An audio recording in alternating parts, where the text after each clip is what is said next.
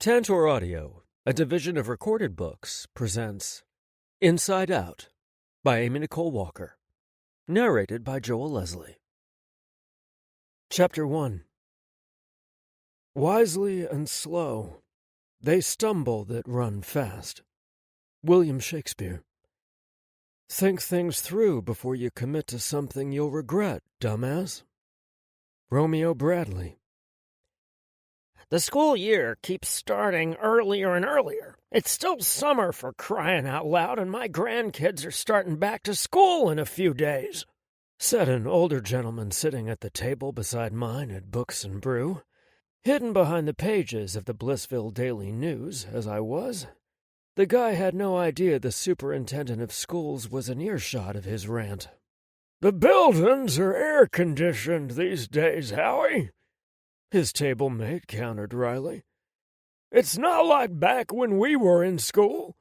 You make it sound like we went to a one-room schoolhouse like Little House on the Prairie, Irv," Howie countered. "I just don't understand why they're starting earlier if they're going to school for the same number of days. I think the teachers are lazy and want to start their summers early." "Teachers aren't lazy, and they aren't the ones setting the calendars or curriculum. Take your concerns to the school board, but don't blame the teachers." "Sorry," Howie grumbled. "I didn't mean your daughter." "It's not an easy job, you know. Some of those kids don't have a great home life, and their parents don't really care if they eat properly or get a good education. My Cindy practically lives at that school when classes start up. There's always some event taking place where the teachers try to foster good relationships with the parents and community. Back in our day, they didn't even do parent-teacher conferences, and now they have 3 of those a year, plus the fundraising events, music, band, and theater productions, and—" "I get it, Irv. I'm sorry." "Their pay is total shit, too," Irv said vehemently. He wasn't wrong. "I just hate it when people blame the teachers for everything they see going wrong. It's like blaming the foot soldier for losing a battle that was poorly planned by a general. They do as they're told, and so do the teachers, Howie." Irv was my kind of people. "They don't mind paying big money for a big city superintendent," Howie said. "Mr. Fancy Pants, Doctor of Education." Fancy Pants.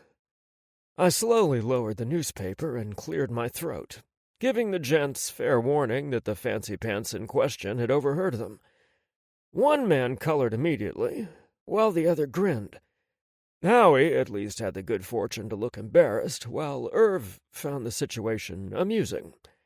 "Your analogy comparing teachers to soldiers and the school board to generals was impressive, Mr. My voice trailed off, inviting him to share his last name. "Rosenblum," he said, getting to his feet to firmly shake my hand. "Irvin Rosenblum, but please call me Irv. My daughter teaches at Blissville Elementary, sir. She loves her job, so please don't confuse my concern as her father with dissatisfaction on her part, Dr. Bradley." "Call me Rome," I told him. "Cynthia Wilson is your daughter, right? She has identical dimples to yours." "That's my baby girl," he said proudly. "My doctorate in education means it's my job to solve problems in the education system. Teachers like your daughter are what's right about our system, and it's my job to give them the best tools and resources available. I encourage anyone who has concerns or issues about our school district to attend the board meetings and voice their opinions." Howie mumbled something beneath his breath. "Excuse me, sir?"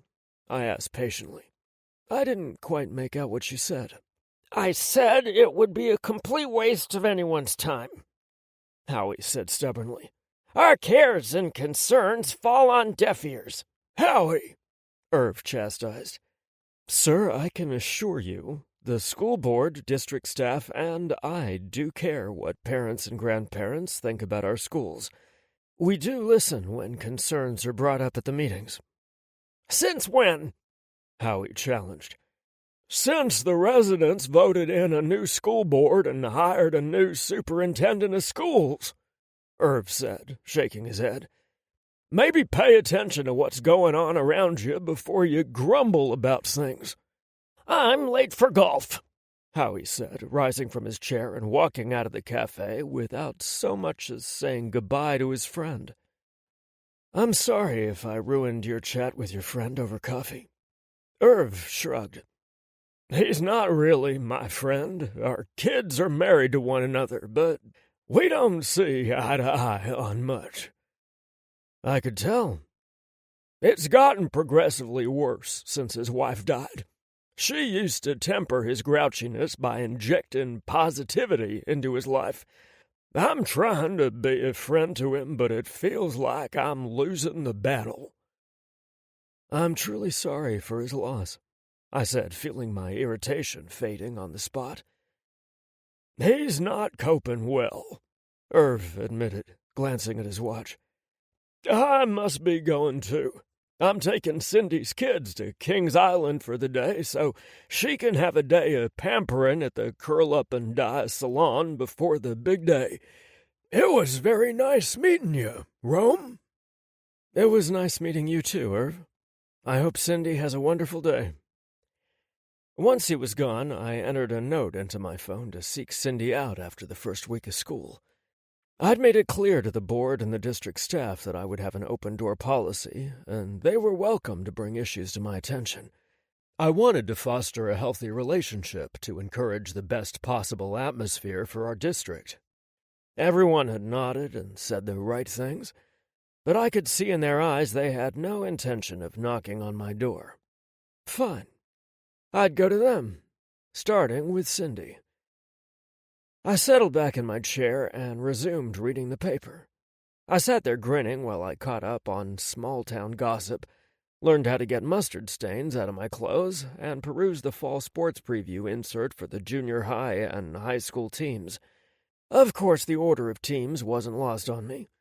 Football was the most popular high school sport, and therefore took up the biggest portion of the preview, with soccer and volleyball tied for second place in popularity, leaving only a few pages to cover the rest of the activities. It was like the kids who participated in golf, cross-country running, or tennis didn't matter as much, since they were crammed onto the same page, and the marching band and flag corps weren't listed at all. I'd heard the arguments time and time again in every district I'd ever worked. Football made more money for the school than almost all other sports combined, including the winter and spring sports. That's why so much of the budget was allotted toward football equipment and advertising in the papers. I understood all about budgets and the necessity of bringing in as much revenue as we could to keep the stadium lights on and the grass trimmed. I also remembered what it was like to play sports that weren't as respected, and pouring my heart and soul into a role for the school play that hardly anyone attended. I knew there had to be a compromise that made everyone happy. My eyes were drawn to the photo of the handsome advanced chemistry teacher who also coached the tennis team. Julius Shepard was the most beautiful man I'd ever seen. His medium brown skin with bronze undertones and jet-black hair made a delicious contrast to his tawny, hazel-brown eyes that sparkled with intelligence and good humor. The school board had hired us both on the same day, in the spring. I'd introduced myself to him as the new superintendent, then shook the hand he'd offered me. The engaging smile on his face made it impossible for me to look away from his lips. Butterflies took flight in my stomach the second his warm skin touched mine. It wasn't a foreign feeling, but it had been a very long time since I'd experienced anything like it. It felt so damn good that my hand automatically tightened around his. Julius's eyes had widened, and the smile faded from his lips, but he didn't make a move to pull back from me. Instead, he narrowed his eyes and studied me intently, making me feel like a specimen beneath a microscope. He must not have liked what he saw, because he stiffened and removed his hand from my grip. "I'm sorry about that," I stammered. My reaction to the younger man left me feeling unsettled. It was just as obvious how uncomfortable I'd made him. "I need to get going," he told me, taking steps backward to put distance between us. "I need to check out some places to rent before I return to Philly." "You're not sticking around?" "I need to finish out the school year, and then I'll move," he replied. "I guess I'll see you around." "You will," I assured him, hoping I didn't sound predatory. I expected it would be months before I saw him again, but I ran into him the next day when I got my hair cut at the same salon Irv mentioned. The adorable receptionist, Dare, turned out to be Julius's new landlord, and he'd stopped by to finalize the paperwork so he could get on the road. Ren, the barber who cut my hair, looked like a younger, sexier version of Fabio, and he made it clear Dare was off limits by explaining he previously rented the same apartment from Dare. It was only available for Julius to lease because the beauty and the barber had recently moved in together. My exchange with Julius in the salon was brief and mostly one-sided, but I didn't miss the way he nervously licked his lower lip when I approached, or how his pen trembled when a deep chuckle rumbled out of me over something Dare said when I paid him for my haircut. Maybe he wasn't as immune to me as I had first thought. I'd worried about accepting a job in a small school district because returning to the closet wasn't something I was willing to do at 45 years old. It turned out the newly elected school board didn't care a bit about my personal life. They only cared about my professional credentials and whether I was the best candidate for the job. Once I accepted the position, I looked around the quaint town and realized just how happy Dolly, my 5-year-old dachshund, and I would be strolling down the picturesque streets. Then I learned there were several gay couples already living in Blissville, including the salon owner and his detective-turned-police captain husband. Well, I couldn't say Blissville was Palm Springs. It was close enough for this guy and his four-legged best friend. I'd only seen Julius a few times once he moved to Blissville, until all the required pre-planning meetings for the school year started. Each time I was near him, I managed to stumble, spill something, or do something equally as embarrassing. I hadn't realized he was also hired as the tennis coach, because he'd only been introduced as the newest chemistry teacher. I nearly drove into a parked car when I saw him on the tennis courts. The man had sexy, toned legs that stretched for miles. Luckily, the chirping of a car alarm caught my attention before I made a fool of myself or hurt someone. Julius mostly dodged me whenever he could, and spoke the least amount required when avoiding me wasn't possible. It was frustrating as hell, but it didn't stop me from fantasizing about the two of us tangled together, kissing, touching, and making love. I knew he was much too young for me, but I didn't see how dreaming about something that would never happen could hurt anyone but myself. I don't know how long I sat staring at his smiling photo before new voices from the table beside me caught my attention. "Clara, calm down. It's not Mrs. Fraser's fault that she went into labor early. We'll find someone else to direct the school play. We should be more worried about little Max right now. He only weighs 2 pounds. I am worried about Max, Ellie. I can worry about more than one thing at a time. It's called multitasking. How can you guys even be excited about going back to school? A teenage boy asked.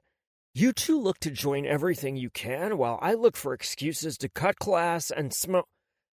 I lowered my paper and cleared my throat before he could finish, saving him from confessing to smoking cigarettes or weed. Hello, I said. The three of them reminded me of Veronica, Betty, and Jughead from the Archie comic series. Oh, Dr. Bradley, the Veronica lookalike said. I'm Clara Simpson, and these are my friends Ellie Peterson and Curtis Langston. Hiya, Ellie said, wiggling her fingers in a wave. Hey, Curtis said, like he'd rather be anywhere else than talking to a boring adult. Guys, this is the superintendent of Blissville Schools, Clara said, beaming. I got Curtis sitting up straighter.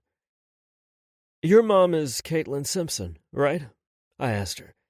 Caitlin was the president of the school board, and Clara looked just like her. Yep, that's my mom. Have you heard the news about Mrs. Fraser and little Max? I have. It sounds like Max is little but mighty. So, you're worried about the school play?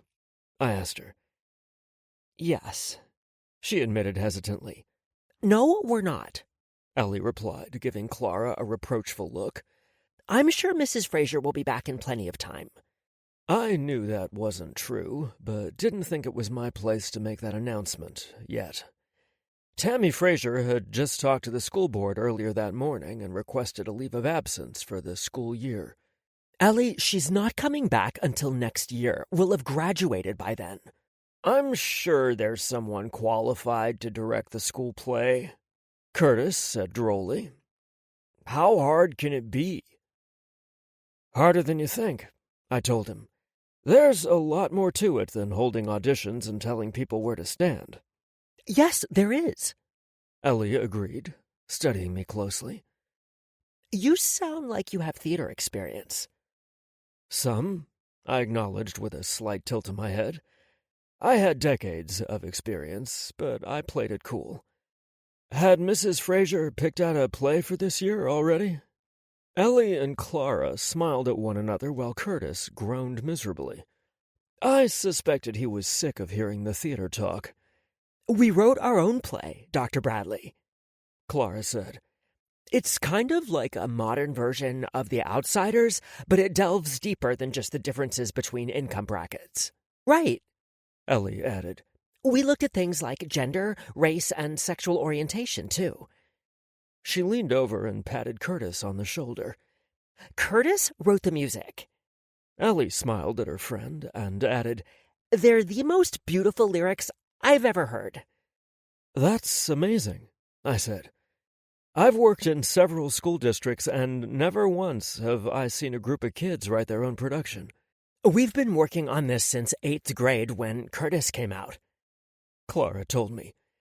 We've tweaked and fine-tuned until we felt it was perfect. We even got the school board to approve the production, Curtis told me. And now... The three kids wore matching looks of disappointment on their faces. They were so close to seeing their dreams realized and felt that Mrs. Fraser's leave of absence would prevent it from happening. Surely there's someone else qualified to direct the play, I said. What about the music teacher, Mrs. Hoffenberger? She's like 70 or something, Curtis said with a slight sneer. She doesn't need to be able to do backflips to direct a play, I replied mildly. Her taste in plays concerns me more than her age, Ellie interjected. If she takes over the theater department this year, we'll be stuck doing an old play that no one our age can relate to or will want to see. I hated that her positivity from earlier had disappeared. The woman hates me, Curtis whispered. Who will be Mrs. Fraser's substitute? Ellie asked hopefully. English teachers make excellent directors. They understand the nuances hidden in the words. Mr. Weatherby, Clara answered her friend. That's not going to work either. Oh, hell no, Curtis said. Anyone who sounds like Ben Stein doesn't inspire young actors to get into character. It's a lost cause, Clara said. I'll direct the play. I should have thought more before I spoke, but the temptation of directing a play written by them was more than I could resist.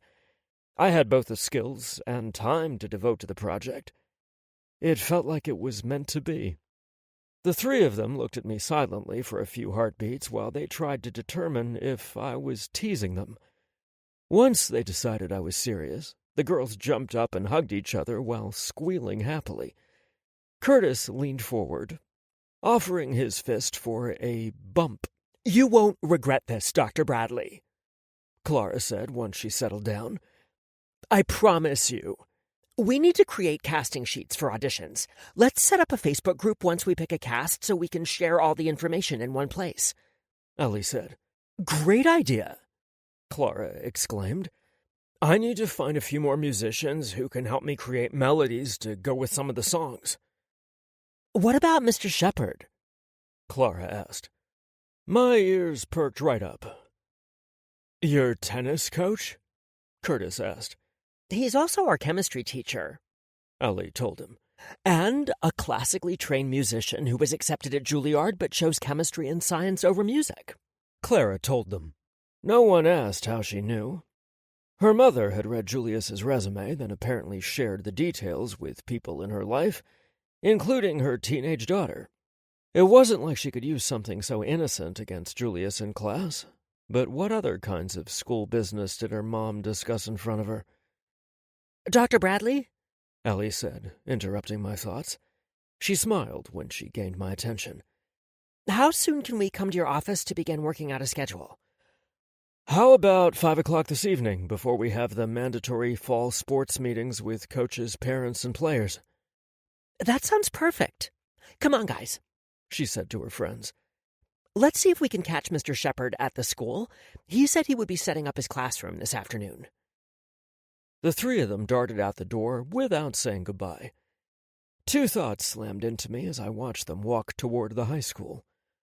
What the hell were you thinking? And please let Julius Shepherd agree to help them. Us. I picked up my phone and dialed my secretary, Priscilla. If there was one thing I knew for certain, she didn't like it when I forgot to update her with any changes to the calendar she kept for my daily commitments.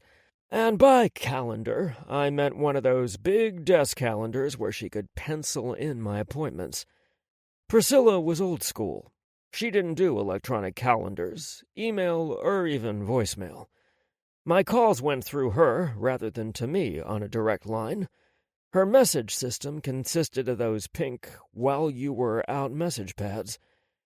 I thought it was odd at first, and worried I'd have a hard time adjusting, but she filtered out the bullshit calls and redirected them when needed.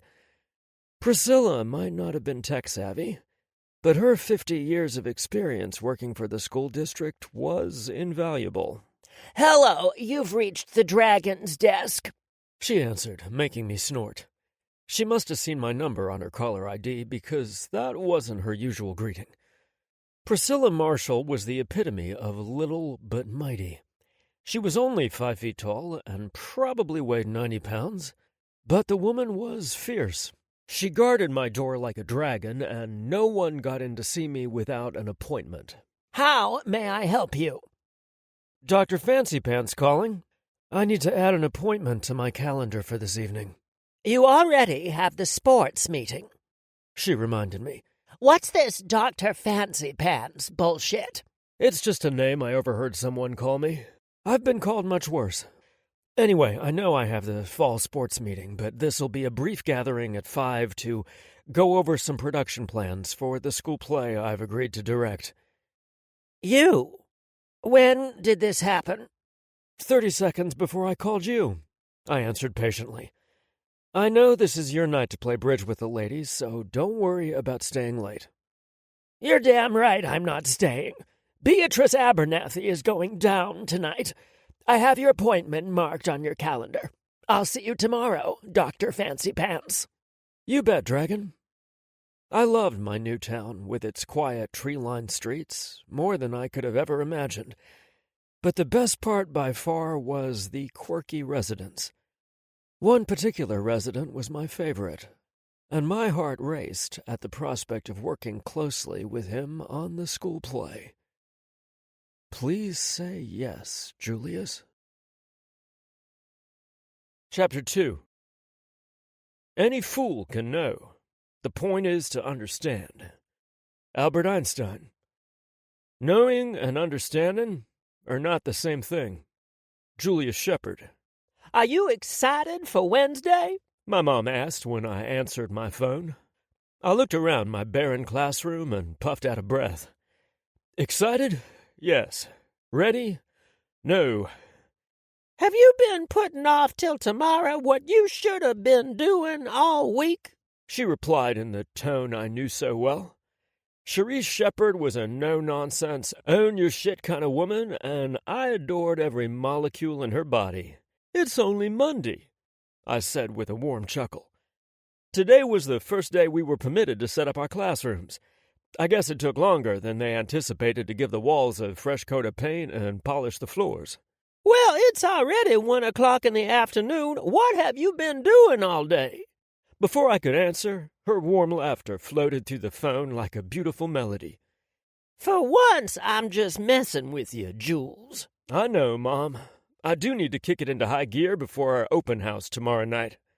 You seem to have adjusted to your new town remarkably well for a guy who was so used to big city life. Still no DoorDash? Still no DoorDash, I confirmed, though I was probably better off without it. It was much too easy to order unhealthy food when I was pressed for time and have it delivered to my front door. I rented some cookbooks from the library and, Oh, my God! she exclaimed. I never thought I would see the day. If you can read, you can cook. Sound familiar to you? It's true, Mom said, owning her words. Are there no decent places to eat anywhere? Okay, she had me there. I was disciplined, inquisitive, and adventurous in many aspects of my life, but not when it came to cooking or love. Why spend all that extra time cooking from scratch when you could buy a frozen version for half the cost and cook it in a quarter of the time it took to shred this or dice that? And love? Don't get me started on that train wreck. Edson and Emma's Diner serves up the most delicious food. Better than mine? Of course not, I replied too swiftly. Liar, she said with a laugh. Okay, they make some things better than you do, I amended. I can't wait to take you there and show you around the tiny town when you come for a visit. You'll love the little shops and quaint feel of the town. I can't wait to see your apartment, your classroom, and meet the landlords you can't stop talking about. Are you excited to see me too, or just my surroundings? Asked the proud mama's boy who would always want his mom's approval. Mom tisked. Son, what would be the fun in seeing those places and meeting those people without you being there too? Just making sure I'm still your favorite.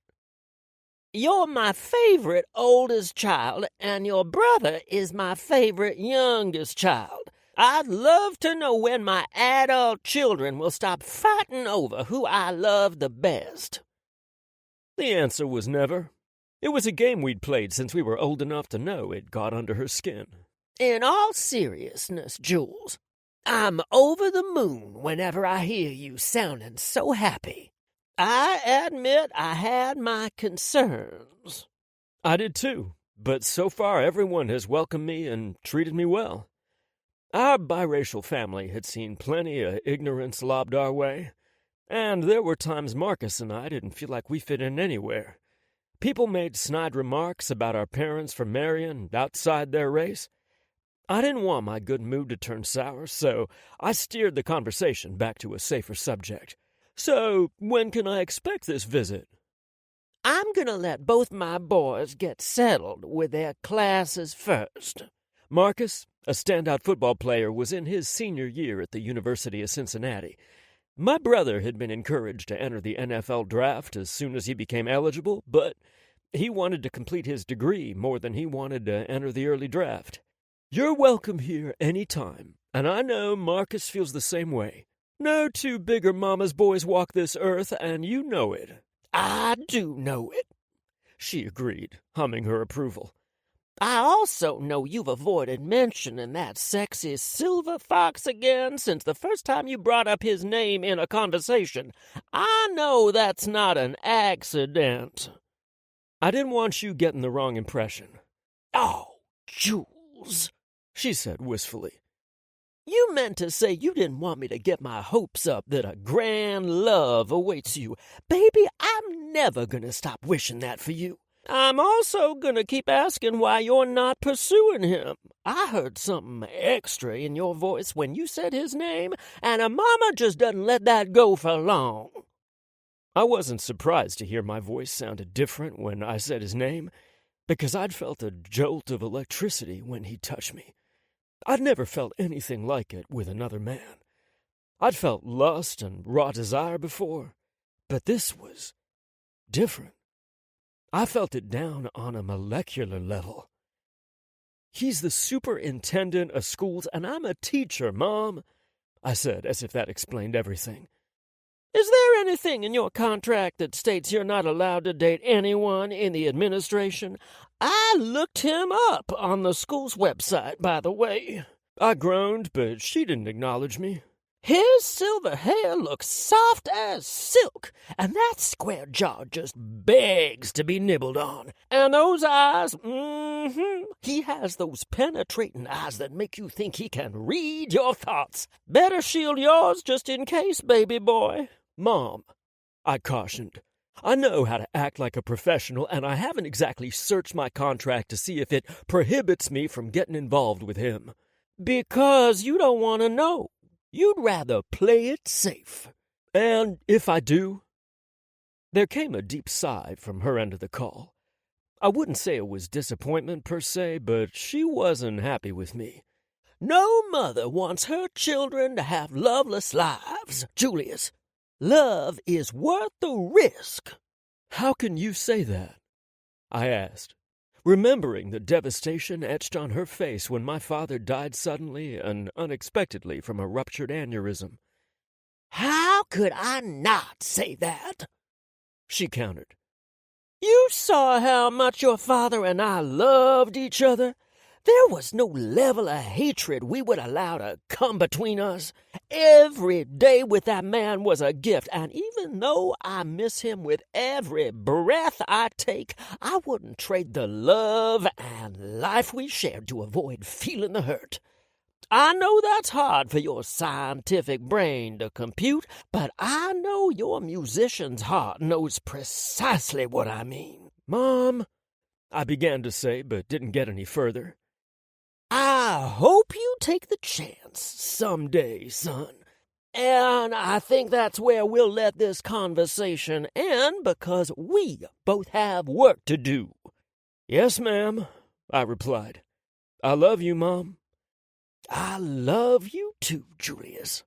My mom's words played over in my brain while I unpacked boxes and tried to make my classroom both a place to educate and also a place that incited the desire to learn and explore. I needed more than a periodic table to grab their attention and hold it. I knew the success of my classes depended on my teaching style rather than the appearance of my room, but I felt it was a great idea to set the right tone.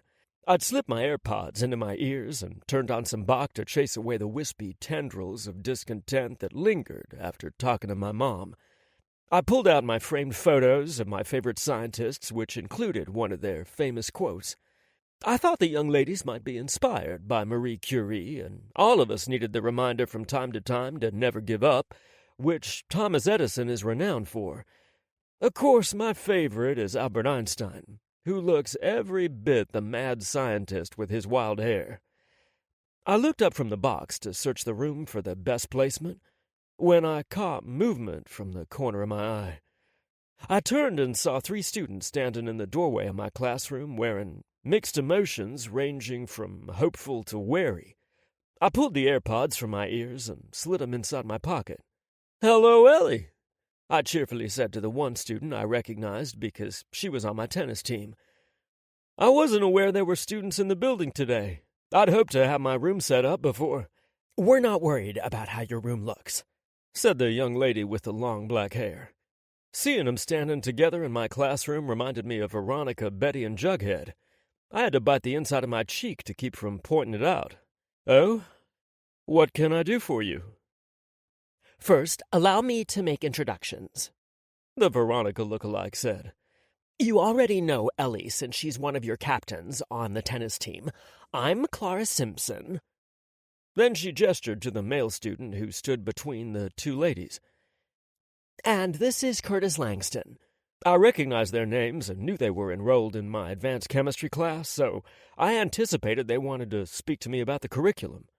"I'll be handing out your syllabus in class on Wednesday," I said. "It wouldn't be fair if I gave you guys information before anyone else." "We're not here about that either," Ellie said. "What can I do for you then?" "We need someone to help us compose the melodies to go with the original lyrics we wrote for our school play," Curtis said. I heard you have a background in music, and we wondered if you'd be remotely interested in helping us. We know that tennis practice and matches need to come first, but do you have any extra time you could spare? Ellie asked, sounding hopeful. We thought the opportunity to produce the play we wrote was lost when Mrs. Fraser had her baby early, but we've received a second chance. You wrote the play your school will perform? I asked, sounding as impressed as I felt. That was no small feat. My respect grew when I learned how long they'd worked together on it. I noticed the way Curtis's face flushed when they talked about his coming out in 8th grade being the catalyst for their creation. I thought the play sounded unique and timeless. And you've written the songs to go with the play? I have, Curtis said humbly. I'm not sure the songs are as great as Ellie and Clara say, but they're amazing, Mr. Shepherd, Clara rushed to say. I mean, we could always record Curtis playing the acoustic guitar and singing the songs he wrote, but certain songs would sound amazing with strings in the background. Maybe we should show him the lyrics so he can see for himself. I'd love to read the lyrics, I told Curtis, who stood stiffly and stared at his feet like he was expecting me to reject their ideas. Something about these kids really got to me. When Curtis raised his head, he looked hopeful and the tension had eased from his body. I have them saved on my phone, he offered. Sure, I said, meeting him halfway when they started crossing the room toward me. Curtis clicked on his phone and opened the Microsoft Word app. Here you go, he said nervously, and I noticed his hand trembled when he handed it to me. It had to be unnerving to let a stranger read the words he'd ripped from his soul and put on the page. I wasn't prepared for the depth of emotion or the way his words would reach inside my chest and squeeze my heart. Oh, wow, I said once I'd finished reading the first song. This is... I had a hard time conveying just how impactful his lyrics felt to me. Awful? Curtis asked. Mind-blowing, Ellie supplied. Yes, Ellie. These words are stunning, beautiful, and mind-blowing. How many songs are there? I asked while scrolling down to the next song. 5, Curtis said. Each of the main characters has a solo performance, and there are 2 songs for the entire cast to sing together. I knew I was crazy to even consider composing music when I'd already committed to coaching tennis on top of my teaching duties. I knew there would be a lot of late nights ahead of me, but I already had a melody playing in my head. Can you send me a copy of the script and the lyrics right away?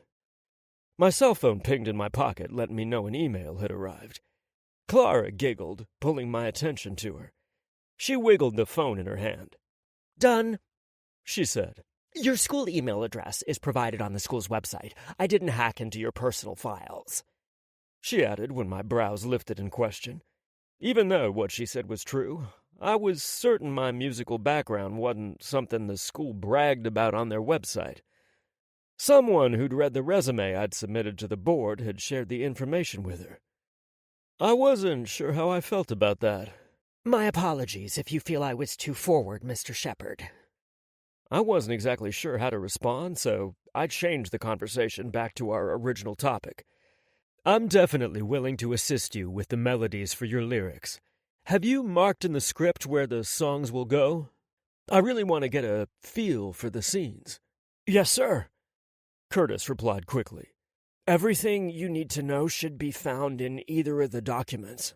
We have our first planning meeting tonight at 5 o'clock, Clara said. We have the mandatory fall athletics meeting tonight, I reminded Ellie. I wasn't sure if Clara or Curtis played sports, but I knew her attendance was required, as was mine. Yes, and we took that into consideration when we scheduled the meeting with the new director, she said cheerfully.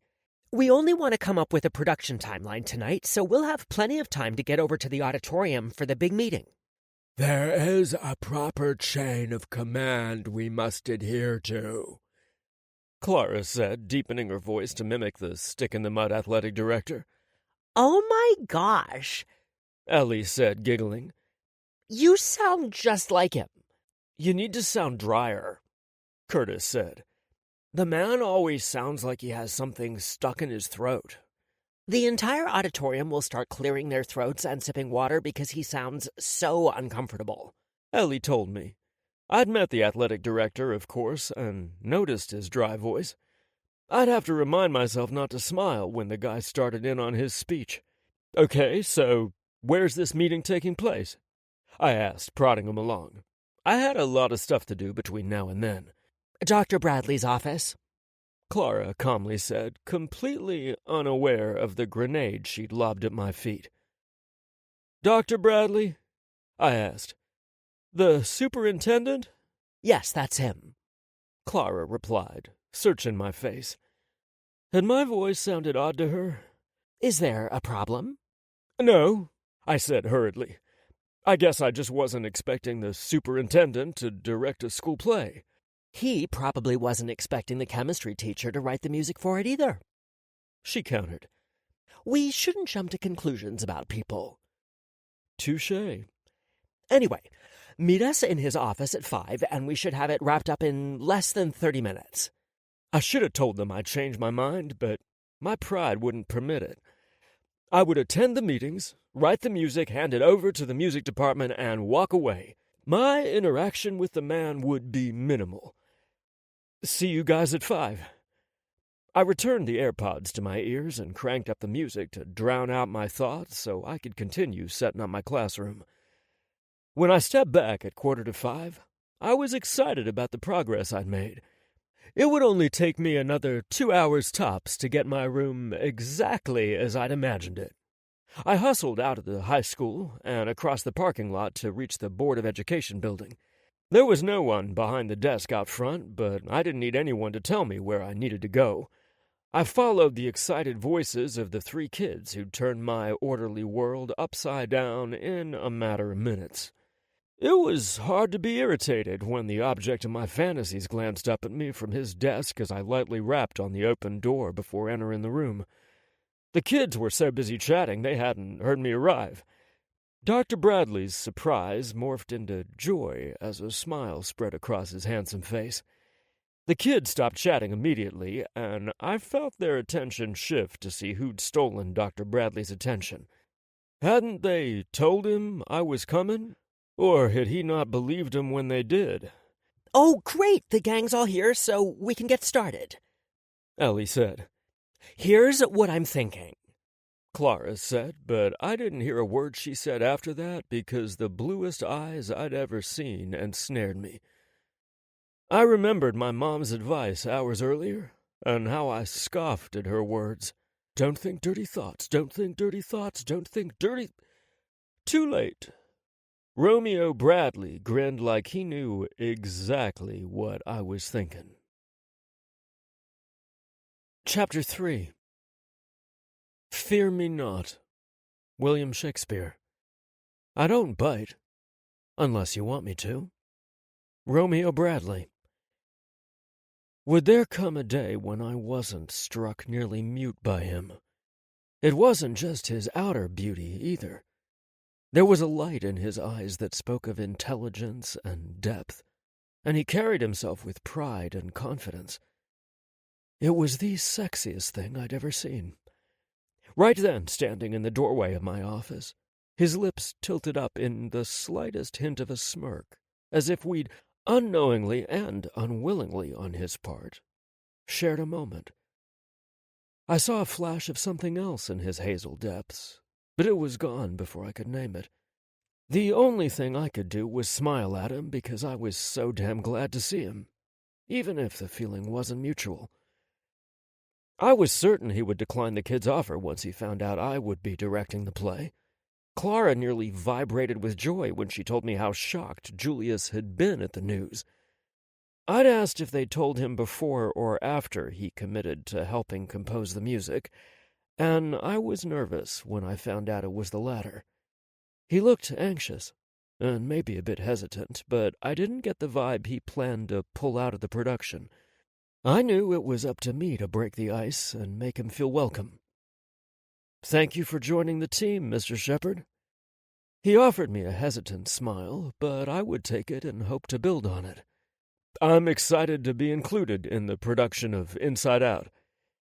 He then turned to look at the kids who sat around the small round table in the corner of my office I used for informal interviews and meetings.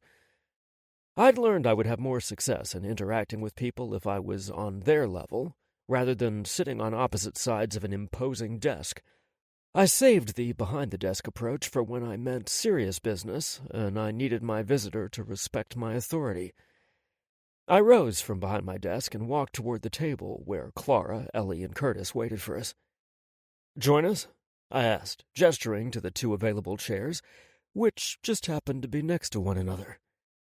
"Sure," Julius said after a brief hesitation. "I'm excited to read the script and see what the three of you have created. I love the title you came up with," he told them when he sat down. "It was Curtis's idea," Ellie said, nudging him with her shoulder. "If you turn us inside out, you'll see that we're all the same. It's only our outer shells that are different." How very perceptive for a young mind. But some kids are forced to grow up quicker than others. I wondered about Curtis's home life after he came out. Did he find the acceptance and support he needed? I suspected I'd find my answers when I read the play. "Minus the differences in reproductive organs, of course," Clara added, earning a frown from both Ellie and Curtis. "I need to read the play first, which I will start tonight. I'll make notes as I go about any melodies that pop into my head or any questions I might have for the young playwrights. Then I will study the lyrics and compare them to the notes I made about the tone and tempo of the scenes. I should have a good feel for the music by the weekend, then I can begin composing melodies over the next few weeks. Sometimes I can compose a song in a day, and other times it takes weeks for me to piece the fragments together to form a cohesive melody. Is a month too much time to ask? I don't think it'll take that long, but I'd like to do this right and not rush it." "A month should be perfect," Clara said, speaking up for me.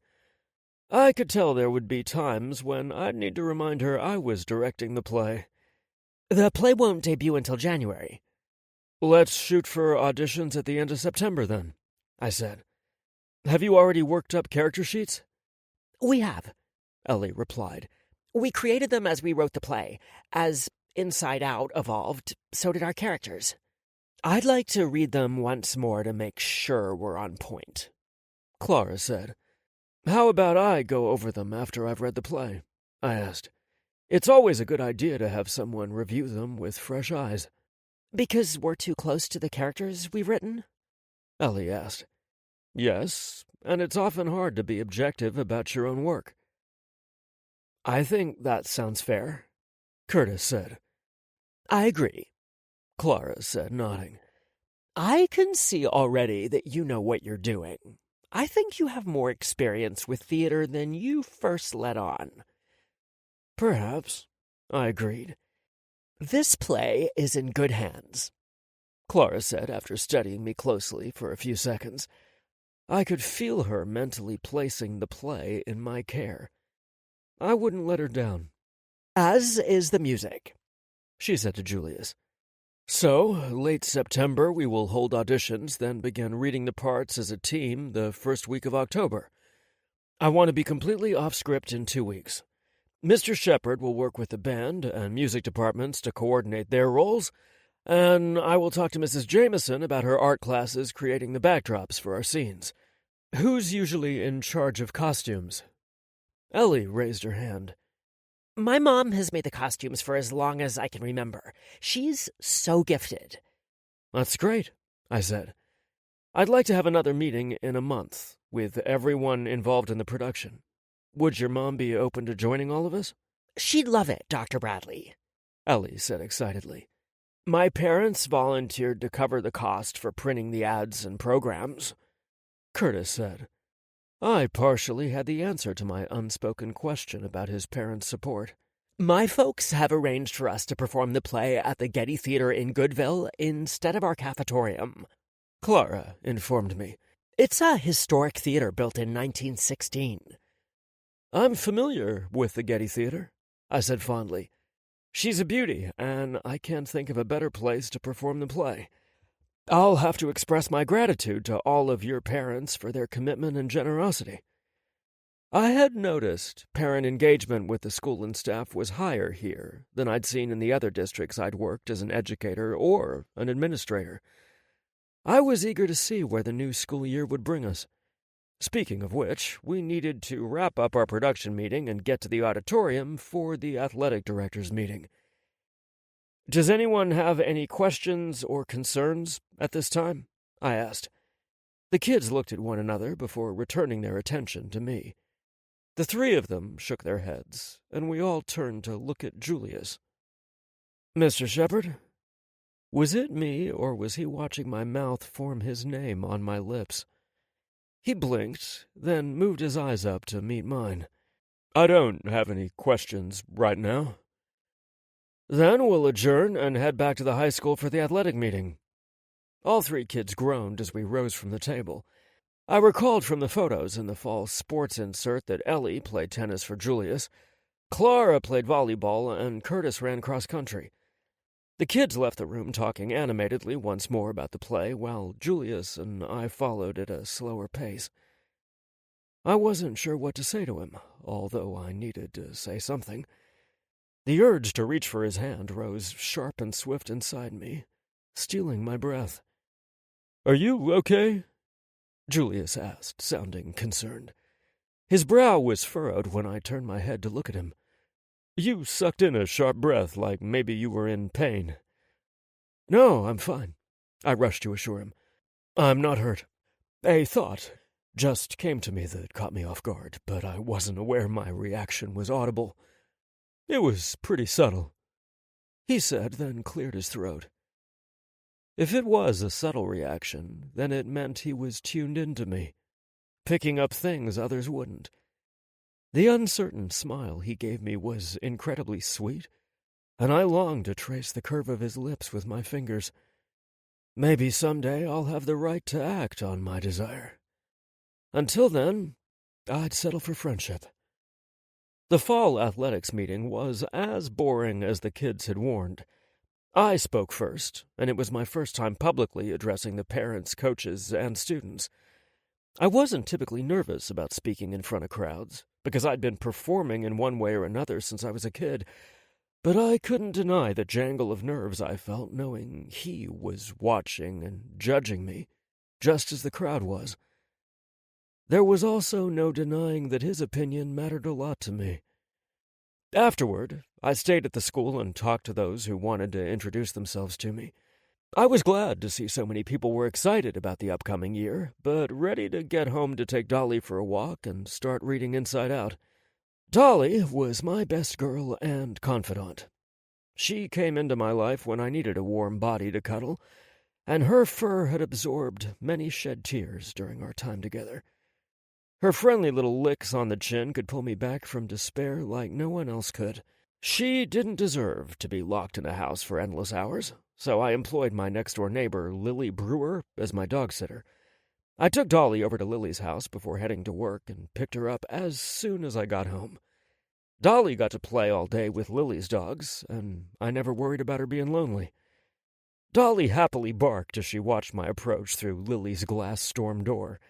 Her tail whipped from side to side, and her silky ears bounced every time she barked. My heart swelled with love as I jogged up the steps and rang the doorbell. Lily answered the door wearing an apron covered in red splotches. Cooking something with tomatoes, or have you killed someone? I teased when she opened the door so I could come in. Dolly began to turn in circles while she waited for me to crouch down and give her ears a good scratch. Canning tomatoes, making homemade salsa and spaghetti sauce. I made enough for 2 armies. Are you interested in receiving jars of any of those things? I love salsa and chips, I told her. What's your preference? Mild, medium, hot, or great balls of fire? Perhaps you'd like my sampler. Instead of a pint of salsa, I give you 1 of each in small jelly jars. I chuckled over my options. I'll take the sampler, I said. Great. I'll have it ready for you tomorrow when you pick up Dolly. I'll send home a few extra goodies, too. I assure you that my spaghetti sauce is the best you'll ever have. It's great to pop open a jar after a long day at work and pour over spaghetti noodles and a perfectly breaded, pan-seared chicken breast. My mouth is already watering just thinking about it, I told her. How was Dolly today? She hadn't seemed herself this morning when I dropped her off. She wasn't as playful as normal, but her appetite was good, and she drank plenty of water. Dogs are like people. They have moody days. They're also highly sensitive to their humans' moods, too. Maybe she's feeding off the signals you're putting out, even if you're not aware. Excited or nervous about the upcoming school year, perhaps? No more excited than usual, I replied, but knew it wasn't true. I only had to think about seeing Julius and my heart raced. We'll take an extra long walk tonight and maybe stop for a frozen treat. The ice cream parlor in town sold treats made especially for dogs. Dolly barked sharply twice. That was her way of telling me she was down for the walk and ice cream. We'll head out of here so you can get on with your night. Thanks for watching her later than usual. She's a joy to have around, Lily assured me. See you in the morning. Good night, Lily. At home, I opened my email on my phone to print out the script for Inside Out Clara had sent me. I noticed she'd sent a new email that included the character sheets they made up for all the roles in the play. I preferred to hold a physical script in my hand so I could make notes, even though those tools were available digitally. I hit the print command for both documents, then went into the kitchen to fix a light supper before we set off on our walk. I had leftover grilled chicken and decided to boil some penne pasta and make a simple and quick herb and garlic pesto to toss them with. I slipped Dolly a few bites of the grilled chicken before I coated it with the pesto. I loved my girl, but her breath was foul enough without adding garlic to her diet. I kept my eyes on the printed script as I made notes, rather than look into her big brown eyes as she begged at my feet. After dinner, I changed into a pair of basketball shorts, a tank top, and my running shoes. Dolly dragged her leash to me when I sat in the kitchen chair to tie the laces on my shoes. "Of course you're going," I told her. "Didn't I say so at Lily's house?" The leash in her mouth muffled her bark. Once I finished tying my shoes, I hooked the leash to her harness, and we headed out at a nice pace both of us could enjoy. Her little legs were too short to keep up with my morning runs, so she sat those out. Nighttime strolls were all about her and the pace she wanted to go. Sometimes she was feeling her moxie and trotted along quickly, and other times she poked around, smelling every other blade of grass. Her pace was in between those two, but I was happy to tag along while she did her thing. I knew I had a glass of chilled Chianti and a funny play script waiting for me when I got home. The ice cream parlor, Tutti Frutti, was fairly busy when we arrived, but I figured it was everyone clinging to the last days of summer before school started.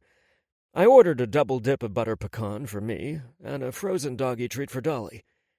We sat beneath one of the tables, shaded by a big, colorful umbrella. I leaned over and petted Dolly's silky ears while enjoying my cone and thinking about the little bit of the play I'd already read. Those kids were really on to something special, and no matter where life took them, I hoped they always held on to this creative outlet. "Excuse me," said a gruff voice. "Dr. Bradley, is it?" I lifted my head and looked into the solemn eyes of the man named Howie I'd seen at the Books and Brew with Irv. "Yes," I replied. "Good evening. I'm sorry I didn't catch your last name this morning." He cringed a bit, and his face flushed like he was embarrassed. "I'm Howie Wilson." I extended a hand to him, which he accepted. "It's nice to meet you, Mr. Wilson." His generation preferred a formal address until permission was granted to use their first name. "Call me Howie," he said with a crooked smile. "May I join you?" "Absolutely," I replied. "Dolly and I always enjoy good company." Howie snorted like he knew people wouldn't classify him as such. I wanted to change that, because the sadness in his eyes reminded me of a time in my life that still hurt to remember. "Call me Rome." "Is your first name really Romeo?" he asked, a crooked smile lifting the corner of his lips.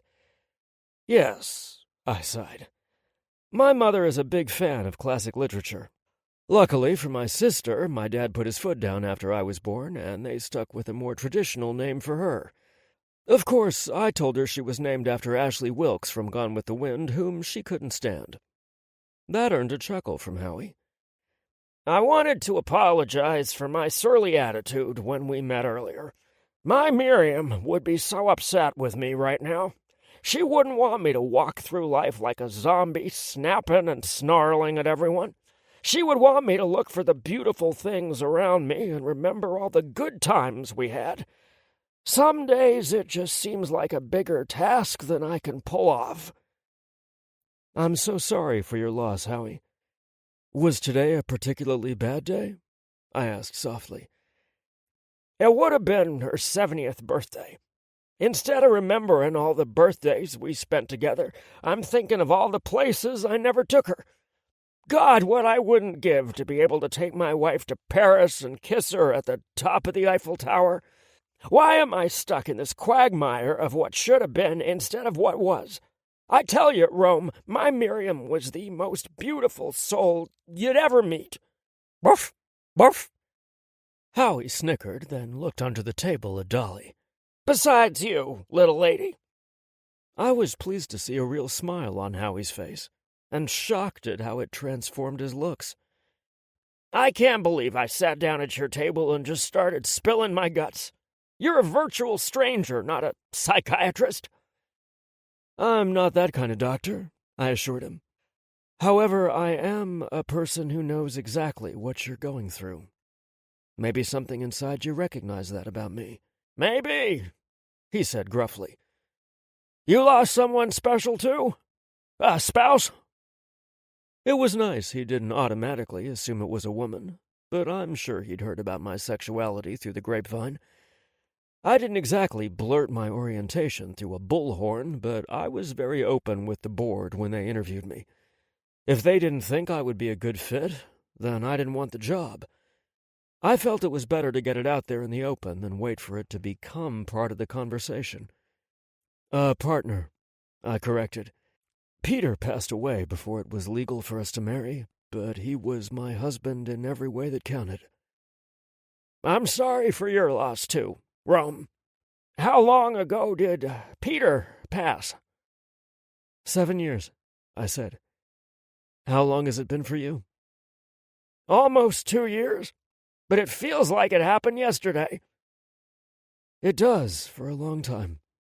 But one day you wake up and you realize a lot of time has passed, and the memories don't hurt quite as bad as they did the day before.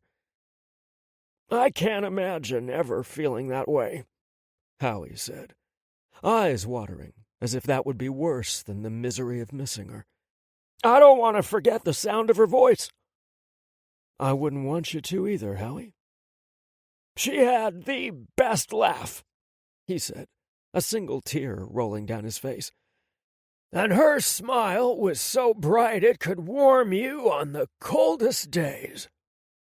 If you can, wrap the memory of her smile and laughter around you like a warm blanket. It's possible to move forward while remembering. They're not mutually exclusive. Is that what you did when it got hard? Yes, and I adopted Dolly. I focused on caring for her instead of fostering my grief.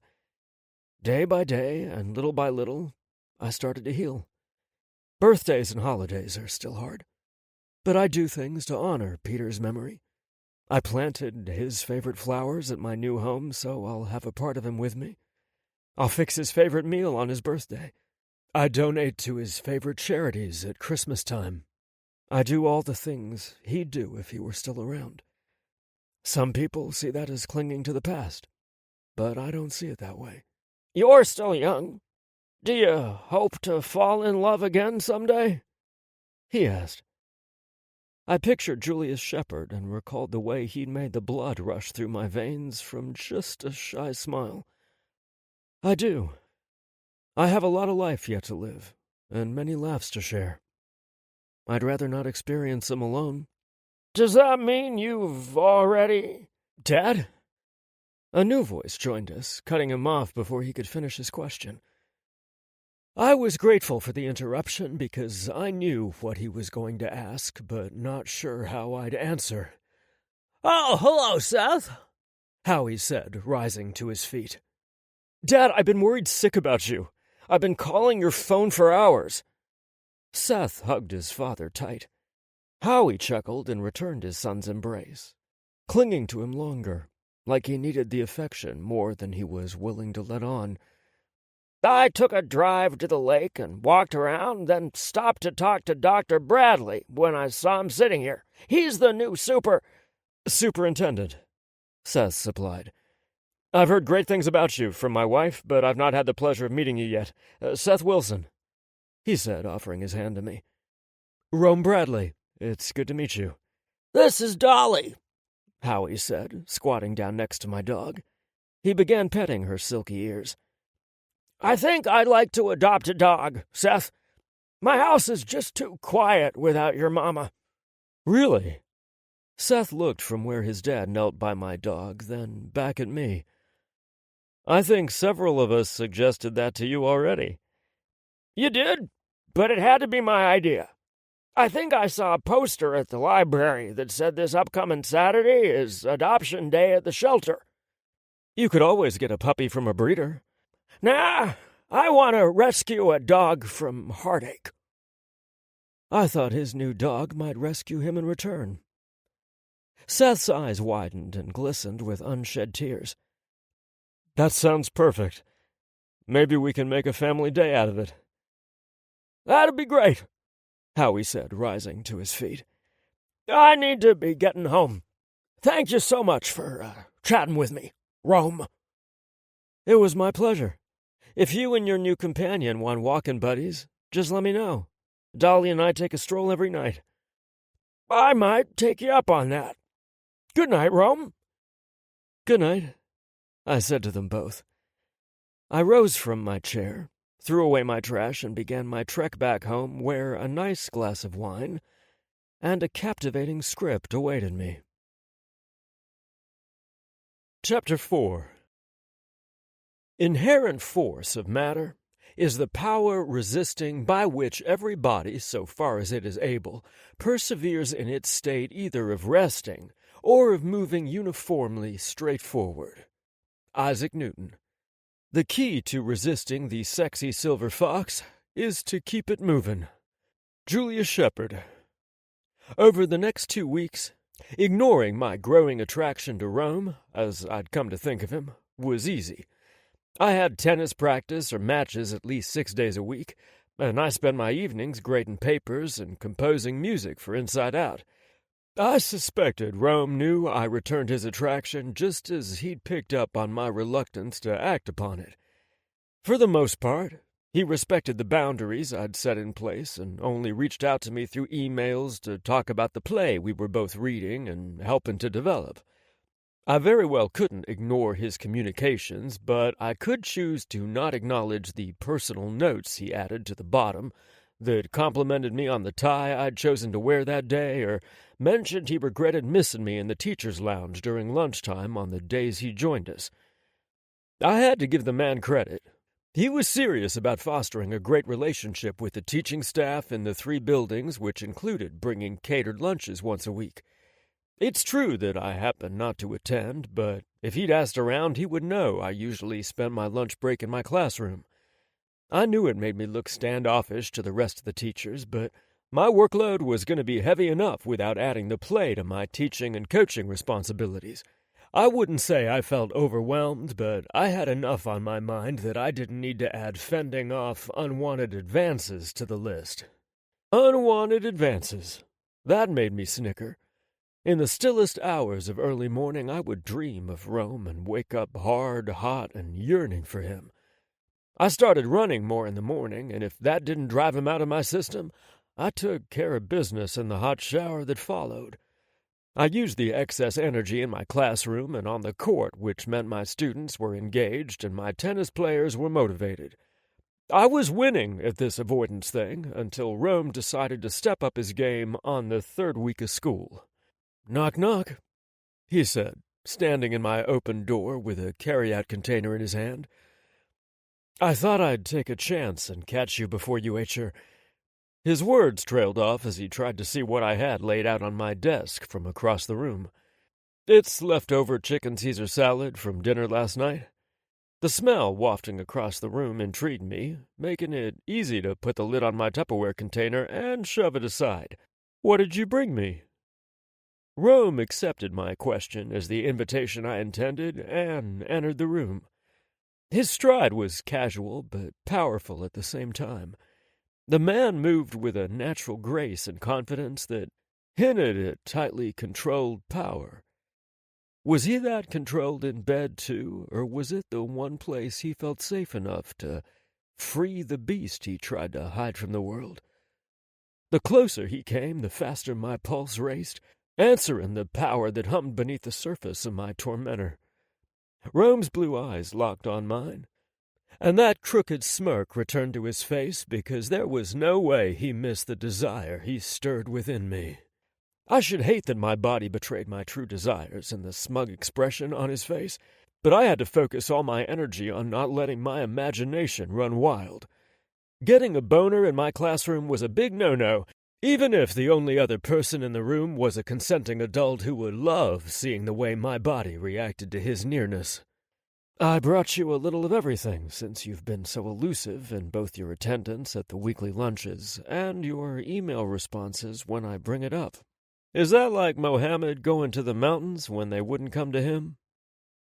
I don't think anyone's ever compared me to a prophet before, but there is a mountain of mashed potatoes in here.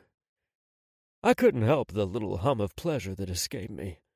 Carbs were my only vice. "Gravy, too? What's Salisbury steak without mashed potatoes and gravy?" "A life not worth living," I said vehemently, rubbing my hands together as Rome set the styrofoam container on my desk. I eagerly opened it and saw he brought me honey-glazed carrots and a yeast roll also. Who is going to teach my class and coach the tennis match after school once I fall into a carb coma? I could take it back and you could eat your...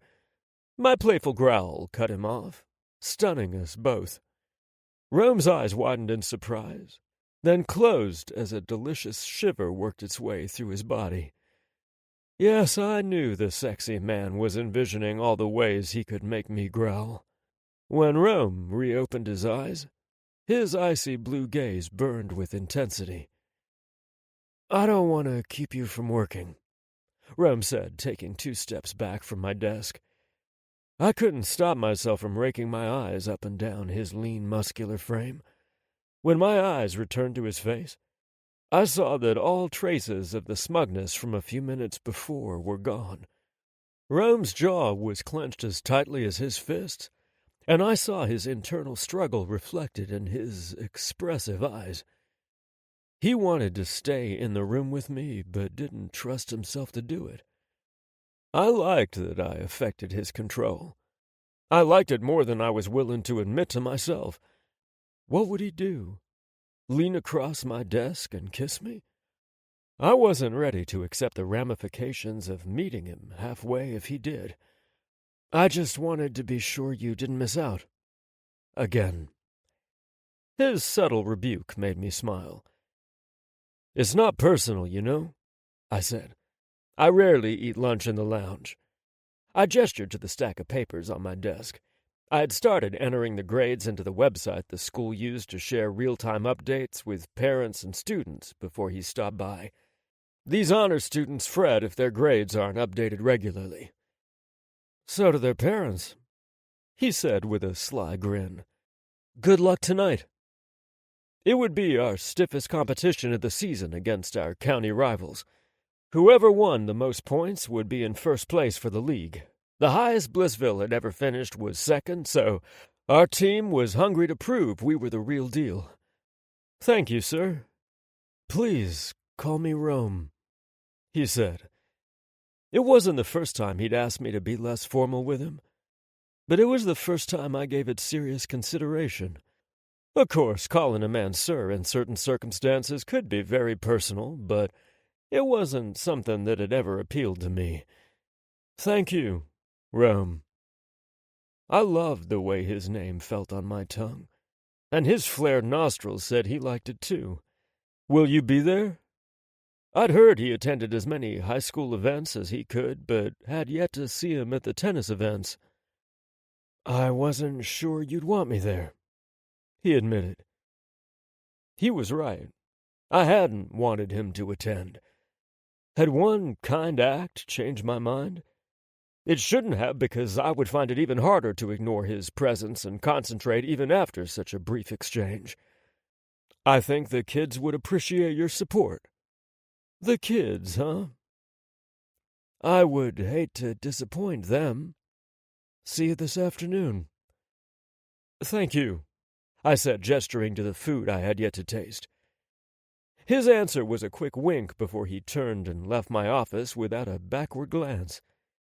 I didn't have time to contemplate what had transpired between us because I only had 15 minutes before my next class, and I wouldn't waste it waging an internal battle when I could be eating. The steak was tender and flavorful, and the mashed potatoes were creamy and delicious with brown gravy on top. I ate and entered grades until not a single carrot remained. The bell for my next class rang just as I tossed the empty container in the trash. Mr. Shepard, I have a question about my most recent grades, Angela Hightower said when she entered the classroom. Angela, you shouldn't know what your recent grades are because you're not supposed to have your phone on you during school, I said. It's in my locker, she replied. I checked my grades between classes. I was proud she took her education so seriously, but I also wanted her to laugh and live for something other than her updated grades. We went over my policy on the first day of school, Angela. I won't use classroom time to discuss individual concerns over grades. That's not fair to the other students because it cuts into my lesson. I have a tennis match after school, but I will make myself available until 3:15, if that works for you. The young lady was upset because she earned 97 points out of 100. As ridiculous as it may seem, I knew it was important to her, and I wouldn't belittle her concerns. I'll be here, she said with a firm nod before she went to her desk. I stood in front of the class and waited for the desks to fill before I spoke. Now that we've covered the basics of atoms, we're going to move on to atomic mass and atomic mass numbers. My announcement was met with a mixture of excitement, grumbling, and indifference. I freaking loved my job. Oh, yay! Ellie said excitedly. Dr. Bradley came to cheer us on. I was starting to think he was like the rest of the pricks in our community and only cared about the football team. Language, Ellie, I admonished. We all know he's been making his rounds to all the fall athletic events. It means more that he's here to cheer us on when we claim first place in the league for the first time in school history. You really think we're going to do it?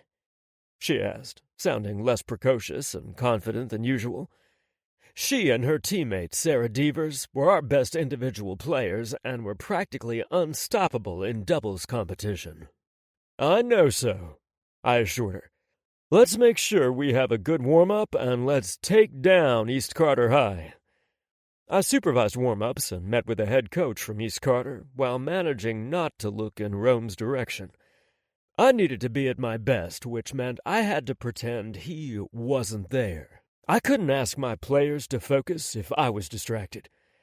I'd seen him when he first arrived and noticed he'd changed into a pair of gym shorts, sneakers, and a Blissville High t-shirt with our bulldog mascot on the front. I didn't need to look in his direction when I knew he had those baby blues beneath his aviator sunglasses trained on me. Every match against East Carter was a dogfight, but I knew the night would be ours when we went into the final set. Ellie and Sarah were playing their best tennis of the season, and I saw the determination on their faces when I spoke with them before they took the court. I see how badly you want this, but do you know what I want from you as your coach? A first-place trophy at the end of the season? Sarah asked. I want you to enjoy every serve, volley, and point. Play as a team and have fun, ladies. Winning is fun, Coach. Ellie said with a sly grin before she looped her arm through Sarah's and pulled her toward the court. Those ladies at East Carter didn't stand a chance against their determination. Ellie and Sarah coasted to an easy victory because they played together like a well-oiled machine.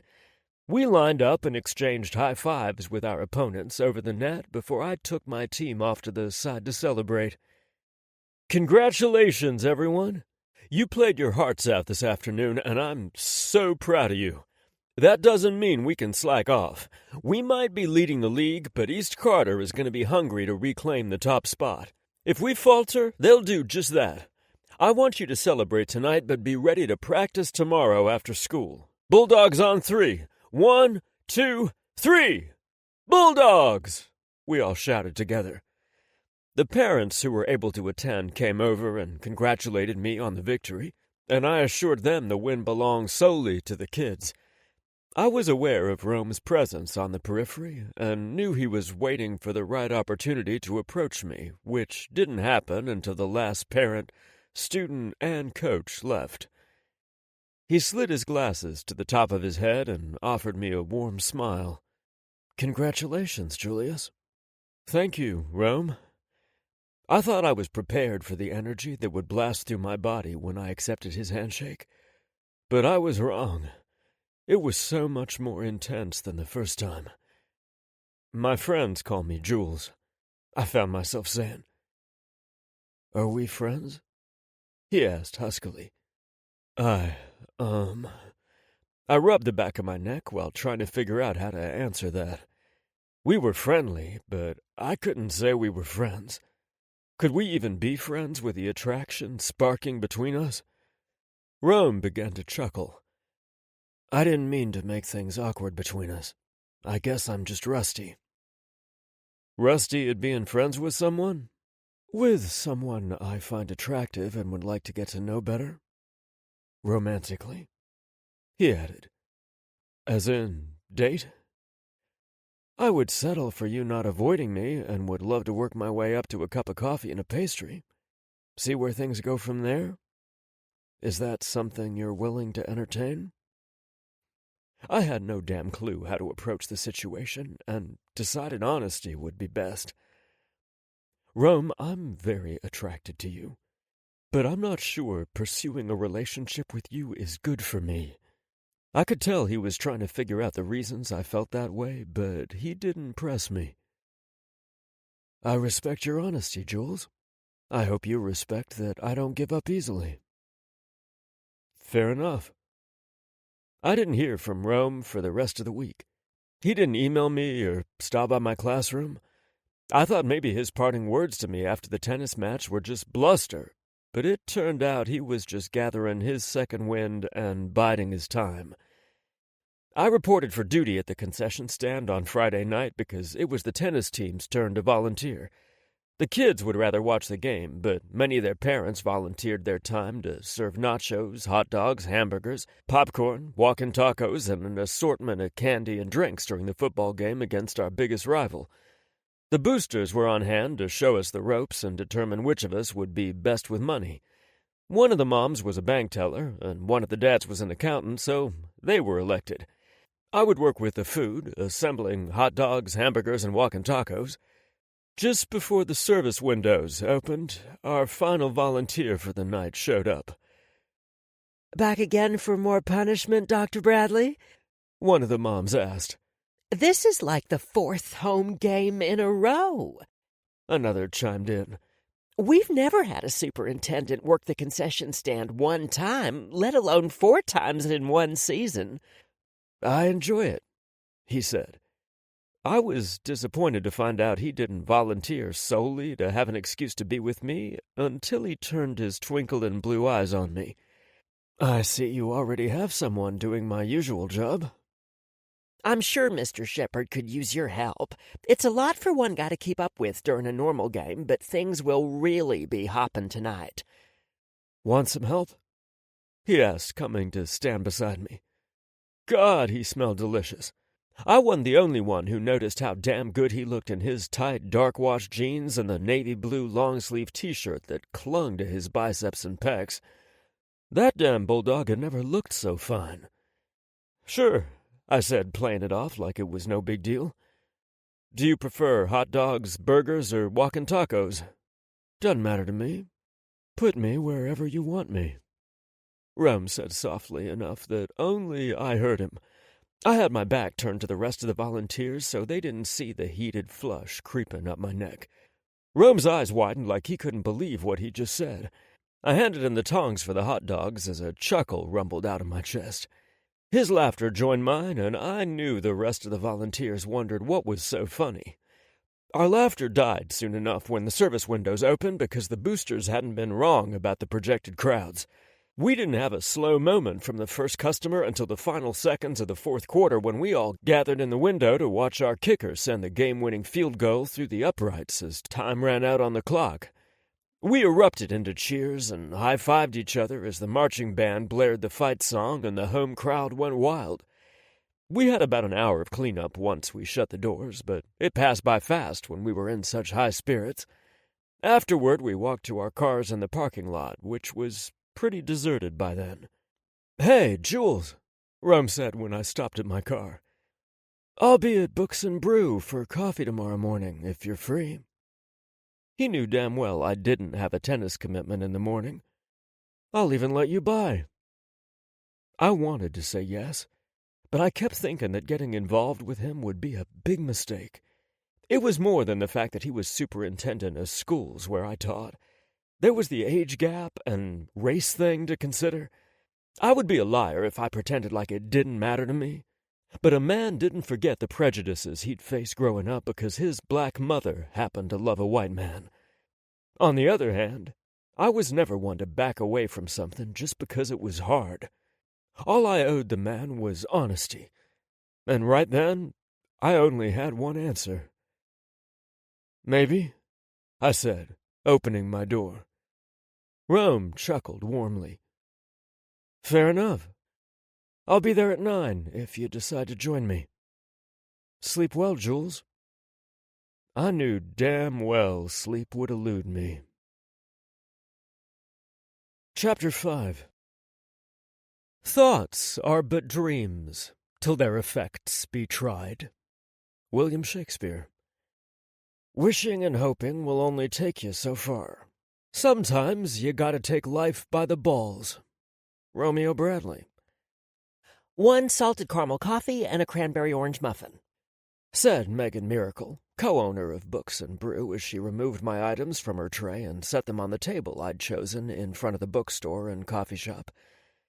She and her twin brother had added the outdoor seating in the spring, which made it nice on mornings I brought Dolly with me. and a biscuit for Milady. Megan did a cute curtsy before holding out the dog biscuit shaped like a fire hydrant for Dolly to assess. She prefers the biscuits shaped like stilettos or handbags, I teased. High-dollar diva. A dog after my own heart, Megan replied, then scratched Dolly's ears once she gingerly accepted the biscuit. You know, I probably should have waited for you to order rather than assume you'd want... The same thing I get every time? I waved away the thought, then took a sip of my favorite coffee. Although I am hoping to meet someone here. Oh, is Howie coming too?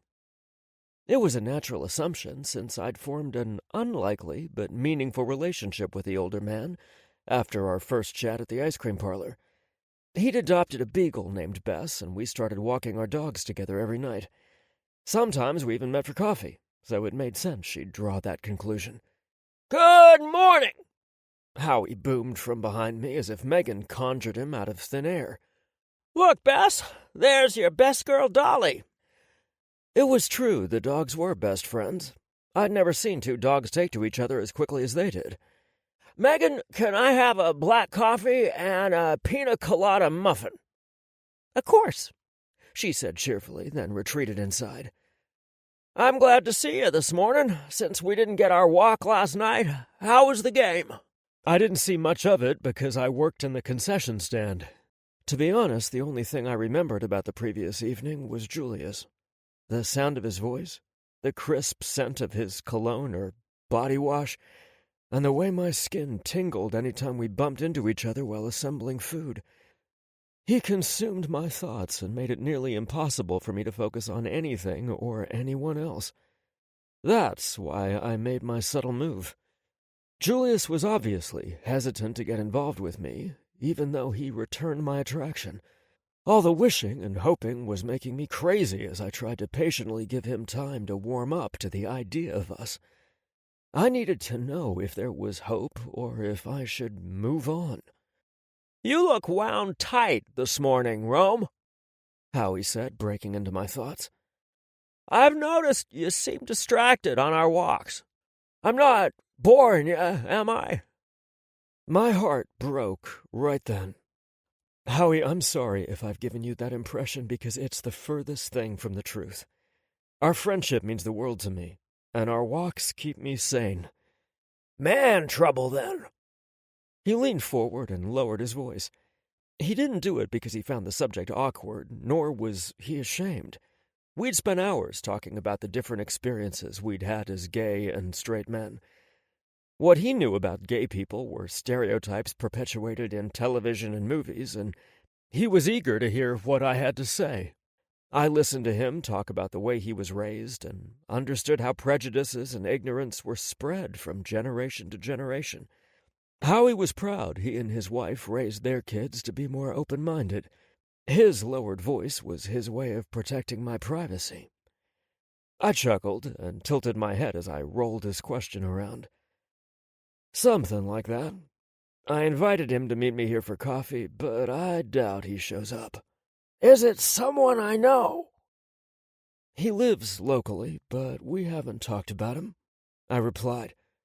"Is it the new pediatrician? You should hear the single ladies crying because Dr. Love is gay. You'd make a handsome couple." No, it's not him, but thank you.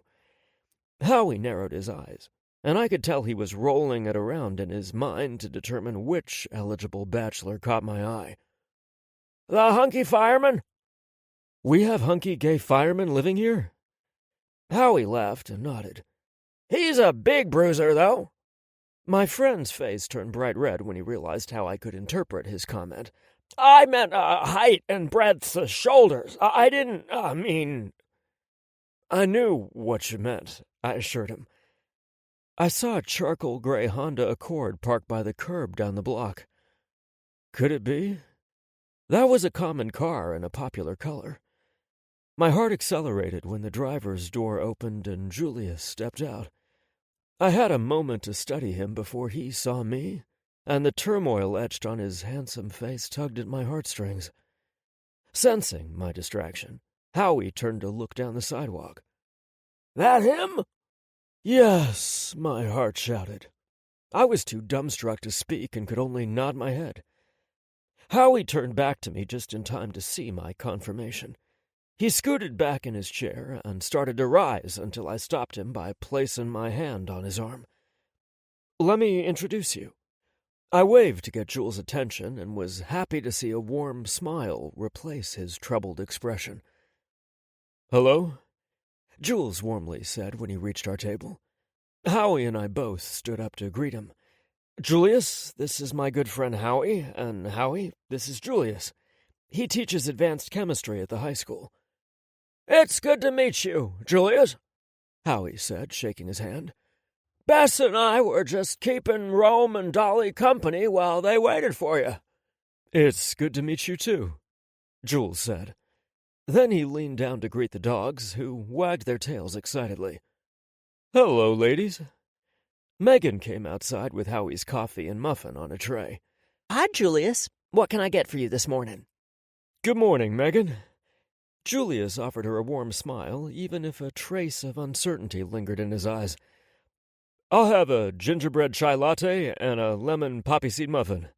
I'll follow you inside to pay for my breakfast and get a paper bag so Bess and I can get going, Howie told her. Do you mind if Bess hangs out with you for a minute? He asked me. You don't have to rush off, I said. Stay and join us. Oh, no, Howie persisted.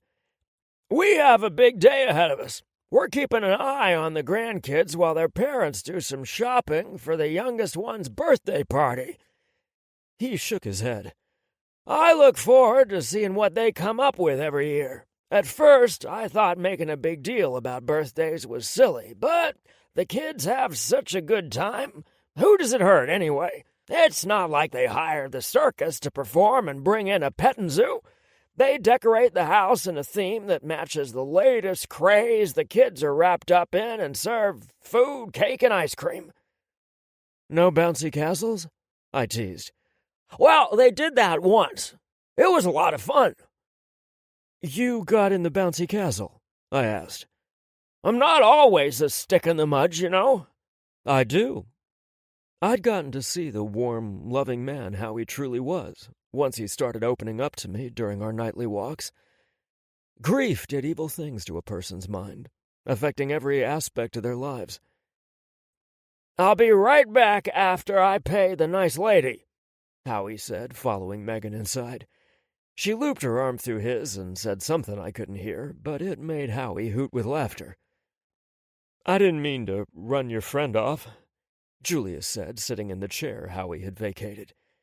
You didn't run anyone off. I invited you, remember? Howie was just walking Bess and stopped by. My eyes roamed greedily over his face, and my pulse leaped when his shy smile became a devious one. You didn't think I'd show up, did you? It depended on the minute. Part of the time I thought you would, and part of the time I thought you wouldn't. Julius chuckled. How long have you been thinking about it? I haven't been able to think about anything else since I asked you to meet me. Me either, he confessed, looking away briefly. So, why did you think I might show up? We were two grown men, and had no room for playing coy games. Julius asked me a direct question, and my response would be equally as straightforward. I can see you return my attraction. You're starting to look less hesitant and more curious about your reaction to me. What were your reasons for wanting to come here this morning? I wanted to reach out and cover his hand with mine, but I knew it was too soon. I don't want to live a life where I'm second-guessing decisions I made or regret letting people slip out of my life, just because the situation could be difficult. What were the reasons you thought I'd choose not to come? He asked. I thought my position as superintendent would be the biggest detraction, but I also worried you might think I was too old. Julius snorted. What? How many 20-somethings like you want to date 40-somethings like me? More than you know. You're intelligent, funny, kind, mature, and you must know how good-looking you are. You have a mirror, right? Yeah, but, start looking in it more often. You are one sexy man. You're the entire package. My stunned expression made him chuckle. He was so different from the man I talked to during school events. Gone was his shyness, and in its place was a direct gaze I couldn't look away from. You wanted honesty, so I'm giving it to you. Is it my job, then? Mostly, he agreed. I'm new to this school, and I want the conversation about me to reflect on my skills as an educator, not my sexual orientation or who I'm dating. Fair enough. There's also the issue of race, Julius said. It shouldn't matter in this day and age, but then again it shouldn't have mattered when I was growing up and getting bullied left and right either. The crap my parents went through just for loving each other was ridiculous, he said, shaking his head. I'm not afraid to battle hard for the things I want, but I need to make sure the person is worth the fight. I wanted to be worthy. I'm sorry to hear you were bullied as a kid, Julius. I decided to throw caution to the wind and cover his hand where it rested on the table. I didn't trace his soft skin with my thumb. I just let him feel the weight of my hand and learn my touch. I'm not afraid of what people will think or say, I said earnestly. Something inside you clicks as you get older, and living for what others think no longer is important. As much as I love to please others, I care most about pleasing myself. God, that must sound selfish. It sounds smart, and like something we should all do at an earlier age. Howie came out of the coffee shop, approached our table, and took Bess's leash from my other hand. I hope you guys have a great day. It was nice meeting you, Julius. Rome, give me a call or shoot me a text if you want to walk the girls tonight. Sounds good. I'll see you later, I told the older man. It was nice meeting you too, Howie, Julius said warmly. Howie whistled as he walked away, making me smile. Have you been friends with Howie for long? No, and we didn't get off to a very good start either. Then I told Julius about overhearing his conversation with Irv. He threw his head back and laughed at the Dr. Fancy Pants remark. Don't think you can start calling me that now, I warned. I wouldn't dream of it, Julius replied, but his wry smile said otherwise. His friend, Irv, explained to me that Howie hadn't been himself since his wife died, and grief is something I know well. Howie apologized to me the next time he saw me, and we struck up a conversation about life after losing someone special. From there, a beautiful friendship developed. Julius searched my eyes, and I could tell he was curious about the special person I'd lost. He might have asked me, but Megan approached the table with his chai latte and muffin. Julius pulled his hand free of mine to accept his breakfast. Had he asked, I would have answered, even though it might not have been the best topic to discuss on our getting-to-know-you-over-coffee-and-pastries date. I knew in my heart Peter was looking down and smiling on me. He would have been the first person to give me a verbal kick in the ass and demand I didn't grieve my life away. He would have wanted me to live well enough for both of us. Because I wanted to keep the tone light, I shifted gears away from heavier topics to focus on the one thing we certainly had in common. How's the music coming along for the play? I'm finished, he said after taking a sip of his latte. These kids are crazy talented, aren't they? Absolutely, I agreed. Does the play director get to hear the music early? I was dying to hear what he came up with. Julius blushed and took a deep breath. That's always the hardest part. Letting others hear the music you create?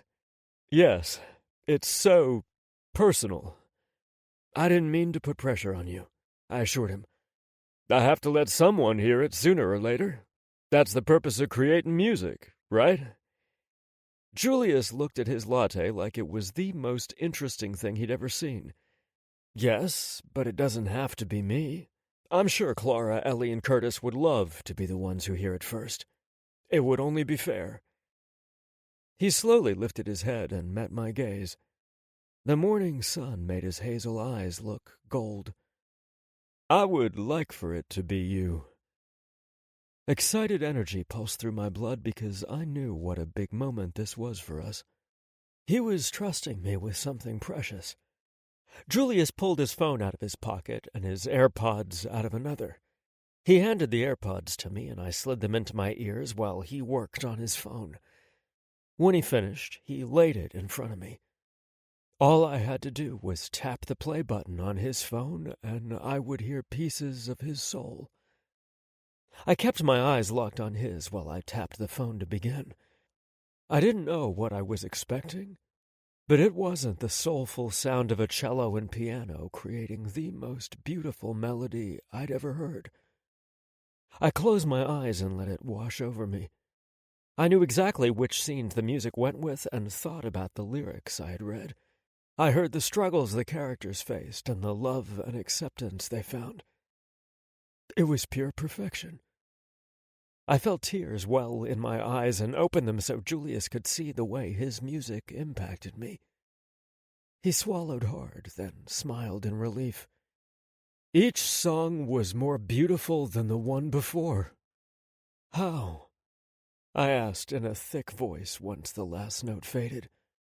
I recorded the cello parts first and then the piano. Then I used software to put them together, Julius replied. I meant, how can any one person create anything this beautiful? This is just stunning, Julius. Can I have a copy of the recording? I will make a copy for each of us, once the kids approve it. They might want to make changes. I shook my head. You don't think they'll want to change anything? Maybe they would, but that wasn't what I meant. I want the version that came straight from your heart.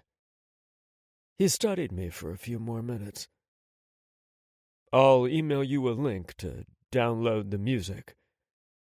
Thank you. I knew it might be too much too soon, but I couldn't seem to stop myself from asking. What are you doing this afternoon? I'm going to my brother's college football game in a little bit. He plays cornerback for UC. I actually need to get going soon. Afterward? I asked, unwilling to give up quite yet. I don't have any plans. What do you think about chicken parmesan? Julius grinned. I love it. My place at 7? Julius opened the Notes app on his phone and asked me to enter my address for him. Once I finished, he asked, Do you like red wine or white? Surprise me. Chapter 6. Anyone who has never made a mistake has never tried anything new. Albert Einstein. It's okay to fall on your ass. It's why we were born with a cushion. Julius Shepard. Dinner at his place, huh? Mom asked. I could hear the humor in her voice coming through the speakers in my car. What's he making? I called her on the way home from Marcus's game to let her know how it went, since she was unable to watch it on television.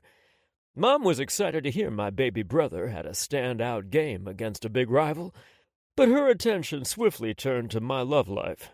She was very excited to hear I'd accepted Rome's dinner invitation. Chicken parm, I replied.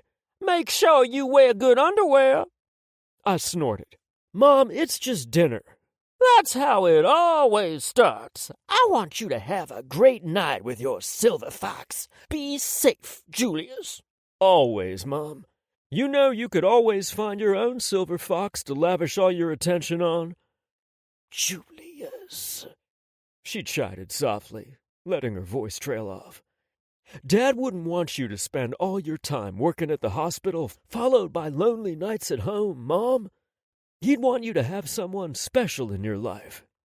I can finally admit he would want me to find happiness again, Jules. I promise you I will make an attempt if a silver fox comes along and catches my eye. You have to be looking up for that to happen, Mama. Love only miraculously finds people in those Hallmark Christmas movies. Then again, if you're watching your feet when you walk, you might run into a handsome fellow who also isn't paying attention to his surroundings. Then you'll look into each other's eyes and just know. Listen to you now. You give in to one date after leading that man around by his nuts for months, and you're a dating expert now, huh? Who the hell are you, and what have you done with my son Julius? You must have been snatched out of your bed by aliens and returned to Earth with one of them invading your body. Mom, really? An alien invaded my body, and the first thing he does is start watching sappy movies on Hallmark. Better than Lifetime, because he might want to start killing people instead of romancing them. As was typical with my mother, our conversation had veered way into left field, or outer space if I listened to her. I haven't been snatched by aliens, Mom. I wasn't sure how to say this without stirring up all kinds of pain. If she taught me anything at all, it was to be direct and speak with honesty. I want what you and Dad had. Baby, I want that for you, too. You don't know how happy I am to hear you say that. Every person needs to be loved like your father loved me, Jules. Maybe Romeo Bradley is the man to love you until you're breathless, or maybe he's not. You won't know unless you try. If there's one thing a scientist knows, it's never give up. Things don't always work out the first time in science or love, so we keep trying until we find the right formula. I loved it when my mom put things in a scientific perspective.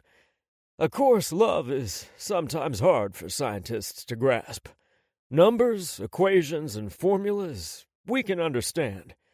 To many scientists, the heart is nothing more than the organ that pumps blood through our veins. I wasn't among them. I felt my heart swell with pride, happiness, and love. I've also felt it break. Sure, the brain is the mainframe computer of our bodies, but I will not discredit the heart and the way it reacts to the emotions our brains detect. The two work in tandem until they're conflicted about what they want. My heart wants Romeo Bradley. My brain thinks it's a big mistake. Will I take a chance and put myself out there for Rome, or will I retreat because it's safer? Only time will tell which of those two organs would win. I love you, Mom. I love you too. Call me soon and give me the details of your night. Details? Not those kind of details, Jay. We have a strong relationship, but let's not get carried away. Besides, it's just dinner, right? Right. I'll make sure to describe the dinner in minute detail. You could be such a wise ass. Your father would be so proud. The warmth and love in her voice made me smile. She would always love my dad, but that didn't mean she couldn't love someone else too. It also reminded me of the conversation I had with Rome over coffee when he talked about Howie coping with grief. He made it sound like he too had lost someone special, and I didn't get the feeling he was talking about a parent. I hope so, I replied. I know so, Jay. Talk to you soon. Good night, Mom. The thing I disliked most about fall was how early darkness fell. I found Rome's house easily based on his directions, but I shouldn't have been worried in a town the size of Blissville. Even though it was dark, I knew what his house looked like because I'd driven by it many times before knowing it was his home I was coveting. It was a bungalow-style home, painted in a cool dark gray with white trim around the windows, a large covered porch, and a dark red front door. The exterior of the home was both cool and warm and combined old-world elegance with contemporary touches. I thought the dichotomy represented the man who resided beneath the slate-gray metal roof. I wasn't sure what kind of wine he liked, so I bought a bottle of white and red wine. On a whim, I also grabbed a bouquet of flowers and a toy for Dolly at the supermarket. I felt a little silly and second-guessed myself after I rang the doorbell and waited for him to answer. I looked for a place to stash the flowers until I left, but Rome answered the door before I could put my plan into action. "Hi," he said, sounding and looking tense. Rome glanced down and smiled when he saw the flowers in my hand. "Please, come in." He stepped aside so I could enter. The living room was beautiful and immaculately decorated. The walls were painted a slate blue-gray and were decorated with black and white canvas prints of cities from all over the world. Rome had real hardwood floors, not the laminate that was so popular. They looked like someone had refinished them recently with a dark stain that was warm and inviting. Throw pillows, the same deep red as his front door, decorated the gray and cream-striped sofa and chairs. The various types of plants strategically placed around the room was a lovely touch and a telltale sign that the inhabitant was a nurturer. Dolly was nestled on a blanket in the corner of the couch, wagging her tail, but not giving up her cozy spot to greet me. I handed the wine and flowers to Rome. "These are for you." He accepted them and buried his nose in the bouquet of lilies, carnations, and roses. I couldn't decide on white or red wine, so I bought both. I would have been happy with either. "Thank you for the flowers, Jules. They're beautiful." We both sounded so stiff, formal, and uncomfortable, like neither of us had ever dated before meeting one another. I suspected Rome was concerned he would come across too strong. He was likely feeding off the tension I emitted, If I relaxed, then he would too. Your brother had a great game today. I bet he was excited for breaking the school's record for interceptions. I was surprised he watched. But then again, I wasn't. Marcus was important to me, and therefore he'd become important to Rome if we ever got past this awkwardness. Without thinking it through, I leaned forward and kissed Rome. The urge to cup his face and deepen the kiss was strong enough to make my knees weak, but I pulled back.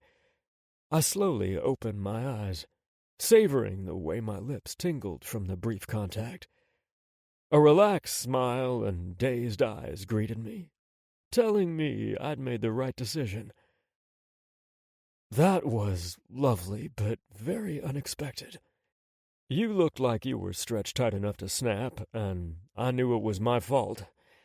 I wanted to put you at ease instead of us trying to make clumsy conversation. I truly was excited about your brother's accomplishment. I saw the sincerity in his eyes, and it only made me want to kiss him again, but Dolly, barking from the couch, stopped me from reaching for him again. I have something for you too, little lady. I pulled the stuffed toy shaped like a latte out of the bag and walked across the room to give it to her. She sniffed it suspiciously at first, then snatched it out of my hand and shook it vigorously. I think she likes it. That's the cutest dog toy ever. Thank you. I thought it was appropriate to commemorate the first day she and I met. Rome reached for my hand and linked our fingers, and I loved that his hesitation from before was completely gone. He acted on instinct, which was exactly what I wanted. Come keep me company while I find a vase for my flowers and put the finishing touches on dinner. It smells delicious, I said as he led me through a dining room and into a spacious kitchen. The cabinets had a dark cherry finish, which complemented the black marble countertops. Rome's appliances were top-of-the-line stainless steel and belonged to a man who loved to cook. I loved the little pops of red color from the coffee maker, canisters, and stand mixer.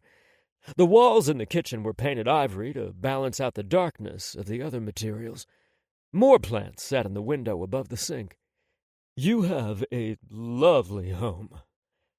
Thank you, Rome replied. I'd love to take credit for the design, but I can't. I hired Dare to decorate it for me. He did a phenomenal job. Dare? My landlord? I asked as if there was more than one living in the small town. Yeah. He used to work part-time as a designer at a furniture store nearby. He needed full-time work, which Josh offered him as a salon manager. It has also allowed him to start his own interior design company. I was one of his first clients. The guy knows his stuff. He did a great job here. When Rome turned his back on me to reach a vase on the top shelf of his cabinet, I used the time to study him. He wore a dark gray V-neck knit sweater that clung to his torso and arms, and a dark denim that fit him like a glove, showing off the rounded swells of his ass. Rome had long, lean legs that reminded me of a runner or soccer player. Then I noticed his bare feet sticking out from beneath the legs of his jeans. I never knew bare feet could look so sexy. Maybe it wasn't so much his feet that appealed to me, but what they signified. It meant he was relaxed and comfortable enough around me that he didn't need to wear shoes, which only made his nervousness when I first arrived more endearing. I let my eyes wander back up his legs and settle once more on his ass, which was when he turned around and caught me ogling him. I grinned unabashedly. He had a fine ass. What's not to appreciate? The breadsticks will be ready in about 5 minutes, then we can eat. I'll open a bottle of wine and let it breathe. Red or white? Rome asked me. You pick. Okay, he said, then winked. We'll save the other bottle for next time. Next time. Rome ended up choosing the red wine. I'm going to put you in charge of music. What do you like? I asked. Anything. I have very eclectic tastes. I have a vinyl record collection I've been working on all my life, More CDs than any one person needs, and I also have thousands of songs downloaded to my phone. I would love to hear more of your original music someday. And someday I would let him. I was more curious about his collection, though. Seriously, feel free to look around. He gestured to the huge entertainment center that took up an enormous chunk of wall space. It was too big and modern to be something he purchased from a store. "Who made this for you?" I asked once I was standing in front of the ornate metal structure.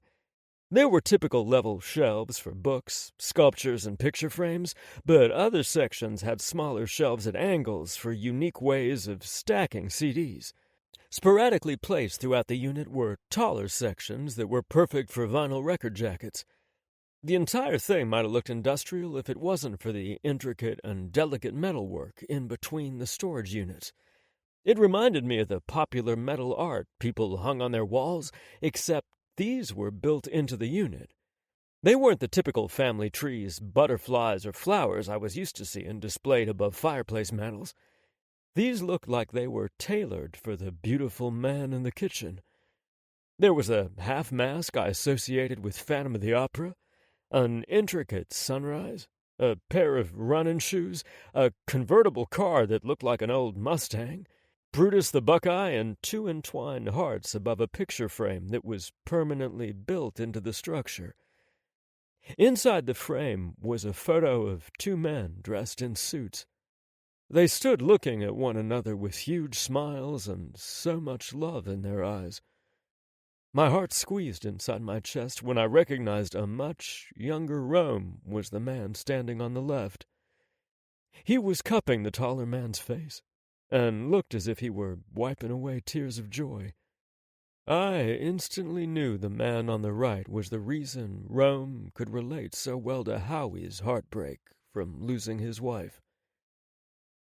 "That's Peter," Rome said softly. I was so caught up in looking at the shelf and staring at the photo of Rome and Peter I hadn't heard him walk up behind me. Rome placed his hand at the small of my back, and I relaxed into his touch. He made this massive beast as an anniversary present. He locked me out of the garage for months while he built it. It's a beautiful work of art. Peter got so tired of me storing my records and CDs in the tackiest possible ways all over our house, and designed this. "How tacky?" I asked, wanting to know that side of Rome and not just the neat and orderly vibe I picked up from him all the time. Rome groaned, and I turned away from the picture to look into his blue eyes. "The worst. I'm talking fruit crates and any hideous thing I could find that would hold my treasures." "You strike me more as an IKEA guy," I said, gesturing around the clean, modern room. "You're always so neat when I see you. There's never a wrinkle in your shirt or a crooked tie around your neck." Rome snorted. "You've met my secretary. Do you think she'd let me represent such an esteemed position in a wrinkled shirt and an askew tie? I keep extra shirts in my closet because I can be a bit of a train wreck with condiments." "Huh. I never would have guessed." "Are we okay here? Do you have questions you want to ask?" Rome sounded worried, and I needed to put him at ease. "About your slovenly ways." Rome's deep chuckle warmed me in places that had gone cold seconds before when I saw proof he was a man who'd loved hard.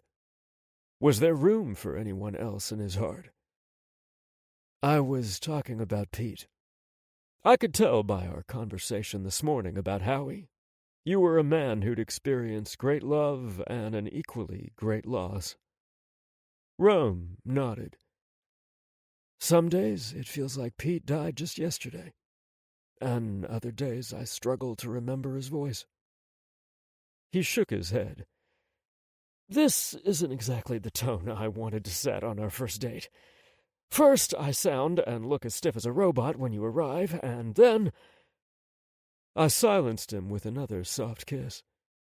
I allowed my lips to linger a little longer than the first time, but I didn't slide my tongue between his lips when they parted to gasp in surprise. I cupped the back of his neck and rested my forehead against his. I'm attracted to your realness. Maybe I should make a fool of myself more often, he said, then chuckled.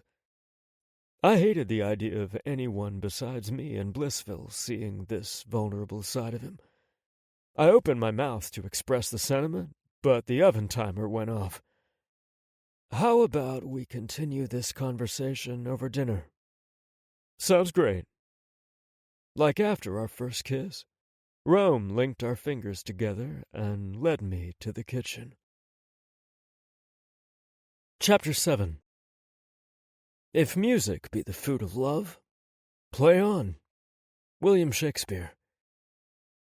Music fuels the soul and becomes the rhythm of the heart. Romeo Bradley. I thought we'd eat at the kitchen nook, since it's a bit more intimate than a formal dining room. Is that okay with you? I asked Jules. God, I sounded as breathless as I felt. He'd rendered me senseless with his kisses, and I was still reeling. Then again, I liked the sensation that I was floating, and the only thing keeping me tethered to the ground was his hand. It sounds perfect to me. Before he arrived, I'd set the table with my good china and crystal wine glasses, then placed the salad bowl and matching crystal carafe filled with my homemade vinaigrette dressing. I thought about lighting candles, but decided it might be too much. Damn, I was so out of practice at this. I'd wound myself up so tight before he arrived I practically vibrated with nervous energy, while somehow managing to be rigid at the same time. It was a recipe for a disastrous evening, but Jules fixed that with a simple kiss. His lips were even softer than they looked, and I could easily spend hours kissing him, learning their shape and memorizing his taste. Please, have a seat, and I'll bring the rest of our meal over, I said, reluctantly releasing his hand. Are you sure I can't help? Oh, there were so many ways he could help me. Take off my clothes, kiss me all over, put me out of my fucking misery by joining his body to mine? I knew that wasn't what he was offering, though, so I smiled and said, You can carry the chicken parm over to the table while I get the breadsticks, if you want. Sure. Jules slipped his hands inside the oven mitts I'd set beside the steaming casserole and carried it to the table, placing the dish on the chrome serving rack. Jules wearing my oven mitts was such a small thing, but it felt as huge as the lump in my throat. I really liked seeing him in my space and liked him touching my things. His presence settled and grounded me in ways I never expected. Jules fit as well in my kitchen as he did the light blue sweater and dark denim jeans he wore. Too soon, Romeo. Take it slow. I placed the breadsticks in the bread basket and grabbed our bottle of wine. You have excellent taste in wine, Jules. I lifted the bottle and began pouring a fair amount in his wine glass. I'd love to take the credit for it, but I asked the guy working the wine section what paired best with chicken parmesan. He started talking about the different types of notes and accents found in wines, then must have taken pity on me when my eyes glazed over and pulled 2 different types from the shelf. The guy knows his wine. Would you prefer to drink something else? I have a variety of beer, liquor, and soda. I never know what I'm going to be in the mood for and tend to grab a little of everything. This is fine, Rome, he assured me. I enjoy a glass of good wine, but I don't know enough to choose a decent one without help. Jules took a sip of his wine, then licked his lips. This is delicious. I wanted to lean across the table and taste it on his lips, but instead picked up my glass and took a sip. I love a good Cabernet Sauvignon. Neither of us said anything while we filled our plates with perfectly seared breaded chicken, smothered in Lily's scrumptious marinara sauce and melted mozzarella. I took the tongs and gave the salad another quick toss before filling my bowl and asking, Can I interest you in a tossed salad, Jules?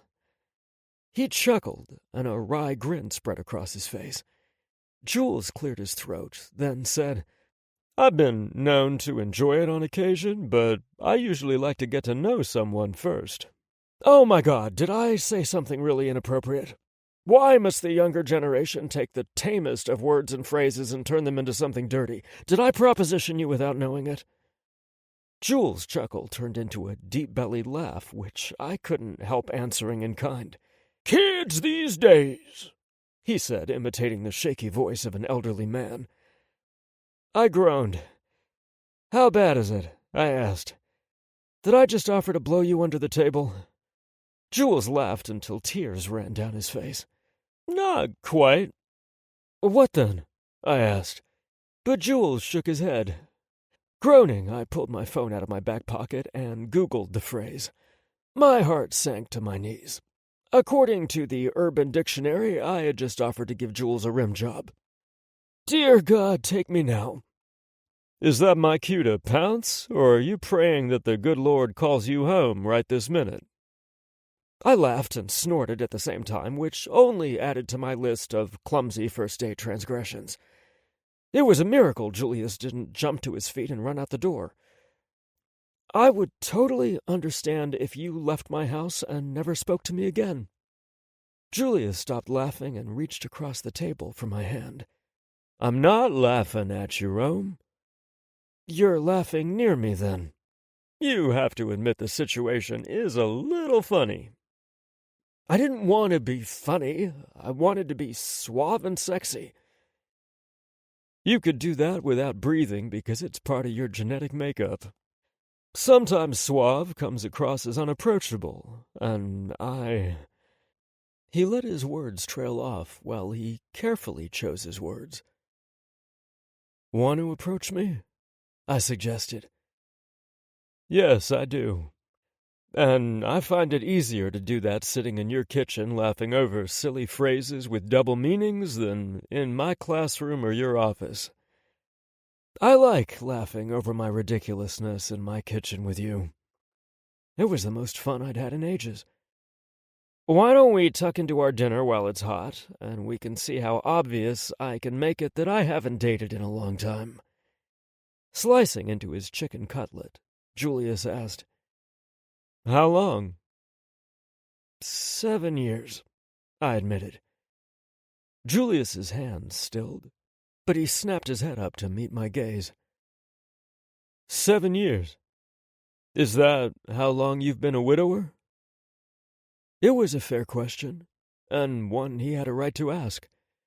I had pursued him because I wanted to get to know him better, and I'd opened the door for the line of questioning with my remark. I'll answer, but only if you take a bite of your dinner while it's still hot. Julius tipped his head to the side to acknowledge my request and took a bite of the chicken parm. He closed his eyes and chewed slowly, savoring the flavors on his tongue. This sauce did not come from a grocery store. You are correct. It came from my next-door neighbor, Lily. She grows the tomatoes and herbs in her garden. She gave this to me before school started, and I've saved it for a special occasion. Julius took another bite and then another before he said, I'm a grateful recipient of her talent and generosity. He pointed his fork at my untouched plate of food. Your turn to eat. We don't have to talk about anything you don't want to discuss. I was just surprised to hear you haven't dated for so long. I took my time slicing through the tender chicken, then swirled it through the sauce and put it into my mouth. I'd sampled the sauce when I opened the jar and knew it was remarkable, but adding in the meat and mozzarella amped the flavor to a whole other level. While chewing, I debated how much I wanted to talk about Peter on the first date with a man who finally made me feel alive. How much was too much? Because I'm such a catch? I teased. I held up my hand to cut off whatever he was going to say. Please don't answer that. It sounds like I'm digging for compliments when I was only trying to crack a lame joke. I set my fork down and looked across the table in time to see Julius do the same. This felt like a make-or-break moment to me, and I didn't want to screw it up.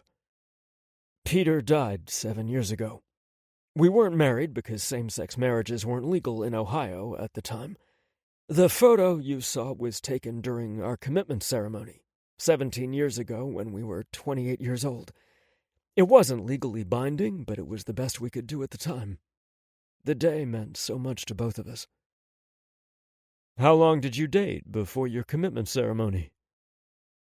10 years. We met on the first day of college at the Ohio State University.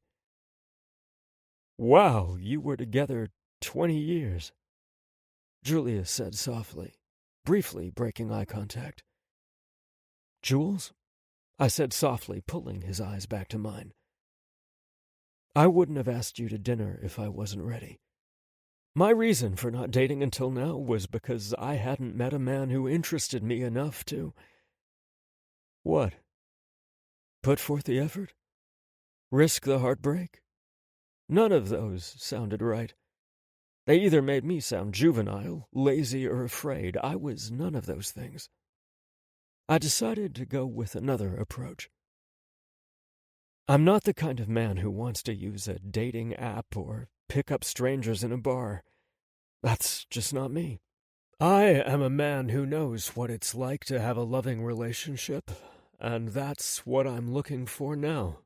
I'm not assuming you want the same thing, but you make me want to put myself out there to find out.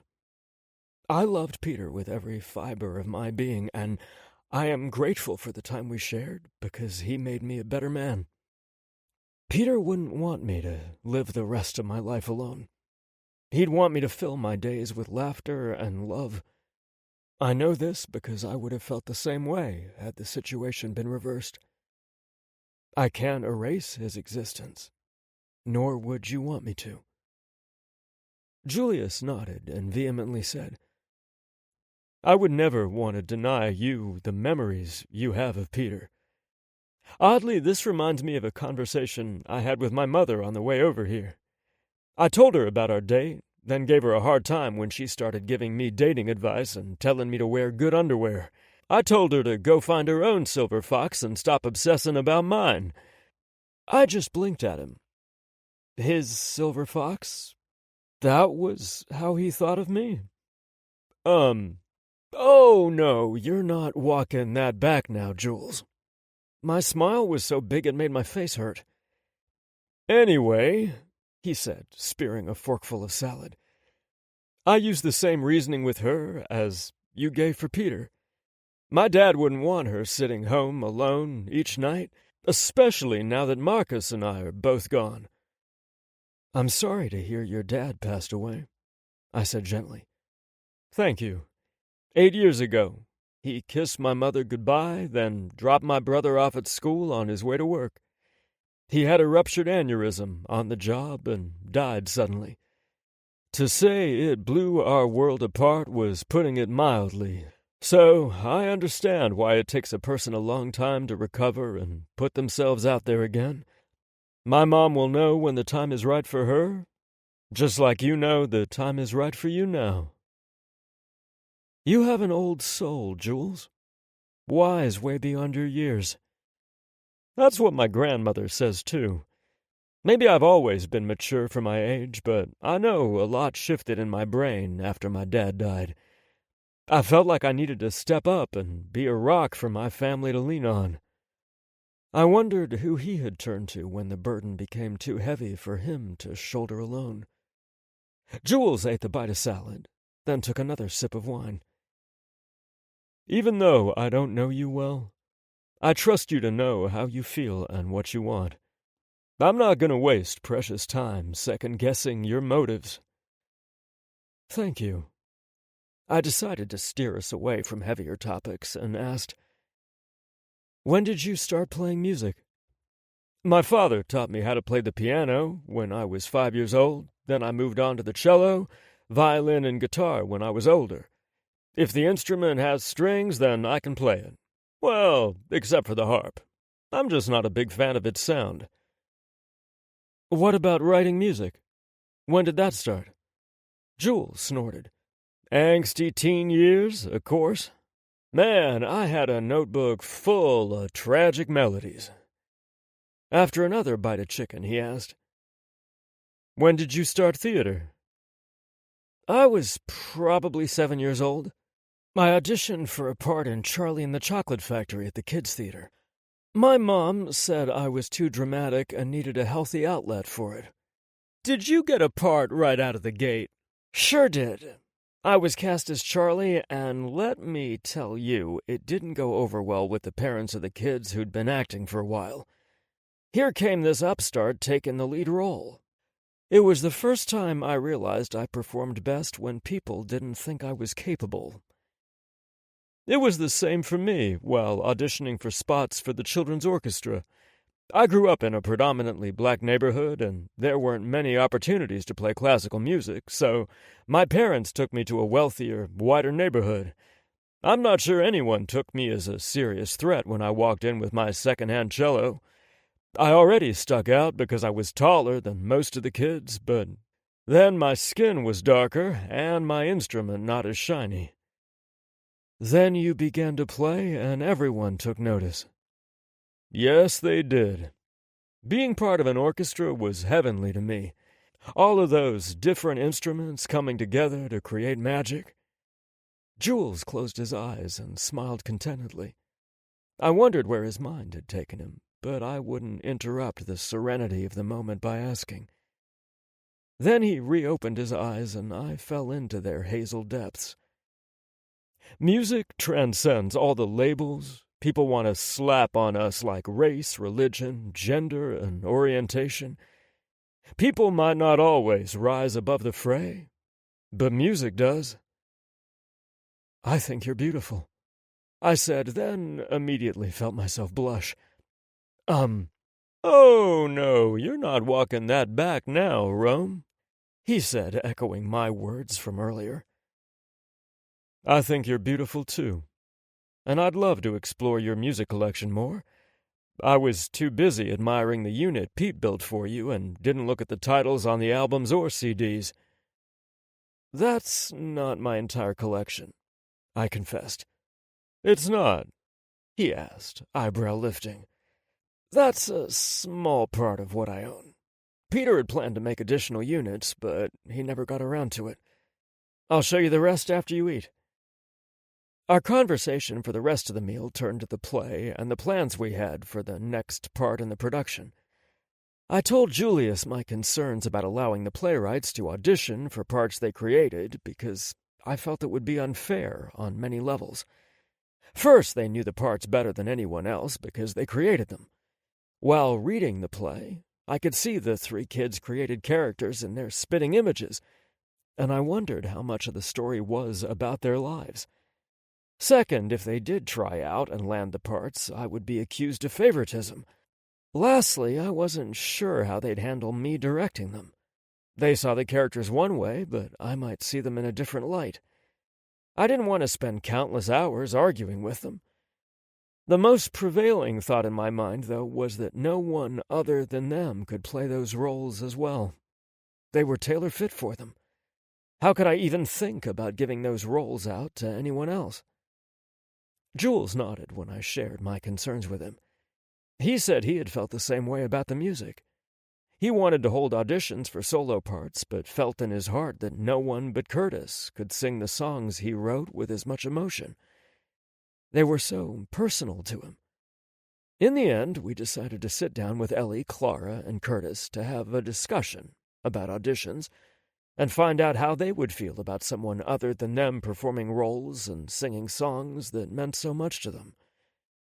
After dinner, Jules tried to insist on cleaning up and doing dishes, but I wouldn't allow it. I didn't want to waste a minute cleaning when we could listen to music and drink more wine. Are you sure you're ready to see what's hidden behind this door? I asked, standing outside the largest of the spare bedrooms. Unless it's a headless doll collection, then yes. I opened the door before I could talk myself out of it. The rest of my house was tidy and orderly, but this was the room I retreated to when I needed things to be comfortable and messy. Whoa, Jules said when I opened the door. He walked into the center of the room and turned in a slow circle, taking it all in. I'd chosen a deep shade of amethyst paint color for the walls, but it was hard to see it behind the rows of shelves filled with books, albums, and CDs wrapping around 3 walls of the room. I'd pushed my worn-out brown leather loveseat against the 4th wall and covered the walls above it with framed playbills from my favorite productions. On either side of the loveseat were battered antique end tables big enough to hold reading lamps and wine. The main focus of the room was my pride and joy. I'd carefully hung the shelves on one wall to direct the eye's focus on the RCA Victor Victrola record player I'd found at a yard sale when I was foraging for vinyl records. I'd later had it appraised and was shocked that the player I paid $100 for was worth over $3,000. Jules turned and looked at me. "I love this room. Thank you for sharing it with me." "Find us some music," I urged, and he complied. I sat on the loveseat and propped my feet on the ottoman big enough for 2, while Jules perused the records. He was so enamored with the selection that he seemingly forgot I was there, but I wasn't upset. I just loved seeing him in my space. He looked like he belonged, and I could picture endless nights of listening to music and reading on the loveseat together. Julius pulled a few records off the shelf as if he couldn't quite decide which one he wanted to hear the most. I wanted to tell him he didn't have to choose just one because we had all night, but I was too busy enjoying the smile on his face when he found an album that surprised him. In the end, he chose Billie Holiday. Jules refilled our wine glasses while I put the record on. I wasn't sure how close he wanted me to sit and was prepared to curl up in the corner opposite him, but he patted the cushion beside him.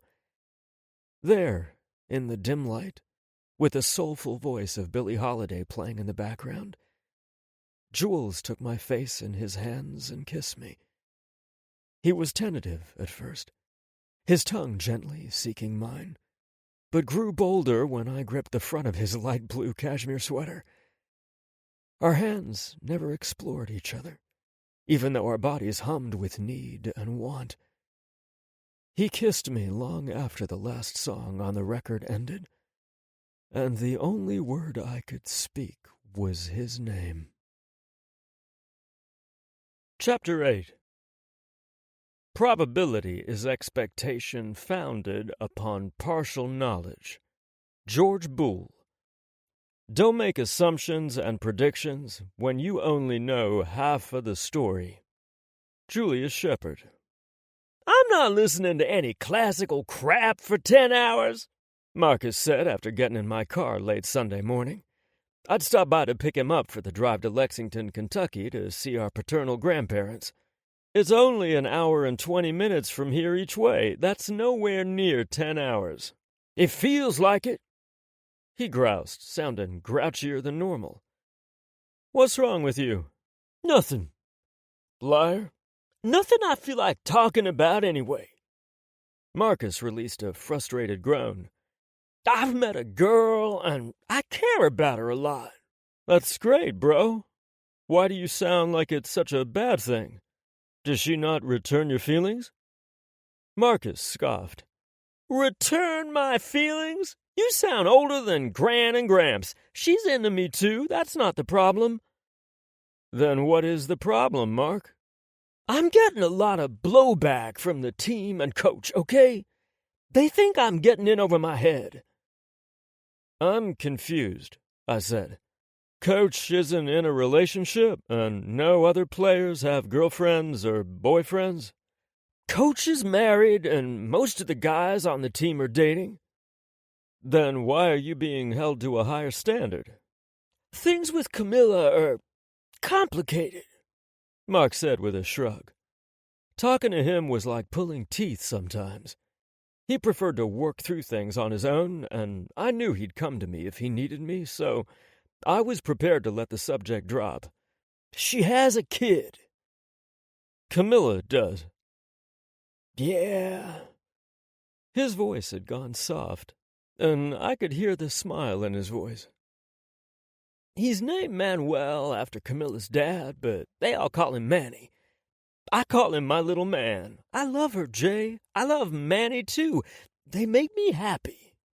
Bro, I consider myself to have an analytical mind, but I'm just not computing here. She loves you, too? I asked. From the corner of my eyes, I saw Mark nod. And you love her? What is the problem? Why does anyone care about you dating Camilla? They said Camilla's just using me for a free ride out of poverty. That's not true, Jay. I met her at the diner where she works. Camilla had no idea who I was. She just called me Peanut Butter Pie Guy. I'm a good judge of character, right? He asked. You are, Mark. If you say that Camilla cares about you, then I believe you. He blew out a relieved breath. I haven't told Mom about Camilla and Manny yet. How do you think she'll react? Mom loves who we love. No questions asked. She told us both that 1,000 times at least. Tell her when you're ready. Yeah, you're right. I'm letting outside influences mess with my mind. I never caved to that kind of pressure, and now isn't the time to start. He turned his head and studied me silently for a few seconds. What's different about you? You look more relaxed than the last time I saw you. Nothing, I said with a casual shrug. He sucked in a quick breath, almost gasping. You got laid. No, I didn't. Well, not the way he was thinking. I spent hours making out with a gorgeous man with an equally beautiful soul until my body throbbed and my cock ached. I'd gone home and relieved the tension while reliving the feel of Rome's lips on mine and imagining other places on my body he could kiss. You've met someone, then? Marcus persisted. Why don't we talk about your stellar football game yesterday? I suggested. I didn't find you afterward to talk since we had plans today. Bullshit! That's never stopped you. You didn't find me because you had plans with some dude. What's his name? Where'd you meet? You sound as bad as Mom. I chided my younger brother, but I couldn't keep the goofy grin off my face. I have met a guy, and he's really special. A kaleidoscope of images crossed my mind. Rome, listening to the music I wrote for the play with so much awe in his expression, his awkward attempts at conversation the nights before, and the way he melted in my arms on the sofa in his library. Where'd you meet? He's the superintendent of schools. In Wareville? Marcus asked, making fun of the town I'd chosen to teach and live in. You know damn well the town is called Blissville, and yes, Rome is the superintendent of schools there. I could see Marcus fiddling around with his phone and knew he was doing the same thing Mom did when I told her about Rome. Dr. Romeo Bradley, Marcus said, then blew out a whistle. His mother must have been a fan of Shakespeare. I didn't ask. I might the next time we chatted, though. He looks like he's quite a bit older than you. I think he probably started to turn silver early, like a lot of dark-haired men do. He's only 45. Our mother is 50, Marcus pointed out. That doesn't bother you? My knee-jerk response would have been, of course not, but I gave it some thought. Julius's age didn't bother me, but I was acutely aware his experiences were vastly different than mine. I didn't think experience was necessarily a bad thing, though. Before I could answer, Marcus was speaking again. And why is a handsome, successful guy like him still single? Is he divorced or just a player? You're not a one-and-done kind of guy, Jules. You practically live like a monk. He's not a player, I responded, or at least I didn't get the impression he was by the clumsy way he handled the beginning of our date. He's a widower. Oh, Marcus said, then got quiet as he thought about that. Is that weird? I wouldn't say it's weird, but it's definitely different dating a man who shared an entire lifetime with someone else. Someone they'd still be with if given a choice, Marcus added, earning a glare from me. Sorry. I recalled the conversation I had with Rome the previous night. I told him I trusted him to know his heart and mind. Only time would tell if I was making a mistake. Have you been dating long? Last night was our first official date. I hope it works out for you, Jules. No one deserves happiness like you do. Thanks, bub, I said, reaching over to mess up his hair. Rome told me to pass along his congratulations for breaking the school record in career interceptions. Are we back to football again? Marcus asked, sounding hesitant to discuss something he used to love so much. We don't have to talk about football, but we usually do. What's going on? Just tired, I guess, he replied, sliding down lower in his seat. There are just a lot of expectations and people wanting me to make some tough decisions. Such as? Whether or not I plan to enter the draft. He meant the NFL draft. What's the deadline? I have to commit by January 15th. It's only September and the season has just begun, I reminded him. The first response that comes to my mind is you tell people you're focused on winning football games and the conference championship. Anything beyond this season isn't relevant right now. That's the approach I've taken with coaches and reporters, but I can't seem to get my brain to agree with that logic. Mark, what do your coaches think? Let's put it this way, he said, turning to look out the window. My coaches have already been contacted by scouts who are interested in seeing what I can do at the combines in February. There's obvious interest on their part, but are you interested in playing football professionally? Depends on the day of the week, Marcus said with a snort. When I'm playing, I can't see myself doing anything else. When I'm tired and sore after a grueling practice or physical game, I can't imagine putting my body through this for any longer than I have to. It just depends which Marcus Shepard shows up. You have plenty of time, I told him. I have every confidence you'll make the best decision for yourself. Thanks, Jay. It means a lot to hear you say that. Can we talk about you now? I composed music for the school play the drama club is going to put on next spring. The play and songs were written by 3 of the kids in the school. It's called Inside Out, and it's similar to The Outsiders, except the students don't just explore the difference between social classes. They look at race, gender, and orientation. I'm telling you, Mark, these kids are so ahead of their time. The lyrics this boy started writing in 8th grade are just stunning and heartbreaking at the same time. No kid should know that kind of hurt and rejection. He's in a good place now? Marcus asked. I liked that he cared about a kid he didn't even know. Maybe it was because of the shit we heard growing up. We were too black, not black enough, too white or not white enough. We didn't fit in any of the molds people wanted to shove us in. Or maybe it was because our parents taught us to be compassionate and giving people, even when we weren't on the receiving end of it ourselves. It seems that way. I haven't met his parents yet, but he seems happy, unless it's time to take a test. I'm sure I'll get to know him better once the play gets started. I'm nervous for him to hear the music, but I'm going to play it for him during his lunch period tomorrow. I bet he's gonna be blown away by your talent. Is the music on your phone? I want to listen to it. I thought you didn't like that classical crap. I do when it's something you play, bro, Marcus said. I handed my phone to Marcus and instructed him where to find it so I could keep my attention on the road. It wasn't long before the first song with its haunting melody began to play. When the song's finished, I glanced over to see Marcus wiping his eyes.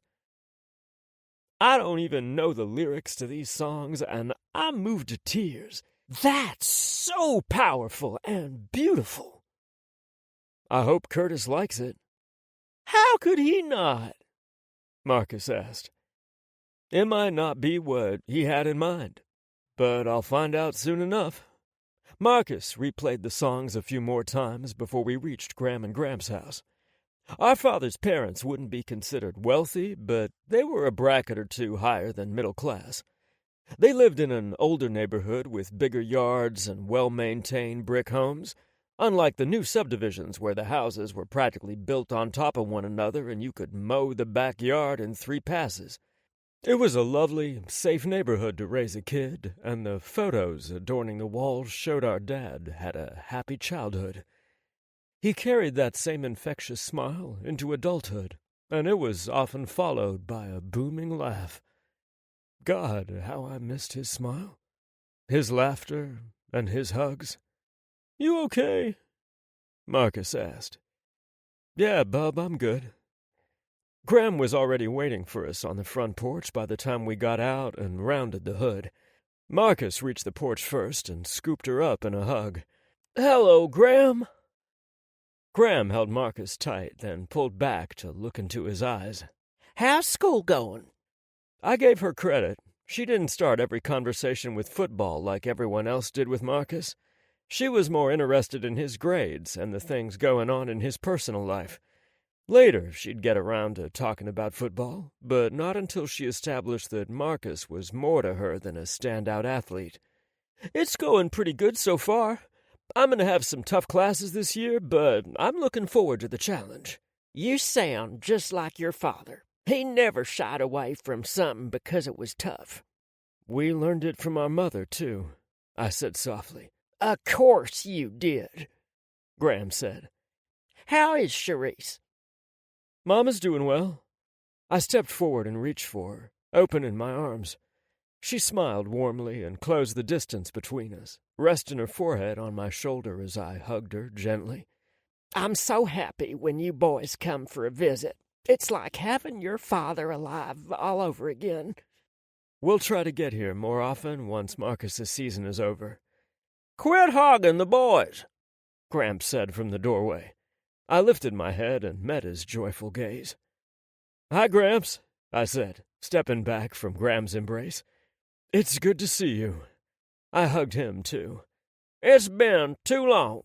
I hope you guys are in the mood for smoked beef brisket, potato salad, macaroni and cheese, and homemade peach cobbler," Gramps said eagerly. "I thought I smelled smoked meat when we got out of the car," Marcus said, rubbing his hands together gleefully. "I got a smoker for my birthday," Gramps responded excitedly. "This is his maiden voyage." "Smells delicious," I said, following him inside with Marcus and Gram behind me. "We'll have every stray cat and dog in a 5-mile radius prowling and howling in our backyard before the day is through," Gram teased. "It'll be worth it," Gramps said. His smoked brisket was every bit as good as it smelled, and the side dishes Gram made were delicious. During the meal, Marcus talked about the game from the day before and was pleased to hear they had watched the game online. I noticed he didn't discuss the turmoil he felt about committing to the draft, nor did he bring up Camilla or Manny.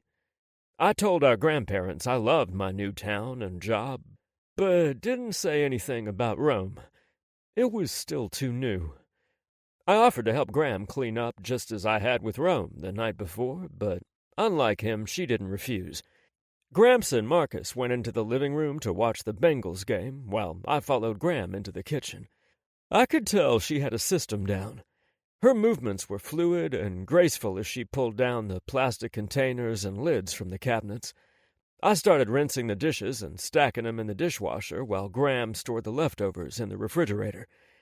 We worked quietly until we finished our tasks, and the only dishes left to wash were the ones that wouldn't fit in the dishwasher. "I'll wash and you dry?" she suggested. "Sure." I agreed, then watched as she filled the sink with soapy water. I wouldn't say she was stiff and uncomfortable, but I could tell something was on her mind. She sank her hands in the sink and silently looked out the window for at least a minute, or maybe 2. "Something wrong?" I asked her. "Wrong? No. I do my best thinking when I have my hands down in the soapy water washing dishes. I start mentally planning for things I need to do the next day, but I don't want to waste our precious moments together. It sounds like you're having a great season coaching tennis. I saw where Blissville is in line to win their league title for the first time. You must be so proud of the kids. I nodded. I certainly am. I had no clue what to expect when I accepted the job. I just knew they had one hell of a science program that I wanted to be a part of. There were some things I didn't plan for. Such as? She gently prodded while washing a serving dish. I was asked to compose music for the school play this year. Oh, that's wonderful. What production will they perform? It's called Inside Out, and it was written by 3 of the senior kids. They began writing it when they were in 8th grade. Over time, they've updated and fine-tuned it. One of the kids, his name is Curtis, wrote the lyrics for the songs but needed help coming up with the melodies. These kids are really special, Graham. What's the play about? She listened as I gave her an overview, shared parts of scenes, and even quoted some of the lyrics. Oh, my, she tearfully said, placing a soapy hand over her heart. It sounds so powerful, and to think kids wrote it. I have a feeling it's going to be an amazing production.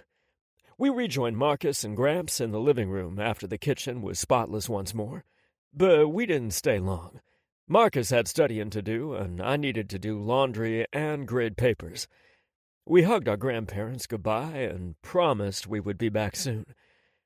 We kept our conversation light on the way home and even sang along with the radio. I'd had enough thinking for one day and just wanted to enjoy the time with my little brother.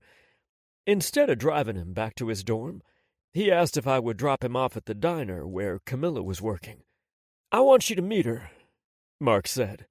Her shift ends soon, and if you're lucky, her mom will be there with Manny, and you can meet them too. My brother was over the moon for this girl and her kid. The logical part of my brain that focused on equations, formulas, and problem-solving worried Mark was taking on too much for his age. He had big decisions he had to make about his future. He'd already applied and was accepted to several law schools, and there was the allure of playing professional football. On top of that, there was his obvious affection for this young lady and her little boy. I feared it was just too much all at once. Then we walked into the diner, and I saw the way Camilla looked at my brother. I didn't need to read the name tag on her uniform to know which of the waitresses had snagged Mark's heart, because the huge smile on her face told me everything I needed to know. She wasn't looking at a meal ticket or an escape from an unhappy life. She was looking at a man she loved. Her heart was in her dark, shining eyes. And Mark? His entire demeanor changed right before my very eyes. He wasn't the swaggering football hero or the smart-ass kid brother I knew and adored. He was a man who was in love. It softened his edges and gave him a completely different kind of confidence than playing football did. He was wise beyond his years because he had already realized what was important in life. Camilla came around the counter, and Mark picked her up and twirled her around like some rom-com movie I'd never admit to watching on Hallmark. The gesture was more poignant when Mark did it instead of some movie heartthrob, because it was a move we'd seen our dad make with our mom. Our life hadn't always been easy, but we'd had each other. "I've missed you, love," Dad said after he set Mom down. I just went to the grocery store for ice cream and Chips Ahoy, Mom countered, blushing happily. I was gone 20 minutes tops. 20 minutes too long. My musician's soul saw what my logical brain struggled to comprehend.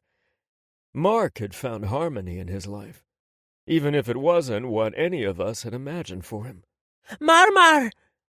Marcus set Camilla down and turned in time to catch the toddler who ran by me as fast as his little legs could carry him. Manny had a head full of dark black curls that bounced when Mark hoisted him in the air. I guessed he was 2 years old. "How's my little man today?" Mark asked. "Did you miss me as much as I missed you?" Mar! It almost sounded like he said more instead of mar. Marcus kissed Manny's forehead, then lifted his head to look at me. I saw it then, his need for my approval. After we lost Dad, my role as his big brother shifted a bit. I felt even more pressure to set a good example for Mark. I tried to be the guy who never let my little brother down, and I asked myself what our father would do in any given situation. I didn't have to think very hard that day in the diner. The answer was as obvious as the love in front of me. I gave Marcus the smile I reserved for big moments in his life, the one that said, "I love you, and I'm incredibly proud of you." He visibly relaxed, then nestled Manny closer while slipping his free arm around Camilla. "Jules, this is my best girl, Camilla," he said. "Kitten, this is my big brother. He's the best man I know. It's past time I introduced the two of you. And this little guy is Manny." "I'm so happy to meet you, Camilla." She was as tiny and delicate as a bird, so I tried not to crush her when I hugged her. "It's good to see Marcus so happy." "I'm the happy one," she said, smiling up at me. "Let me introduce you to my mother. We've heard so many stories about you from Mark. Mama?" Camilla said, waving her hand for her mother to come over. "This is Julius, Mama." I smiled at the shy woman and extended my hand. "This is my mother, Isabella Alvarez." She took both my hands between hers. "Nice to meet you." She rose on her tiptoes, which was my cue to lower my head so she could kiss my cheek. "Marcos is a good boy." "The best," I agreed. "Introduce me to your little man." "Manny, can you say hello to Julius?" Manny turned and watched me with cautious eyes as I approached him. "Hello, Manny." "Hi." Manny opened and closed his chubby fist in the toddler's wave. "Manny," he said, patting his chest. "Julius," I said, patting mine. Instead of rushing off like I'd planned, I sat with Marcus for a while and got to know Mrs. Alvarez and Manny while Camilla finished her shift. She treated all of us with a piece of Mark's favorite peanut butter pie. Well, Manny didn't get his own piece, but he sure got plenty of Marcus's, which told me just how much he loved the little boy. Mark didn't share his peanut butter pie with anyone. "I need to get home and get some things done," I told them. "It was lovely meeting you all." I ruffled Manny's hair, making him laugh. "Especially you, cutie." Manny giggled and buried his head in Mark's neck. I hugged the ladies and then turned to my brother. "Walk me out?" "Sure." He handed Manny to Mrs. Alvarez and followed me outside in my car. I caught Camilla's nervous expression through the big window and winked to let her know everything was good. "Mark," I said, placing my hands on his shoulders, "I think you know what path you really want to choose for your future. There's not really much of a decision to make, is there?" "No, there isn't." "You've already been accepted to some wonderful law schools, including the University of Cincinnati. It won't be easy going to law school while working to support a young family, but you can do it. Camilla's family is here, Graham and Gramps are close, and I'm only 45 minutes away. You're not alone. Choose your dreams, Mark. Follow your heart." "I love you, Jules," Mark said, throwing his arms around me. "I love you too, little brother. Now turn loose of me and get back into the diner so I can leave before we both become blubbering messes." "Okay," Mark said, grinning broadly as he wiped tears from his eyes. "I'm going to ask you to follow your heart too, big brother, and don't look at me like I'm clueless either. You want something, you go get it. Or should I say someone?" he asked, walking backwards. "Drive safe. Always." My thoughts turned to Rome as soon as I drove away. I knew he had a family dinner in Columbus and wouldn't be home for a few more hours, which gave me plenty of time to do laundry, grade papers, and maybe lure my silver fox over for a drink. Once I got home, I typed out a text message to Rome. I miss your lips. How about a drink at my place when you get back to town? I felt dizzy and realized I'd been holding my breath while staring at my screen. My finger hovered over the send arrow. To send or not to send, that was the question. I could analyze everything I knew about Rome and myself and try to determine whether a relationship could succeed between us. Or I could just hit send and see what happened. The scientist in me wanted more data to make a decision. But the musician wanted more of the melody I heard when I'd held the man in my arms the previous night. I took a deep breath and hit send. Chapter 9.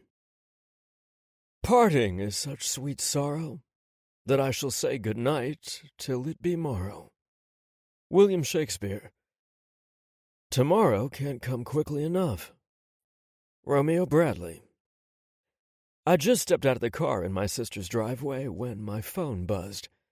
Tucking the bottle of rosé under my left arm, I pulled my phone out of my pocket. Seeing I had a text message from Julius made me laugh because it was a miracle we'd remembered to exchange phone numbers after the make-out session the previous night. Smiling like a loon, I opened the message to read what he had to say. I miss your lips. How about a drink at my place when you get back to town? It took everything I had not to get in the car and drive straight back to Blissville from Columbus without saying so much as a hello to my family. I wanted to tell Julius I'd be back in little over an hour, but I managed to get a grip on myself and replied, God, yes, my lips are still tingling. I'll text you when I leave my sister's house. I can kiss other places if you're too sore. I'm getting in the car right now and driving back to Blissville. No, visit with your family. These lips aren't going anywhere. Better not, I sent back. I'll text you soon. A sharp, judgmental bark came from the backseat of my car. Fuck, I said, rushing to open the door behind mine. I'm so sorry, Dolly. I wasn't going to leave you back here. Her reproachful look said she didn't believe me. I slid my phone back in my pocket and reached for her leash. Let's get you inside. I waited for Dolly to sniff Ashley and Ben's perfectly manicured lawn until she found the perfect spot to pee before we headed into my sister and brother-in-law's two-story contemporary home. The place was massive and much bigger than 4 people could ever use, but my 2 nieces, Laurel and Michelle, loved the friends they'd already made in the few weeks they'd lived there. I was happy to see the girls smiling joyfully in the pictures they posted on Facebook, and happier to see that their affluent neighborhood was also diverse. Hello? I yelled when I let myself in the front door. Anybody home? Uncle Rome! I heard 2 teenage girls yell before the sound of thundering feet reached my ears. How did 2 petite girls make so much noise? Beside me, Dolly barked and twirled in circles. Pizza delivery, I teased. Oh, how I wish that were true, Michelle said. At 16, she was the spitting image of her mother. Long, jet-black hair, the same light blue eyes similar to mine, and a tall, wispy frame. Mom's serving vegan lasagna, she said in mock horror. Don't be so dramatic, Mimi, Laurel said, rolling her eyes. She has one for the carnivores, too. The 14-year-old was the opposite of her sister in looks and demeanor, inheriting Ben's blonde looks and serious temperament. Laurel might have been younger, but she had an old soul. I like vegan lasagna, I said, earning Laurel's approval. Is that a wine bottle tucked under your arm? Michelle asked. Nope, rocket launcher. A noise that was part snort and part giggle escaped from Michelle. Allow me to take the rocket launcher, then. What do you think about this house? Well, I've only seen the outside and the grand entry. So far, it's a gorgeous display of... wealth, Laurel suggested. I was going to say modern architecture and design. I much prefer your smaller house in Whoville, Laurel said. Blissville, Michelle said after she burst out giggling. You're such a brat. This place is ginormous. Laurel said, finally sounding like a teenager. We could fit 3 more families in here. Well, yeah, I said. Haven't you heard your mother's latest plan? What? Michelle and Laurel simultaneously asked. Don't listen to him, Ashley said, approaching us from the rear of the house. My sister still looked like a supermodel who just stepped off the runway, but her brain was sharper than her looks. Ashley worked for one of the most prestigious law firms in the state of Ohio, where she managed a team of lawyers specializing in civil rights. You wouldn't know it by her outfit of distressed denim and a light gray, cold-shoulder t-shirt. I was going to invite you in to see the rest of the house, but I'm not so sure now. She flipped her black hair over her shoulder dramatically. She had either missed the premature gray gene or she spent a lot of time at the hair salon. Must you rile them up with ridiculous stories? What? I asked, playing dumb. You and Ben aren't adopting 4 little boys ranging in age from 2 to 12? Mom? Michelle gasped. Is that true? There are a lot of bedrooms in this house. He's joking, right? Laurel asked, folding her arms across her chest. Leaning toward me and lowering her voice so only I could hear, Ashley said, I'm going to murder you. Then she faced her daughters with a sweet smile. Don't listen to him. We're not adopting a family of 4 brothers. We're not adopting any children, she added to clarify. We bought this house because we apparently have more money than sense. I looked up at the ceiling that opened up to the 2nd-story landing and admired the way the dark wood beams looked against the light ceiling. From the center of one of the beams hung an ornate crystal chandelier that probably cost as much as my car. I didn't begrudge them their success, but as beautiful as this house was, it wasn't my style. I would have chosen to take the girls and travel the world during their summer breaks instead. It's not crystal, Ashley said, reading my thoughts. Those are actually plastic pieces cut to look like crystal. There had to be at least 1,000 pieces to that chandelier, Ben said, striding toward us. I'm sure he was wondering what was taking us so long to join the group. Like my sister, Ben looked like a distinguished model you expected to find gracing the cover of a magazine about men's health in their 50s. He had always been a stunning guy, but he got even better looking with age. As an environmental engineer, he traveled a lot, and I admired the confidence Ash had in her marriage. I'd even asked her about it once. She replied that she knew Ben could have any woman he wanted, and she was grateful she was who he'd chosen.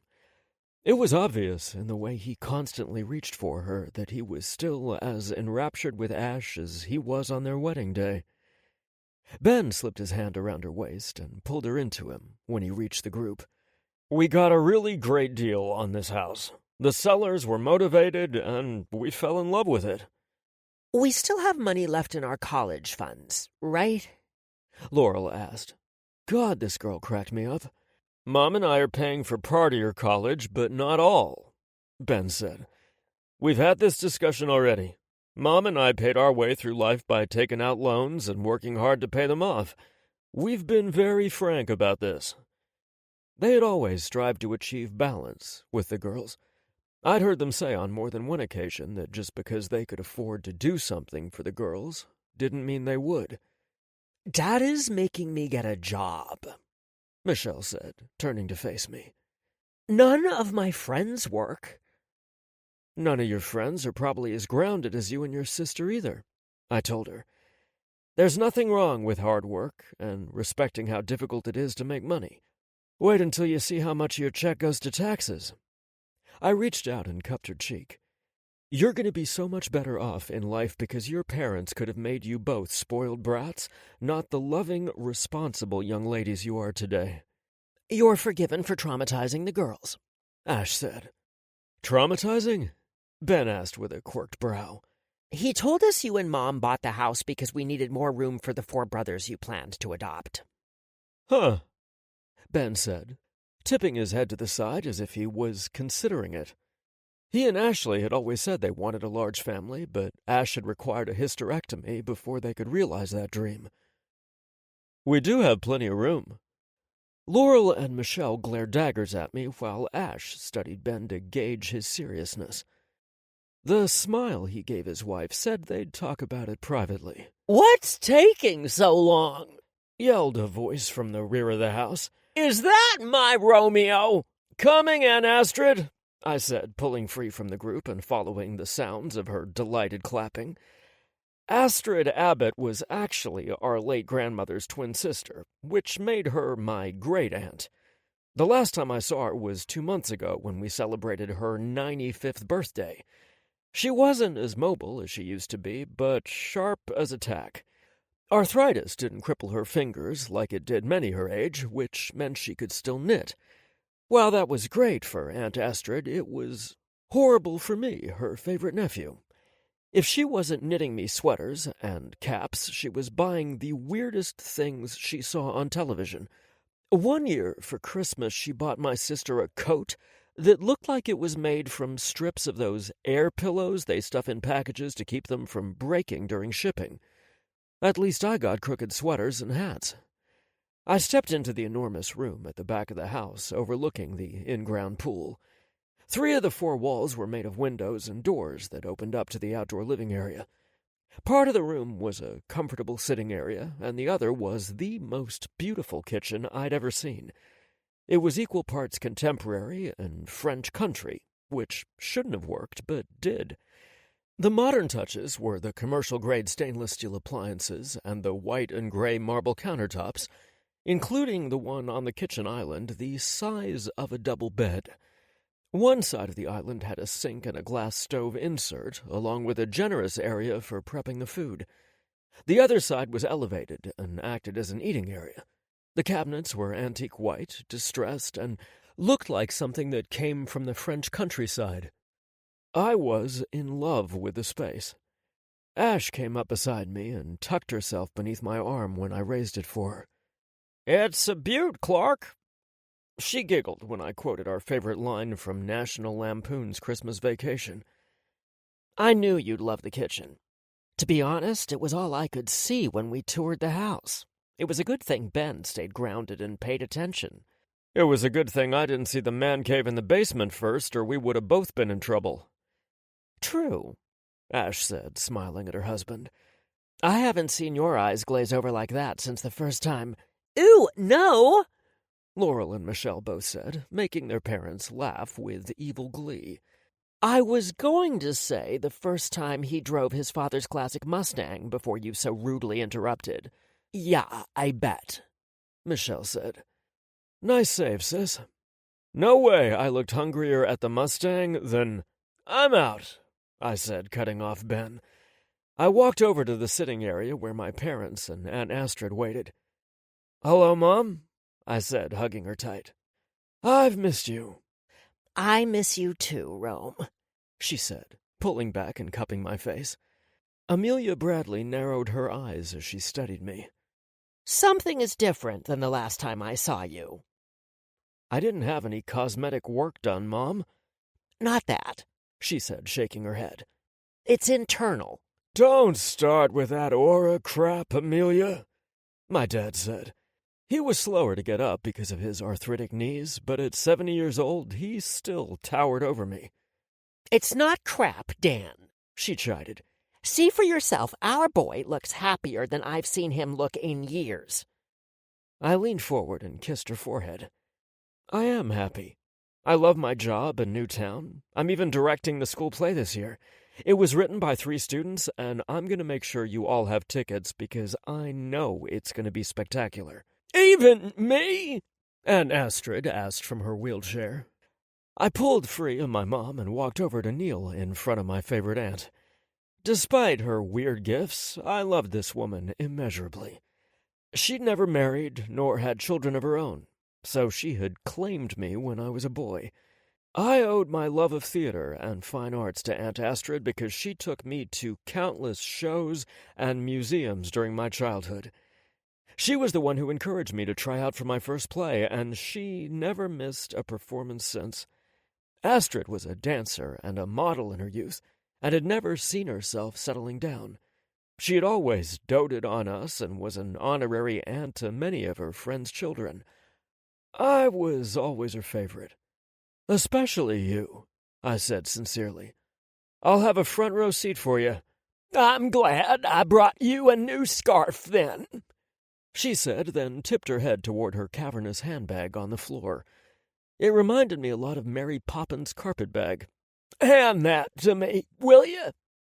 I didn't want to, but I couldn't say no to her. I picked the bag up and was surprised it was so heavy. What in the world do you have in here? I think she stole the toaster from the home again, Dad said in a mock whisper. Amelia, Aunt Astrid said shrilly. I still think you could have done better than this guy. It's not too late, you know. You're still young enough to snag you a good one. Astrid cackled gleefully. I still get plenty of action at my age. The rest of us groaned because we didn't want to think about Astrid getting it on with her geriatric guys. What? A woman has needs. Kindly remember there are children in the room, my mother admonished, but she couldn't keep the laughter out of her voice. Ashley, Astrid said, mimicking Scarlett O'Hara. I have a housewarming gift for you, and I contributed to dinner. Oh, Aunt Astrid, you shouldn't have, my sister said, and I had to bite my lip to keep from grinning. It's rude to show up without gifts. I have limited access, you see, since they took my computer away for watching my favorite sites for porn. Astrid! Mother shrieked. Michelle and Laurel giggled, but I figured it was more from their grandmother's outburst than them knowing what Astrid had been about to say. At least I hoped. Astrid stuck a finger in her ear and wiggled it around like perhaps her ears were ringing. I was going to say programs, Amelia. She was going to say porn, and we all knew it. Astrid had fallen asleep watching gay porn on her laptop one time too many and lost the privilege. She told me it was research to make sure I was doing things properly. I had died from mortification, but thanked her for her thoughtfulness anyway. Just remembering the conversation made my face flush with embarrassment. You do look different, Astrid said, searching my face. That's your cataracts, my dad said from behind me. Rome looks the same as he always does. No, he doesn't. All the ladies, including my nieces, chimed in. He looks more relaxed, Michelle said. Yeah, less tense, Laurel agreed. He looks like he got laid, Astrid said. I'm going to need Rome's help in the kitchen, Ashley said. Girls, take Dolly outside. Let her off the leash so she can run around and play in the grass. Keep her away from the pool, okay? Mom! They both protested. One quirked brow from Ash, and they took Dolly's leash from my hands. We miss all the good stuff, Michelle grumbled. They think we're still little kids, Laurel agreed. Before you steal Romeo to gossip away from my prying ear, Astrid said, let me give you the gifts I brought you. Okay, Aunt Astrid, Ashley said with a forced smile while she braced herself for only God knew what. First, my dinner contribution. She pulled out an industrial-sized can of sweet corn that she must have pilfered from the kitchen of her nursing home. That should be enough to feed us all. I'll say, Ashley agreed. Thank you. And I made you these to use in your lovely kitchen. Astrid pulled out misshapen knitted objects that I believed were potholders, but I couldn't be sure. If so, the holes between the knit were too big to afford any protection from a hot pan or baking dish. I went with a neutral yarn because I didn't know what color scheme your kitchen was. Chartreuse was considered neutral? I couldn't keep the wicked smile off my face when I looked at Ashley after she accepted the gifts. Luckily, Astrid couldn't see the evil lurking on my face. They're lovely, Aunt Astrid. Thank you so much. You're so welcome, my lovely girl. And for you, Rome, she said, pulling my attention back to her. I thought this would keep you warm this winter. Astrid pulled out a gorgeously knitted rainbow scarf from her bag.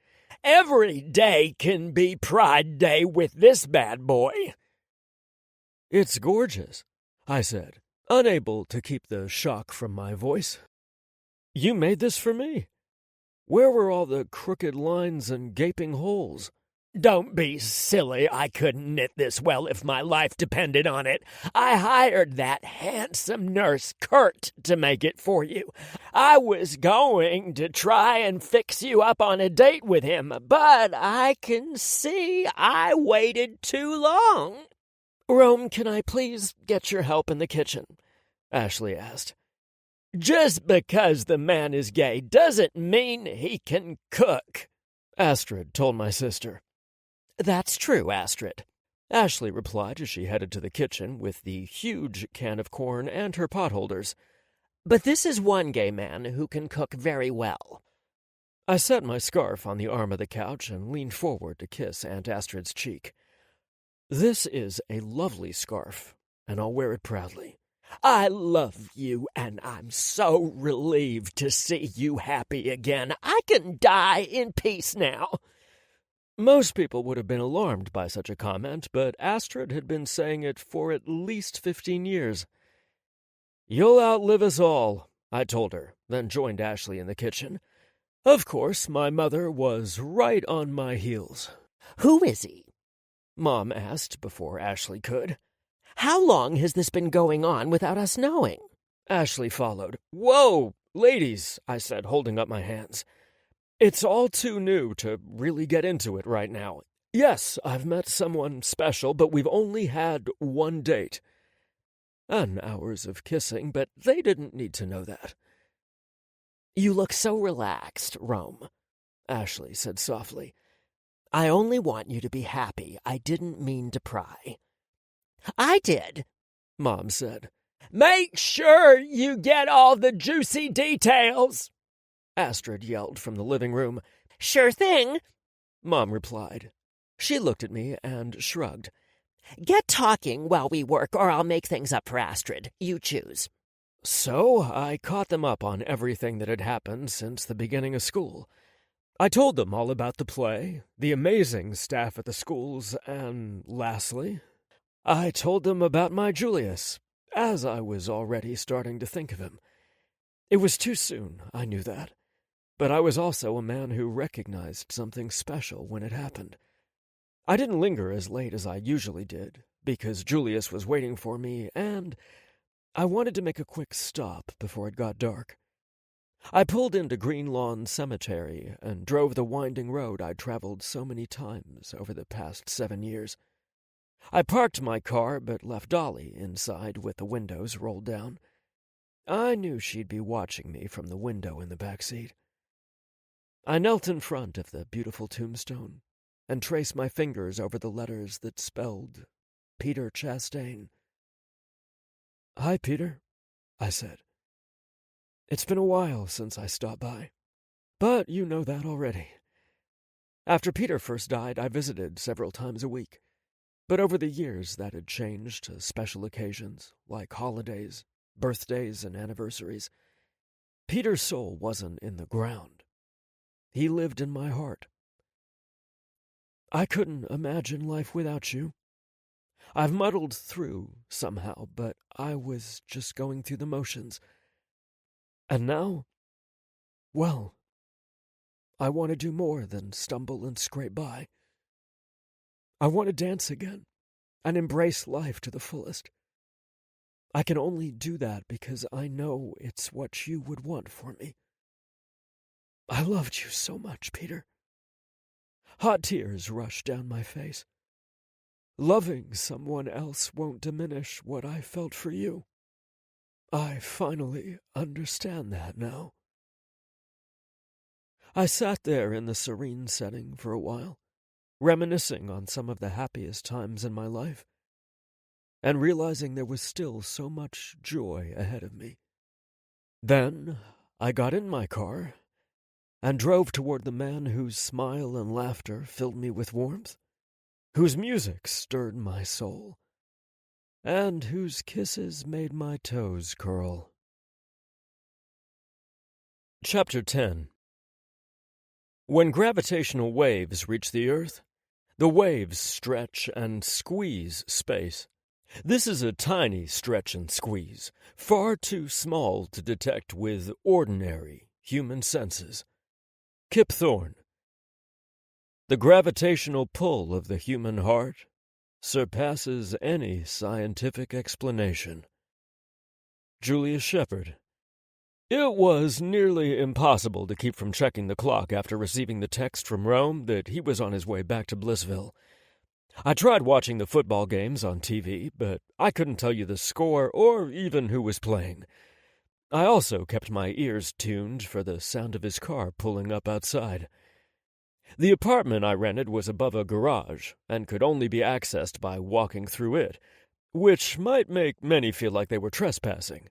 Ren did keep a classic car in the garage below and a ton of tools, so I was always cautious to keep the door locked. When I finally heard Rome's car pull into the driveway and stop beside my car, I jogged down the steps and opened the outside door. "Hey," I said when he and Dolly reached me. "Hey yourself," he said warmly. I could see how badly he wanted to kiss me, so I stepped closer and met him halfway. I didn't want there to be any hesitation between us, unless we were in a place where PDA wouldn't be appreciated. "I wasn't sure if I should kiss you in open view of Dare and Wren's house," he said, staring at my lips. "They might not be watching." I moved until my lips were just a breath away. If he wanted me, he would need to come and get me. Then again, they could have the binoculars out. A seductive smile spread across his handsome face, and he said, "Let's give 'em something to gawk at, then." Rome cupped the back of my neck and pressed his lips to mine. Soft and teasing at first, but the happy sigh that escaped my parted lips spurred him on to deepen the kiss. I braced one hand on the door to hold myself up and fisted my other in his lightweight sweater. God, the man could kiss. There was something to be said about a man with more experience than me. Kissing Rome didn't just involve my tongue and lips. Every part of my body was in on the action. My heart raced, my dick throbbed, and something deeper yearned to learn everything there was to know about the man, including all the ways I could please him in bed. The last thought had me pulling back and looking at him through half-lidded eyes. A sharply whistled catcall ripped through the silent backyard, followed by clapping. Rome stepped aside, and I could see Dare looking at us through an open window. "Encore! Encore!" Laughing, I pulled an equally amused Rome along with Dolly into the garage and closed the door behind him. He's a nut, but I couldn't ask for a better landlord. "Come on up," I said, nodding toward the stairs. "You might want to carry Dolly because her little legs might have a hard time navigating the steps." I was just thinking the same thing. Rome scooped Dolly up and she licked his chin. Was it ridiculous to be jealous over a dog? He caught me watching him and grinned wickedly like he knew what I was thinking. "Right. Follow me." I felt his eyes appraising my ass as I walked up the steps to the apartment, and I like knowing that I wasn't the only one feeling the chemistry between us. I had resisted him for as long as I could, but I was no longer interested in fighting his gravitational pull. I wanted to be in his orbit, not circling it. Wow, that kind of sounded dirty. Didn't make it less true. "Can I get you something to drink?" I asked once we were inside my apartment. "I don't have wine, but I have several different types of IPAs from my favorite brewery." "Who's your favorite?"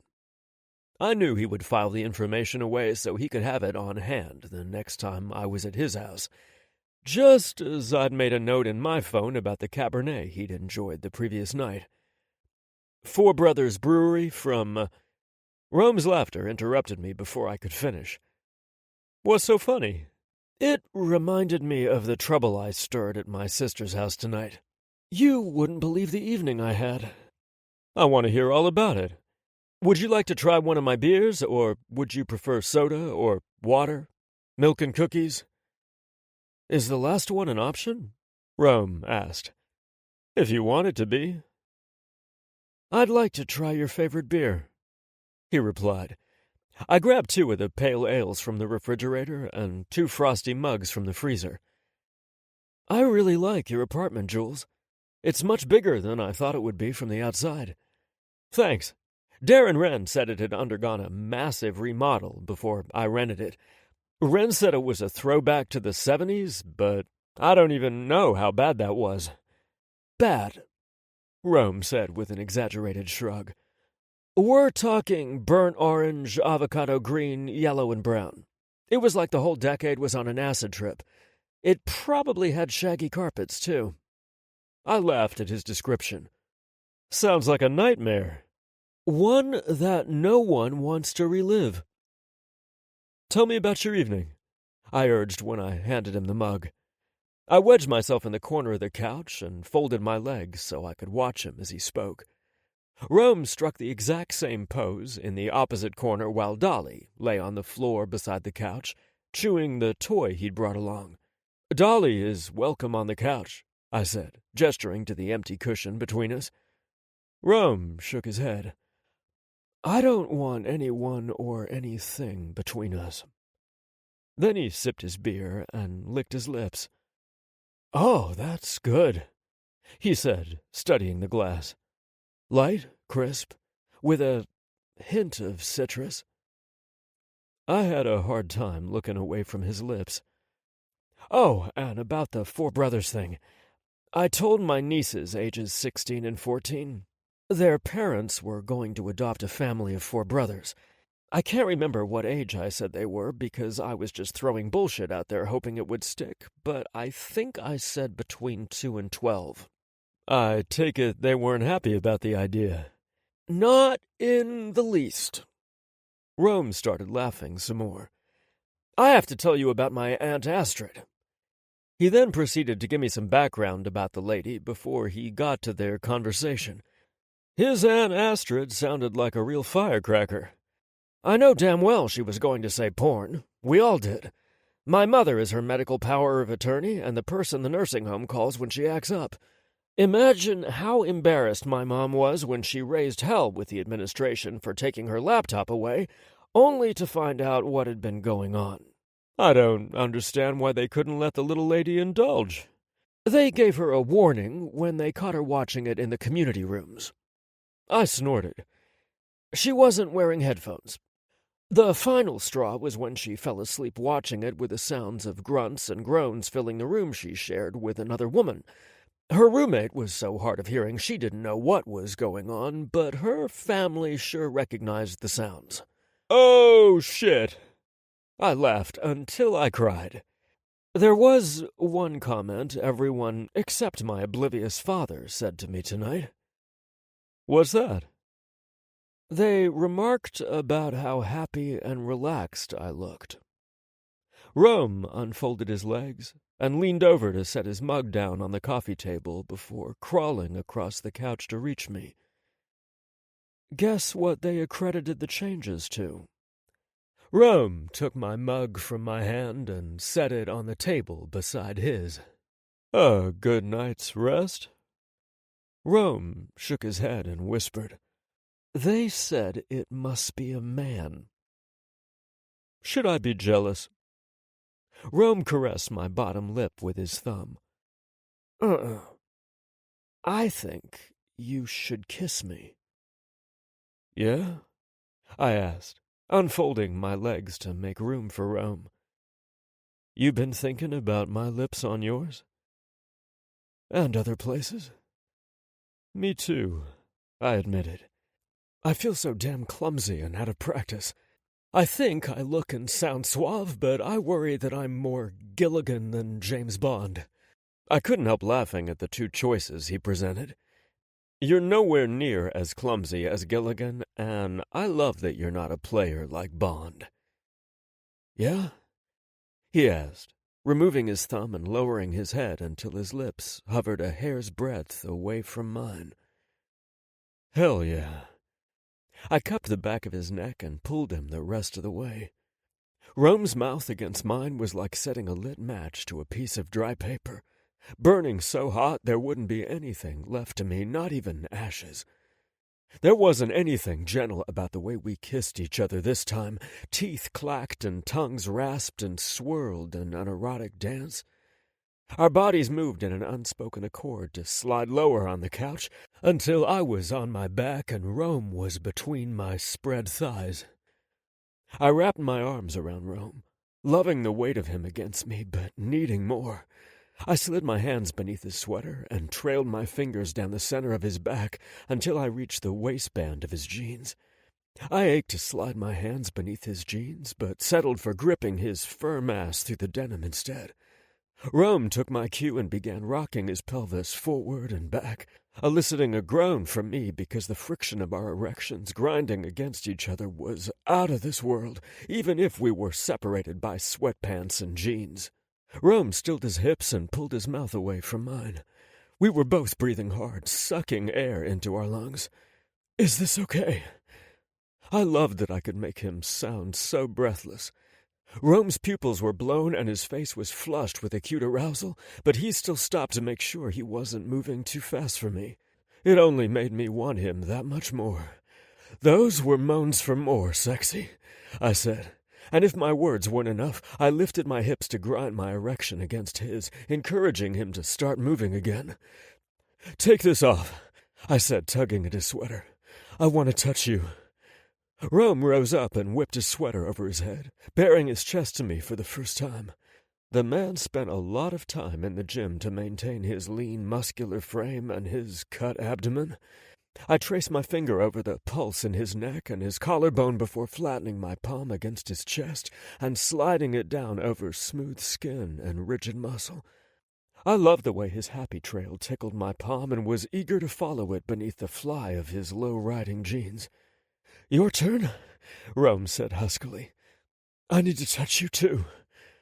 I reluctantly dropped my hand from his body, but did what he asked. Rome placed both of his palms flat against my pecs and licked his lips in appreciation. My commitment to the gym had always been about my health and having energy, but the lust in his eyes made me appreciate my efforts for a whole other reason. I raised my arms and tucked my hands under my head, completely turning myself over to him. "God, you're beautiful," Rome said, touching me everywhere. I gasped when his palms brushed over my nipples. I'd never realized how sensitive they were until that moment with Rome. They'd always just been there. It looked like kissing wasn't the only thing my silver fox excelled at. Rome, hearing my sharp intake of breath, jerked his eyes up to meet mine, gauging to see if my reaction was good or bad. Liking what he saw, he returned his hands to my pecs and circled my nipples until they were painfully erect, then pinched and rolled them between thumb and forefinger. "Ugh!" I groaned, arching my back off the couch. I could feel my cock leaking and was desperate for friction or anything that would put me out of my misery and calm the surging tide of arousal. I'd had sex before, but this didn't feel like the same solar system as sex. Rome was an unknown, undiscovered planet pulling me into his orbit until being with him was all I could think about or feel. I needed him. Not just an orgasm, but one that he gave me. More. A wicked smile tugged at his lips. "More what? This?" He pinched my nipples tighter. "Do you want my hands lower, or—" Rome paused to lower his body so his head hovered over my chest. "Do you want my mouth on you instead?" Yes," I moaned, pulling a dark chuckle from my tormentor. It wasn't a yes or no question. How was he even thinking? What had happened to the man who practically stuttered and stumbled when I was near? How had the roles reversed so quickly? Which leaves me to interpret your needs. Rome lowered his head and made a wet pass over one nipple, then the other while I fisted my hand in his hair, moaning and writhing. He continued with the little licks when what I really wanted was him to wrap his lips around my nipples and suck hard. "Rome, please," I begged, finding my voice. Rome's dark chuckle created a vibration against my skin. Then he stopped teasing me and sucked one aching nipple into his mouth while rolling his tongue over the distended nub. God, yes, more. Rome answered by moving his mouth over to the neglected nipple and repeating the toe-curling suction/licking maneuver. Unable to lie still beneath him a second longer, I undulated my hips, rocking my erection against his rock-hard abs. I need... Rome slowly released my nipple, letting his teeth lightly rasp over the sensitive nub. He repositioned his body until we were chest to chest and dick to dick. I know, baby. Less close. I saw doubt in his eyes, like maybe we were moving too quick too soon, but he didn't have to worry I would wake with regret. I'd only kick myself in the ass if I let him walk away without knowing what his face looked like during an orgasm. I'd pictured it many times, but I knew the flesh and blood reality would be so much better than any fantasy. So I reached between our bodies and shoved my sweats and briefs below my ass to release my cock. It slapped hot, hard, and sticky against my abdomen, gaining Rome's full attention. Mercy, he said lustfully as he rose to his knees and reached for his button fly. I placed my hands over his, halting him. Let me. Ignoring my throbbing dick, I took my time, sliding each button through the hole until I revealed his light gray underwear and the wet circle that said he wanted me as much as I wanted him. The smell of arousal and cum was far sexier than any cologne or body wash you could buy. I glanced up at Rome's face and saw that he was biting his lip in anticipation. I lifted my hands to tease his nipples just as he'd tease mine, noting how rigid his body was from tension. I'm about to combust, Jules, he whispered, pulling my gaze back up to meet his. Playtime is over, yeah? Hell yeah. I tugged his jeans and underwear down over his straining erection to rest at mid-thigh, then fisted his leaking cock, stroking him as he did the same for me. I loved having his hand wrapped around my dick, working me up and down, but it wasn't enough. Come here, I said, sounding drunk. Rome lowered his body once more, lining up our dicks and recapturing my lips in a devastating kiss as he began shuttling his cock back and forth over mine. Our combined pre-cum coated our dicks, making the grinding flesh sticky but oh so fucking sexy. I wouldn't last long, but I was too far gone in lust to worry about shooting too quick. Ride me, I groaned against his lips, gripping his ass to urge him to move faster and harder. Rome shifted his body and shoved his jeans and underwear completely off, and I pushed my thighs together. Rome straddled my hips and aligned our cocks once more. He placed his arms on my shoulders for leverage while I gripped his ass to keep him close. He began to move again, faster and harder. I'd seen frauding in porn, but I'd never done it myself. I didn't know how much I'd missed out on, but then again, maybe not. Maybe Rome was the reason why all my senses were heightened. Almost, I said, arching my neck as I felt my balls draw tighter against my body. Me too. Rome dropped his right hand down to pinch my nipple. At the same time, I slid a finger between his spread ass cheeks to circle his pucker. We went off at the same time, grunting, groaning, and covering my stomach with our combined cum. My silver fox collapsed in my arms, panting hot air against my neck while I held him tight. I may never recover, he teased. That was... His words trailed off as his blood-deprived brain searched for the right words. Amazing. Yep, that's it. I chuckled and rolled until we lay side by side, looking into each other's drowsy eyes. It was better than I ever dreamed it would be, I told him, tracing a finger over his swollen lips. You've thought about it a lot? At least twice a day. Every day. At least 5 or 6 days a week. I'm gonna research a diet that'll allow me to keep up with your, insatiable appetites, Rome said. But he didn't look the least bit worried he couldn't hang with me. I have a feeling you're gonna do just fine without any help from superfoods. I ran my fingers through his hair. In all my fantasies, I never imagined one thing I learned about you tonight. Uh-oh, he said ominously. Do I want to know? I tweaked his nipple playfully. I didn't know you matched your underwear to your shirt. Rome threw his head back and laughed. I don't. It was pure coincidence. I snatched my t-shirt off the floor and wiped both our chests off before I grabbed the blanket off the back of my couch and covered us. I want to hear about the rest of your day, I said. I want to hear about yours, too. There were some huge revelations today, I told him while stroking my fingers over his smooth skin. My brother has grappled with some big decisions lately, but he finally knows what he wants for his life. I told Rome about the conversation we'd had on the way to our grandparents' house, and then meeting Camilla and Manny. He wasn't just my kid brother anymore. He was this grown-ass man with a family. I've never seen him look so happy. That little boy has him wrapped around his chubby little finger, too. What about you? Rome asked, tracing a heart on my chest. Were you wrapped around Manny's finger, too? Completely, I admitted. Rome hummed happily in my arms. Besides traumatizing your nieces, what else happened at dinner? I listened as Rome told me about the day with his family, and was blown away by his openness when he talked about stopping by Peter's grave. We talked, and we kissed long past the time we should have called it a night, considering both of us had to be at the school by 7 a.m.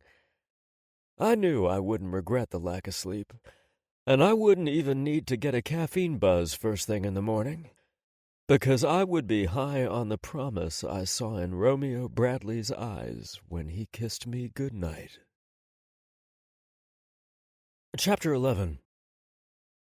I would challenge you to a battle of wits, but I see you are unarmed. William Shakespeare. You can't fix stupid. Romeo Bradley. There was no denying I walked with extra pep in my step that morning, nor was there any doubt why it felt like I was floating instead of walking. Julius. I'd earned a quirked brow from Lily when I dropped Dolly off, but she didn't ask any questions. By the way, your marinara sauce was the best I've ever had, I said when I released Dolly from the leash before handing it to Lily. I'm so happy you enjoyed it. Would you like another jar? I have plenty. I will graciously accept your generosity when I pick up Dolly tonight. I'd really like you to teach me how to grow the right tomatoes and make the sauce myself. I'm ruined for jarred spaghetti sauce from the store. Really? Lily asked. I'd love to teach you this summer if that's really what you want. I do. After dropping off Dolly, I stopped at Books and Brew to pick up a coffee and a pastry for both myself and Priscilla. She was partial to their blueberry and cream cheese Danish, and I wanted to bring her a treat to get her week started off on the right foot. Milo was working the counter and eyeing me speculatively. I gave him my order and paid for it while Megan started making our drinks. That looks really good on you, Rome. Thanks, this tie is my favorite, I told Milo, although I suspected he meant the sappy grin I couldn't wipe off my face. You know darn well I wasn't talking about your yellow paisley tie. It was said with so much derision I had to study my choice to see if it looked as bad as he implied. I loved the pastel colors in the paisley print and thought it looked sharp against the lavender shirt I'd chosen. What's wrong with my tie? I asked, scowling at him. Milo, we don't insult our patrons' clothes, Megan said from the espresso machine. She turned and faced me. Your tie looks as lovely as the glow you're wearing. May, he was being deliberately obtuse, Milo countered. I guess we'll let the man keep his secrets. In this town, May snorted. Good luck with that, Rome. I hadn't planned on keeping my relationship with Julius a secret. I just wasn't willing to reveal my feelings to people I hardly knew. Did Julius want us to keep our relationship a secret? If he did, we'd have to be extraordinarily careful and have all our dates away from Blissville, and there could be no overnight stays at either of our houses. That sounded horrible to me, but I would try if it's what he wanted, if he had a valid reason for denying us. I just wasn't sure how long I could pull it off. It wasn't like I expected him to hold my hand or kiss me at the school, but the thought of not being able to smile at him in the hallway or share lunch with him during our break bothered me more than it should. Uh-oh, Milo said. May didn't mean to diminish your sunny disposition. Me? Megan said, placing her hands on her hips. You're the one insulting his tie, so you started it. That quickly the clouds parted and allowed the sun to shine bright again. I clutched my stomach and laughed at their antics. Oh, you two are something else. I bet you kept your folks on their toes. kept? Asked an amused voice from behind me. I turned and saw a smiling, older version of Megan. I'm Jackie Miracle, and the mother of these two hooligans. There is never a dull moment with Milo and Megan. I'm Romeo Bradley, I said, offering my hand. I know who you are, Dr. Bradley, she replied, firmly shaking my hand. It's nice to finally meet you. Likewise. Megan placed a carrier with my drinks and a bag with the pastries on the counter. Have a great day. Sorry again that we hijacked your good mood the minute you crossed the threshold. You did no such thing, guys. I always feel like I'm getting free entertainment with my coffee and pastries when both of you are working behind the counter. I'll be back for more tomorrow. See you tomorrow, then, Milo said with a devious smile. It looked like he was already coming up with a scheme to irritate his sister and entertain me at the same time. I had every faith he could pull it off. Good luck with him, Mrs. Miracle. Please call me Jackie, and thank you. I'll take all the luck I can get. My phone rang as soon as I settled in my car. I hadn't started my engine yet, so the call didn't show up on my display or ring through my speakers. I fished my phone out of my pocket and saw that Priscilla was calling me. I wasn't late, so there was no reason for her to be busting my balls so early on a Monday morning. Good morning, sunshine, I said, knowing it would rile her up. She ignored my greeting and didn't offer one in return. You better get your ass over here. We have big trouble brewing. How can there be big trouble brewing already? The day hasn't started yet. Evil waits for no one. Click. She hung up without another word. My mood soured quickly as I made the short drive to my office. I shared a space with the school board officers, president, vice president, treasurer, and secretary, the assistant the four of them had to share, and my secretary Priscilla. When I walked through the door, I was surprised to find all the school board members present, not just the officers, along with their assistant.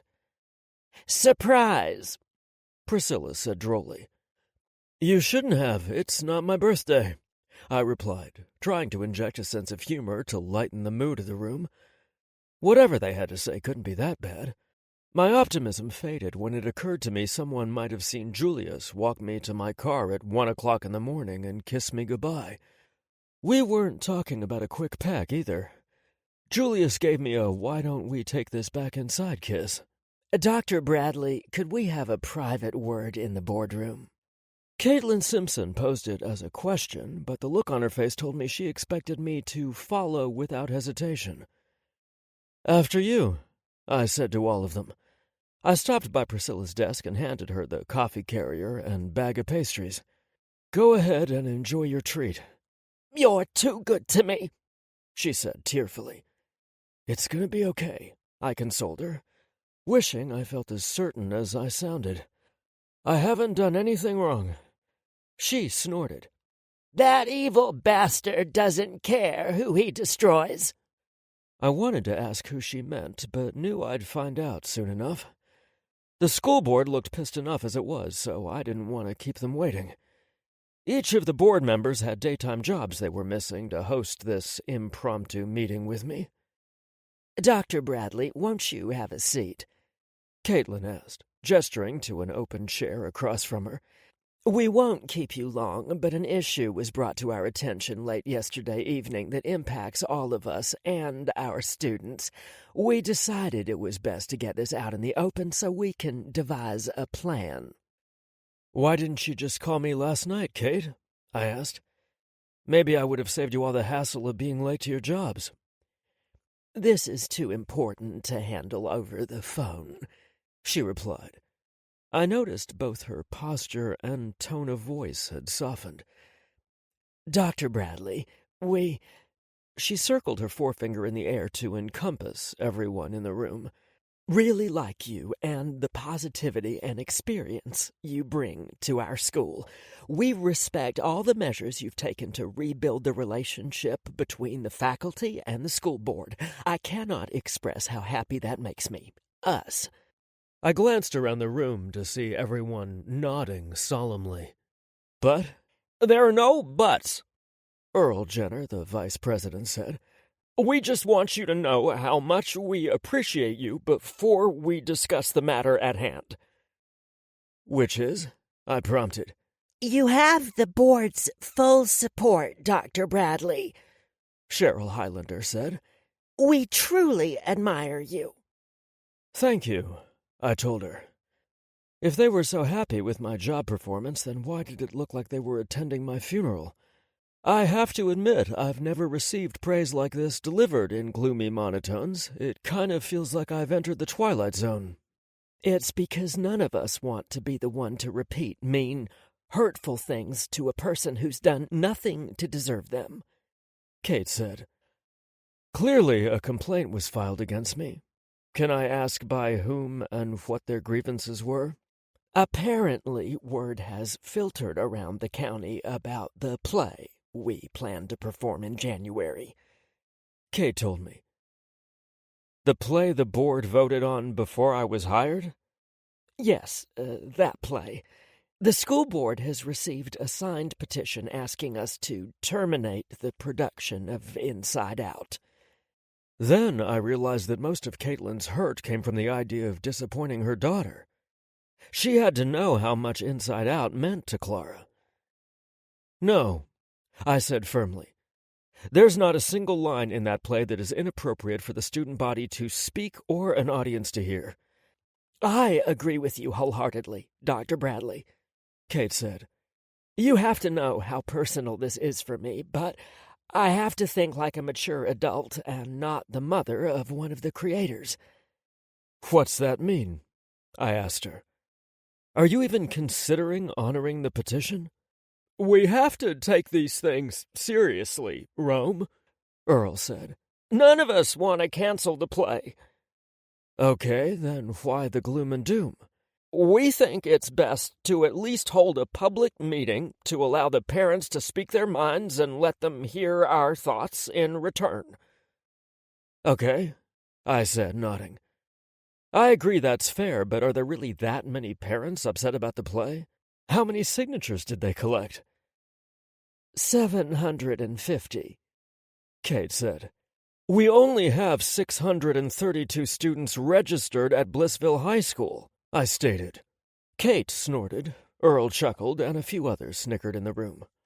I'm sorry, I didn't mean to imply you weren't aware of enrollment numbers. It's okay, Dr. Bradley. We understand why you're upset. We are too. I think we need to cross-reference the names on the petition to the names of our high school student body, I recommended. Why? Betsy Jones asked.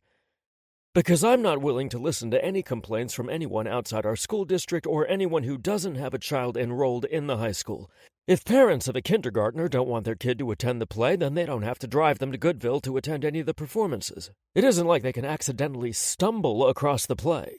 You make a valid point, Kate said. I'm so irritated I didn't think of that. I'm plenty fired up about it, but that only makes my thoughts sharper. I'll ask Sandra to compare names on the petitions to our roster, Kate said. Sandra was the assistant assigned to the board members. Or you can have Priscilla look at it, I suggested. She knows everybody in this town. Hell, she's worked in the district for 50 years. True, Earl said. Her mind is quicker than any computer. That's what she keeps telling me, I replied. Who drew up the petition in the first place? Roy Halifax, Kate replied, disdain dripping from her tongue. There has never been a more grotesque man to walk this earth. He founded the Preserving Our Society group, and they hold meetings each month to discuss ways they can run off the gays and other minorities who they feel are ruining our way of life. You don't say, I asked, sitting back in my chair. My mood had improved for the first time since I arrived. Why are you smirking? Kate asked suspiciously. I refuse to fear any group with an acronym of POS. He is a piece of shit, Kate declared, then covered her mouth and burst into laughter. The rest of us followed her until we were practically crying from laughing so hard at her outburst. I knew in that moment we would take on the piece of shits together and come out the victor. We're set to have auditions next week, I reminded Kate. Do you want me to slide him back a week? No, she replied firmly. We'll schedule a public meeting for Friday and take it from there. Emails will go out to high school parents, and I'll make sure it gets announced in the Blissville Daily News. Do you think it's wise to encourage more people to show up? Earl asked. First of all, we don't do things in secret, Kate said firmly.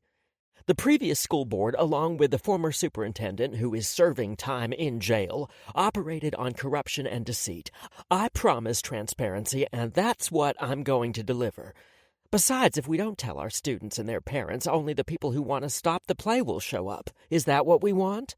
Not at all, Cheryl said. We'll need to include the overview of the play in the newsletter and inform the parents that 3 of Blissville High students wrote the play and the lyrics for the songs.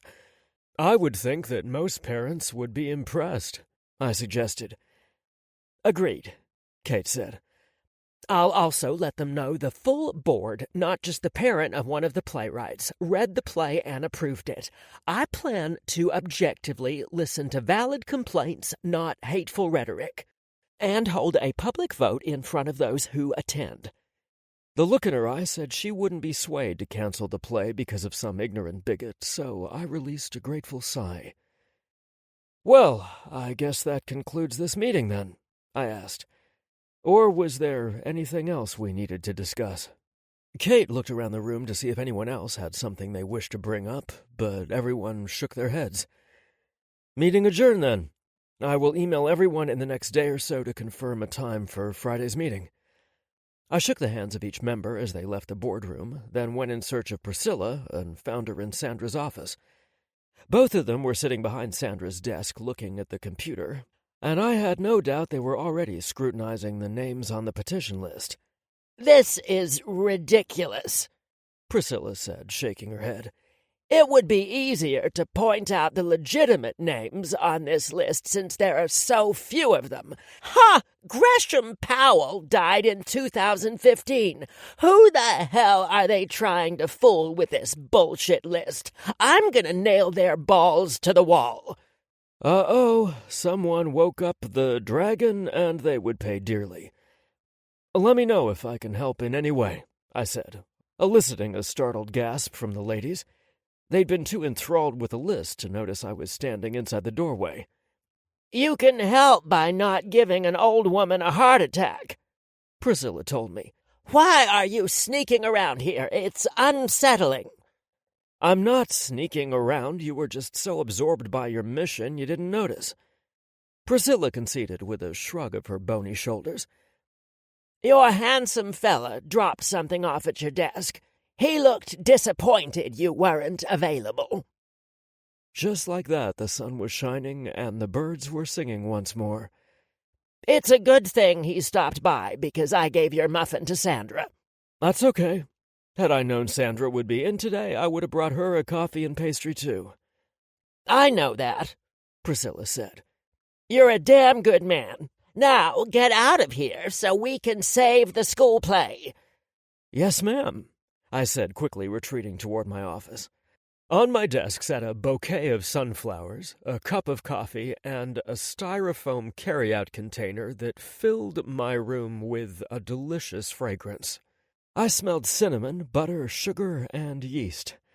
I crossed to my desk and opened the container and saw the fattest, gooeyest cinnamon roll I had ever seen. The icing dripping down the sides of the pastry made me think of the mess we'd made on Julius's stomach. I had to steer my mind away from that image before my body started to react to it. Beside the coffee was a message written on a Post-it note. Sorry I missed you. Available for lunch? Jay. I didn't bother checking my calendar because I never scheduled appointments during my lunchtime. I checked the time and saw classes hadn't started yet, so I typed out a quick message. Thank you for my lovely surprise. Your place or mine? Mine. Great. You want me to bring you lunch from the cafeteria, or do you want me to run to the diner? I had a lot more freedom than Jules did. His reply came back quick. It's chicken nuggets and macaroni and cheese day. Some things a guy just never outgrows. I laughed at his reply. I'll be there at 11:15 sharp. I dug into my cinnamon roll while tracing a finger over the petals of my beautiful flowers, vowing not to allow ignorance to ruin my day. Chapter 12. There is always some madness in love, but there is also always some reason in madness. Friedrich Nietzsche. There's no logic in love, but sometimes the chaos just makes sense. Julius Shepard. The anticipation and excitement of seeing Rome again was greater than I had ever experienced before in my life, which felt both strange and right at the same time. I thought it was odd I was more antsy over a simple lunch date than I was during my first solo cello performance as a kid, or the first time I stood in front of a class of high school students as their teacher. Those were moments when things could either go really good or really badly for me, and my blossoming relationship with Rome was no different. There was no way to know things wouldn't blow up in my face, but it just felt right. I couldn't turn back now if someone offered me money. I gave myself a mental shake to get my head back in my classroom where it belonged. There was no room for that kind of distraction, any distraction, with 25 kids needing my best. I had exciting news to share with the class, and that was where my focus was required. I have a special announcement to make, I said. The students looked up from their homework assignments they had already started. Have any of you ever heard of the Ohio Science Olympiad, hosted at the Ohio State University in August of each year? A few students nodded, but most shook their head. It's the state's premier science competition that allows us to show what skills Blissville is teaching in science, technology, engineering, and math. I can only take 15 students, and there will be 23 events we can compete in. I've coached teams in similar competitions in Philadelphia, so I'm familiar with the structure and rules. The maximum number of seniors I can take for our division is 5, and I must pick the remaining members from the other 3 classes. Because this contest won't be held until the next school year, this year's seniors aren't eligible. I truly wish I started teaching here a year earlier because you are some of the brightest, inquisitive minds I've taught. That is a bummer, Clara said. I would have loved to compete in the Science Olympiad. I'm sorry to disappoint you, and I wouldn't have brought it up, but there aren't just seniors in this class. My class has had a mixture of seniors, juniors, sophomores, and a few freshmen. I hope there's more interest than there are slots because it shows how much you all love science and math. I'm going to pass around a clipboard with a sign-up sheet. Once I know how many people are interested, I will form a game plan. Does that mean you're going to have some kind of competition and the winners make the team? Mark Vaughn asked. That's the only fair way to do it, I told him. The contest will be threefold. You will submit a concept for approval. Once approved, you will document the building of your project with detailed notes, photos or videos, and the final phase will be the demonstration. I must complete the paperwork in November if we're to take the team to the competition in August. That's a lot of planning, Bobby said from the back row. This must be a big deal. OSU is a highly respected school in the fields of science, medicine, and engineering, Bobby. Placing well at this competition will look amazing on college applications. I bet, he replied. As you can imagine, this won't be cheap, so we will try to offset some of the cost by hosting fundraisers throughout the year. Not more cookie dough, one of the boys in the far right corner said. No, I thought we'd try to do something a little more entertaining, but I'm gonna need school board approval. Clara perked up in her seat, eager to help. I will take this to the school board on my own. Fair enough, Mr. Ass. I'm going to pass this clipboard around, and the only thing you're indicating today is if you're interested in being on the team. I will put together a packet of information to share with your parents, which will include dates, costs, and the things required of you, and therefore them. I started with the table on the far left and handed the clipboard to Mark, who eagerly wrote in his name before handing it to his partner, Daniel. I knew the boys were an inseparable duo and did almost everything together, so I wasn't surprised when Daniel wrote his name down too before passing it to the table behind him. I returned to my desk and started looking over the notes I'd made about the competition and ways to defer costs so the parents wouldn't be facing a steep fee. I looked up when Bobby set the clipboard on my desk. Here you go, Mr. S. Thanks, Bobby. I glanced over the list and saw every eligible student had declared their interest, just like the 4 classes before them had. I was deliriously happy to see so many kids sign up, but that meant I was going to face the hard task of eliminating some of them. I realized it was something I couldn't do alone, and decided to ask my fellow science teachers if they wanted to help choose and coach the team. When the bell rang, the students were quick to their feet and shuffled out the door. My pulse leapt because I knew Rome would be waiting in the hallway to enter my room. He stepped inside as soon as the last kid walked through the door. I rose to my feet, unable to stay still. My hands were suddenly damp and nervous energy buzzed through my body until he smiled at me. Then all the noise and chaos went away until it was the 2 of us alone in my room. "Hi," I said lamely. "Hello." I said, looking around. "Do you want to eat at one of the tables, or scoot a chair over and eat across the desk from me?" "We should probably keep the desk between us, Jules." The deep timbre of his voice made me shiver. I nodded because the things I wanted to do weren't appropriate for my classroom. I didn't know what kind of beverage you wanted, so I brought white chocolate and strawberry milk and apple juice. "Do I see cookies on the trays?" I asked. Rome nodded. "Snickerdoodles." "Those are my favorite," I said, eyeing them appreciatively. I could tell Rome was filing the information away for future use. "What are your favorite cookies?" "Oatmeal raisin," he replied, setting the tray on my desk when walking over to snag a chair from the closest table. "Everyone else hates them, but I love them. My Aunt Astrid made the best." "I'll take your word for it." "Not a fan of oatmeal raisin cookies, huh?" "It's one of the few times I'm in the majority," I quipped. "Why does my portion of macaroni and cheese look so much bigger than yours?" "I had Stella give you a little extra since you're such a big fan." I chose the strawberry milk, making Rome smile. "Some things just bring out the kid in me."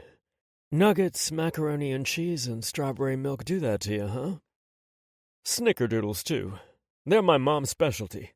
All the other kids wanted chocolate this and chocolate that, but I just wanted Mama's snickerdoodles." "So, I have some news to share with you, and it's not necessarily good news." Rome's words made my heart sink, and it must have been written all over my face. "I think everything is going to work out, but since you're involved, it's only fair that you hear this from me and not through the rumor mill." I set my fork down and forgot all about the cheesy pasta I love so much. "Go ahead." My voice sounded dry and brittle. "Oh, no," Rome said, reaching across the desk to cover my hands. "This isn't about us, Jules. Some local bigot started a petition to have our school play canceled.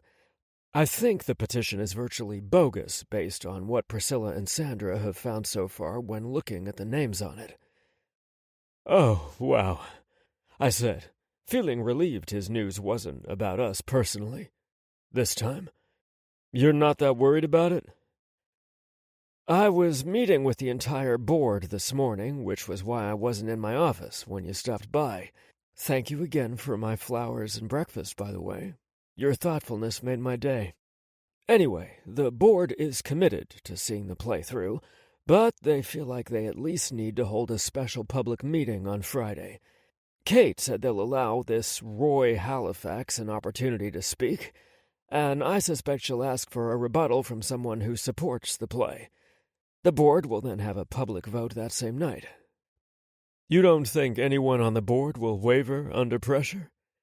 How many people signed this petition? 750, Rome said. Priscilla and Sandra have been matching the names up to the high school roster, and so far more than 70% of the names they've checked aren't valid. Some are even dead. Priscilla is having a field day with this one. You sound pretty confident, I said, smiling at him. I have to, because telling those kids we can't produce their play isn't a conversation I want to have with them. Nor do I. I decided to adopt Rome's positive approach because focusing on negative energy never had a good outcome. I tucked into my lunch because my break wasn't that long, and I'd only have time for a quick snack after school before we climbed on the bus to head to our next tennis match. Thank you for lunch, I finally remembered to say. My pleasure, Rome said, but I could tell by his voice he was distracted. I looked up and saw that a furrowed brow marred his handsome face. What's wrong? What? He asked, looking up to meet my gaze. Nothing, really. I was just thinking. About? I prompted. The conclusions you jumped to when I told you I had news to share. You assumed the bad news was about us. I never thought to ask you if you wanted to keep our relationship a secret. I mean, I would understand if you did, but wondered what that would entail. Would you want to go out of town for all our dates, and would it mean that we never slept over at each other's places? I would try if it made you happy, but... I reached across the desk and covered his hands. I would never ask that of you, Rome. What we do off school grounds is our business. I wouldn't have started this with you if I wasn't brave enough to see it through. Leave town for dates, I grumbled. I released his hand and picked up my fork again. I have every intention of learning what color sheets you keep on your bed, I whispered. I could just tell you that, he suggested with a wry smile. I want to feel them against my bare skin, I countered. He swallowed hard, and his light blue eyes practically glowed with hunger. Change of subject, quick. I loved that I could affect him so much. A knock sounded on the doorframe, and I glanced up to see Clara, Ellie, and Curtis peeking in the room. I could tell by the dejected look on their faces they, too, had heard the news. We're sorry to disturb your lunch, Ellie said, looking between Rome and me. We can come back another time, Curtis suggested, wrapping his hands around Clara's and Ellie's biceps. It's okay, I said, waving him in. I've done enough damage to my mac and cheese. The trio entered the room and approached my desk. We've heard our play is going to be canceled. Is that true? Clara asked. I was surprised her mother hadn't told her, but maybe she wanted to wait until she had more facts. That's not true, Rome said. A petition was presented to the board requesting they cancel the play. But they're not going to, right? Ellie asked. We already got the play approved by them. They all read the play before they took a vote. They're going to have a public meeting to discuss it, and then vote to honor their original decision or reverse it. Reverse it? Curtis asked. Do you think they will change their minds? Buckle under peer pressure? I don't, Rome said. I met with the board this morning, and a group of us are working on getting our facts straight so we can have an accurate picture of the challenge we're facing. Damn bigots and homophobes, Clara said under her breath. Let's not get upset about something that hasn't happened yet, I said calmly. Let us look into it and have faith that things will work out the way we want them to. I'm not so good at placing my faith in other people, Mr. S., Clara said. You can write your next play about that, I teased. The music'll consist of a bunch of whiny violins, Curtis baited, earning a playful elbow jab from both girls. Sorry, bad joke. I want you to do your best and not worry about this. Try being kids for once. I hear it's a lot of fun. Rome told them. Might I suggest worrying about your tennis matches instead? I asked Ellie. Yes, sir, she said sheepishly. We know how much this play means to you, and I assure you it means a lot to us, too. Rome told them. I'm going into that special meeting with the belief we'll be hosting auditions next week as planned. Okay, Clara said, sounding perkier. Moping never fixes anything anyway. No, it doesn't, I agreed. I hate to be rude, but I only have 5 minutes left with my fella, so do you mind if we talk about this later? Your fella, eh? Clara asked brightly. "Aw," Ellie added. Curtis snorted, but his smile said he approved of the development. That was the worst thing to tell them if you expect them to clear out. Come on, ladies. "Okay," Clara and Ellie said, unable to wipe the happy smirks off their faces as they left my classroom. Rome chuckled. Well, I guess that punctuates your previous remarks with a resounding exclamation mark. There's no way everyone in this school building won't know about our relationship status by the time school is out. And you're sure it's not a problem for you? I asked. I'm more than fine with people knowing you're unavailable. The bell rang and Rome slowly stood up. I wish I could give you a good luck kiss before you get on the bus. Maybe I can stop by your place later, after you have your walk with Howie? We should be back by 6. You could join us for our walk. I know Howie wouldn't mind. I'll call you when I get back in town. Please do, Rome said. The room would fill with my students any second, and there I sat, staring at his lips, wishing we were alone. I, need to get going. See you tonight. Yo, Mr. S., Justin said, walking through the door. What's this I hear about a big science contest? Rome stood there with the trays in his hand, quirking a brow at me. I'll tell you about it tonight. He nodded and reluctantly headed for the door. Yo, I asked Justin. The 90s are calling and they want their stupid vocabulary back. Is it true about the contest? He asked. I'm going to discuss it in class. Have a seat and be ready to turn in last night's assignment. Justin gave me a mock salute, and I glanced up in time to get a wink from Rome before he walked through the door. I was already counting the minutes before I saw him again. Chapter 13. For I never saw true beauty till this night. William Shakespeare. Ditto. Romeo Bradley. What does it mean when a lady keeps bringing over casserole dishes? Howie asked as we strolled down the sidewalk. He led the way with Bess, while Jules, Dolly, and I followed behind him. I held Dolly's leash in my left hand and Jules's hand with my right. She's romancing you, big guy, Julius told him. I loved how quickly they had bonded when Jules made it back in time to join us for our nightly walk. Howie even gave me a thumbs up when Jules wasn't looking. You think so, Jules? She knows the way to a man's heart is through his stomach. She's wooing you hard. Is she a good cook? I asked. Mighty fine cook, Howie said. Should I invite her to join me one evening? Do you want her company? I asked.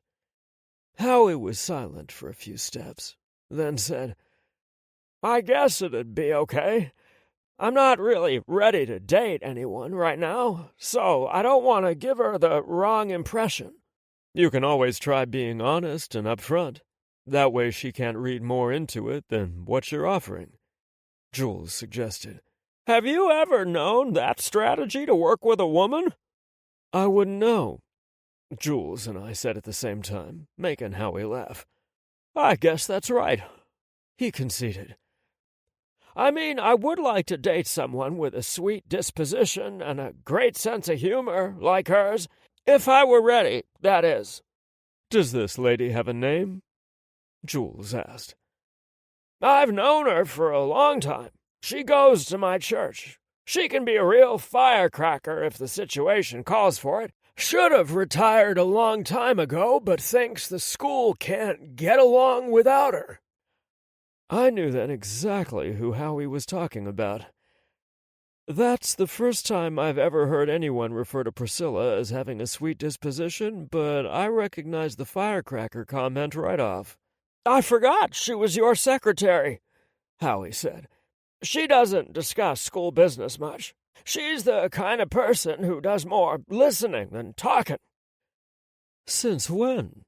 I could hardly get a word in around her. "She values that school and her job." "She is irreplaceable," I admitted. "People like to tease her because she isn't up to date with modern technology, but she knows things the computer can't tell us." "I know people call her the dragon, but she uses her ferocity to do good." "I agree with you, Howie." It sounded to me that maybe my friend was a little more interested in Priscilla than he let on. Maybe he just hadn't figured it out yet, but he would when he was ready. Jules squeezed my hand to get my attention. I looked at him, and he waggled his brows like he was thinking the same thing. God, I was so excited to have this man in my life. "Anyway, I'd like to invite her to share the casserole dishes she brings me, but I'm not sure." "You'll know when the time is right," I assured him. "How's things going with the play? Ready for auditions next week?"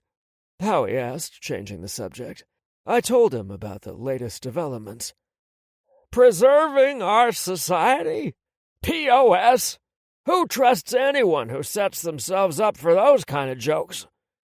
"That's what I said," I told him. The three of us erupted into laughter. "That's like an environmental protection group coming up with a name that has an acronym of coal or plastic." "True," Julius agreed. "It doesn't make these POS zealots any less threatening, though." Howie stopped at the intersection and turned to face us. "Also true," he agreed. "What can I do to help you fight these nutters? I need something to do with my days that doesn't include moping and feeling sorry for myself." "Maybe you could organize a group of people to come and support the kids at the board meeting," Julius suggested. "Write an op-ed piece for the Blissville Daily News," I offered. "Turn your ire away from potholes and onto hateful people who want us to all go back to living in the 50s. "Hey, we all know those potholes on Main Street are getting ridiculous. They're only neglecting them to force us into voting in favor of creating a payroll tax for anyone working in this town and assessing taxes on anyone working outside of Blissville who isn't currently paying city taxes. They think if they wait long enough, we'll get fed up and cave in. The hell we will! Not when revenue continues to grow with every new store that opens up." "I didn't mean to get you all riled up," I said, patting his shoulder. "Your op-eds are always well-researched and thought out." "Thank you," Howie said, settling down. "And the 50s were a great era." "Not if you were gay," I said. "Or black," Jules countered. "Or a woman who was nothing more than her husband's property," I added. "Okay, maybe it wasn't so great when you're not looking through rose-colored glasses," Howie replied. "Can we at least agree there was excellent music in the 50s? "Absolutely," Jules and I both said. "You two are something else together. Even a crotchety, half-blind geezer like me can see it." "You're not crotchety," I countered. "You're not a geezer either," Jules said. And clearly you're not blind if you can see we make a handsome couple, I added. Enough already, Howie said, waving to cut us off before crossing the street. You'll make me blush. You two fellas go on back to your place, Rome. I can take it from here. We only have to circle back a few blocks once we reach your house, I pointed out. Howie turned around and grinned when he reached the other sidewalk. Your yearning is emitting a frequency that's disturbing my hearing aid. Go spend time with your fella. What hearing aid? I asked, knowing damn well he didn't have one. What? I can't hear you, Howie shouted back before he turned around and whistled for Bess to follow him. I'll have to work on turning the volume down on my want whenever we're in public, I said, smiling at Jules. Do you want to head back to my place? Oh, yeah. We turned around and headed back the way we came. Are you hungry? Mm-hmm, Julius responded. Great. I tried this delicious roasted pork recipe I found on Pinterest for the crockpot. I raised my brow over a few of the ingredients, but I'm glad I made it anyway. Who knew adding a bit of lemon juice and soy sauce to chicken broth would combine with the juices from the pork tenderloin to make a delicious gravy? I'm sure it's wonderful, but that isn't what I'm hungry for right now. I sucked in a sharp breath, and my heart threatened to pound its way out of my chest. Julius must have mistaken my reaction for uncertainty. Rome, we don't have to do anything you're not ready for yet. I'm ready, I said quickly. That isn't my issue. What's the problem, then? Your underwear doesn't match your t-shirt today? He teased, squeezing my hand. I couldn't keep the leer from my face when I looked at him and said, I'm not wearing any underwear. Jules raked his hazel eyes over my body, lingering on the crotch of my gym shorts before he cleared his throat. How the hell hadn't I noticed? God, we need to pick up the pace.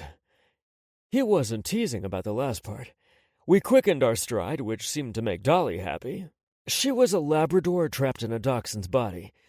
Once we were back inside my house, Dolly danced in circles while I hung up her leash at the back door and opened the treat jar. Have you really been good enough to earn this? I asked, holding the prize goodie in my hand for her to see. Buff! That little bark could have said, I'm Daddy's best girl ever, or it could have meant drop the fucking treat right now or I'll piss in your shoe while you sleep. I gave her the treat because she was definitely the first option, and I wanted to avoid the second. So, I'm not the only one you like to dangle a treat in front of, huh?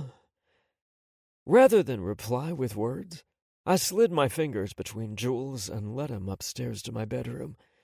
I flipped on the light and tried to see the space through his eyes. A big bed with luxurious linens, a cherry armoire and 2 matching dressers, and a club chair, ottoman, and end table tucked away in the corner. The colors were a mix of grays and blues, a combination I felt was relaxing and serene. That's some bed, Julius said. I've never seen anything like it. I looked at him, but his eyes were locked on the 4-poster bed made of cherry wood and wrought iron. I didn't think he saw any other part of my room besides the bed. Why did he sound nervous suddenly? It was just a bed. Yes, the headboard and footboard were made of intricate metal work that formed lotus flowers, but it shouldn't have been a cause for concern. Then it occurred to me. Peter didn't make the bed, I said. I bought it when I moved to Blissville. You've never seen anything like it because I had it custom made. It's a work of art, Rome. I tugged on Jules' hand so he would turn to face me. I probably said the same thing when I saw the bed for the first time, but seeing you in my room makes me realize I was wrong. That, I said, pointing at the bed, is a piece of furniture.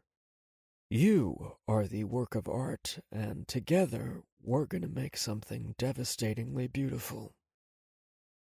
English lit majors are such smooth talkers, he said, but I saw how much my words moved him.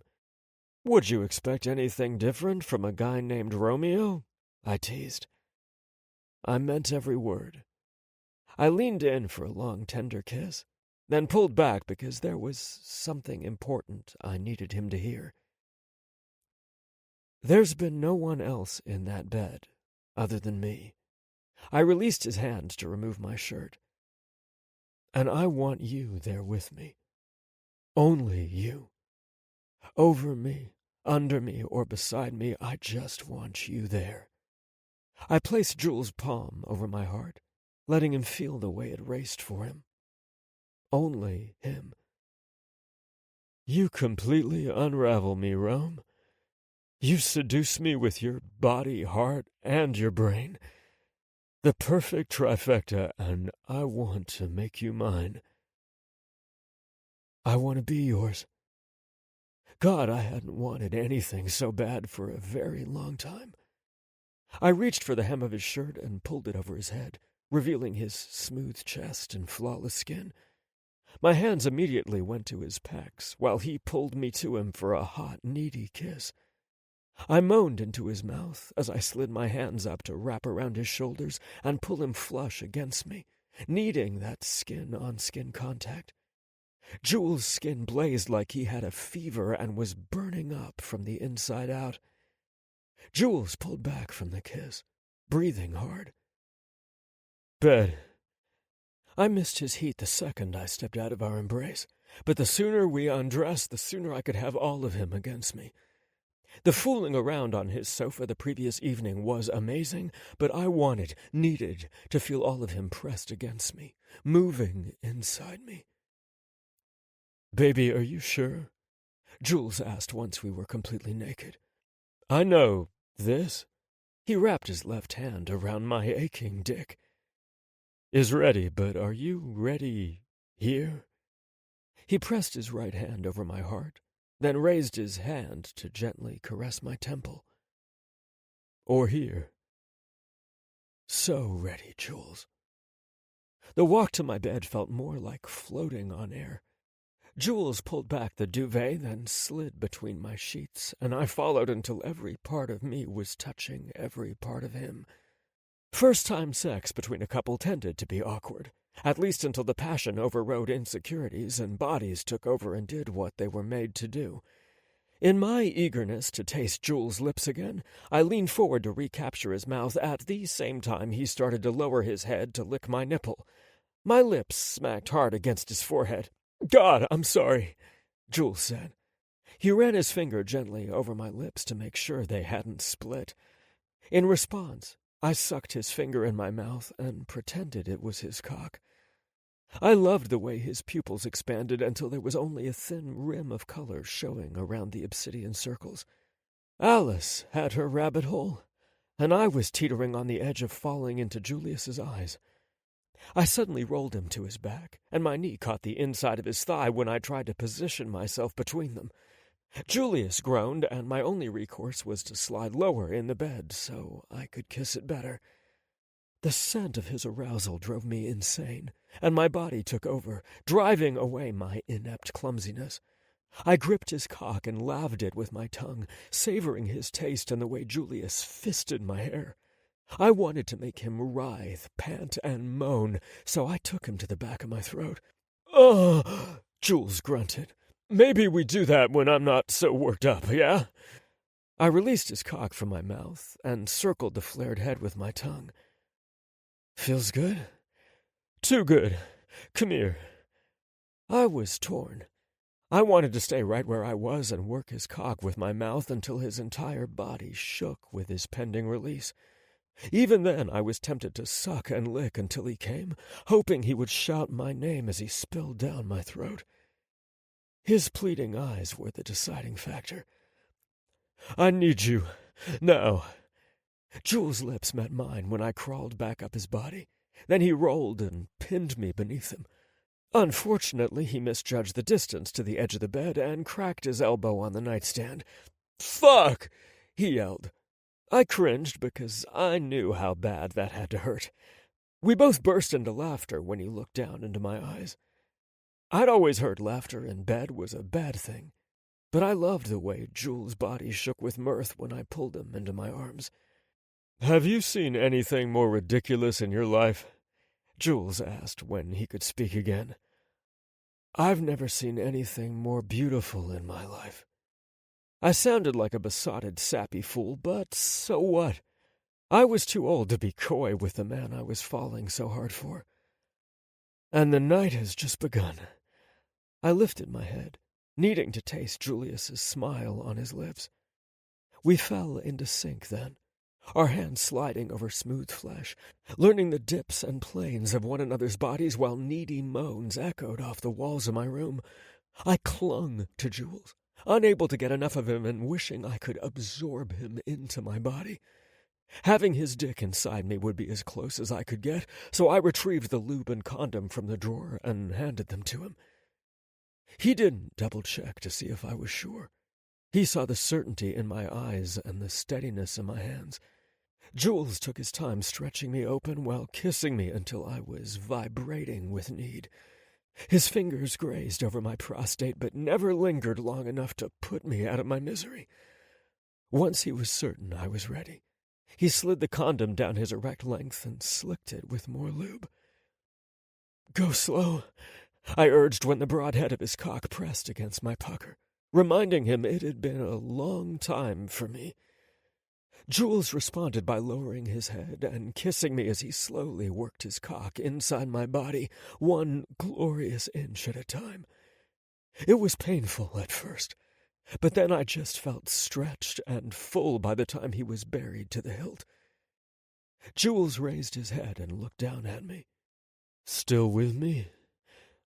"Make me yours," I whispered breathlessly. Jules began to move then, slow and languid at first, allowing my body time to adjust, then sped up at my urging. "God, yes, more!" In case my words weren't enough, I raked my nails down his back until I gripped his ass with both hands and raised my hips up to meet his thrusts. Our sweat-slicked bodies slapped together as we chased our climax, panting and groaning.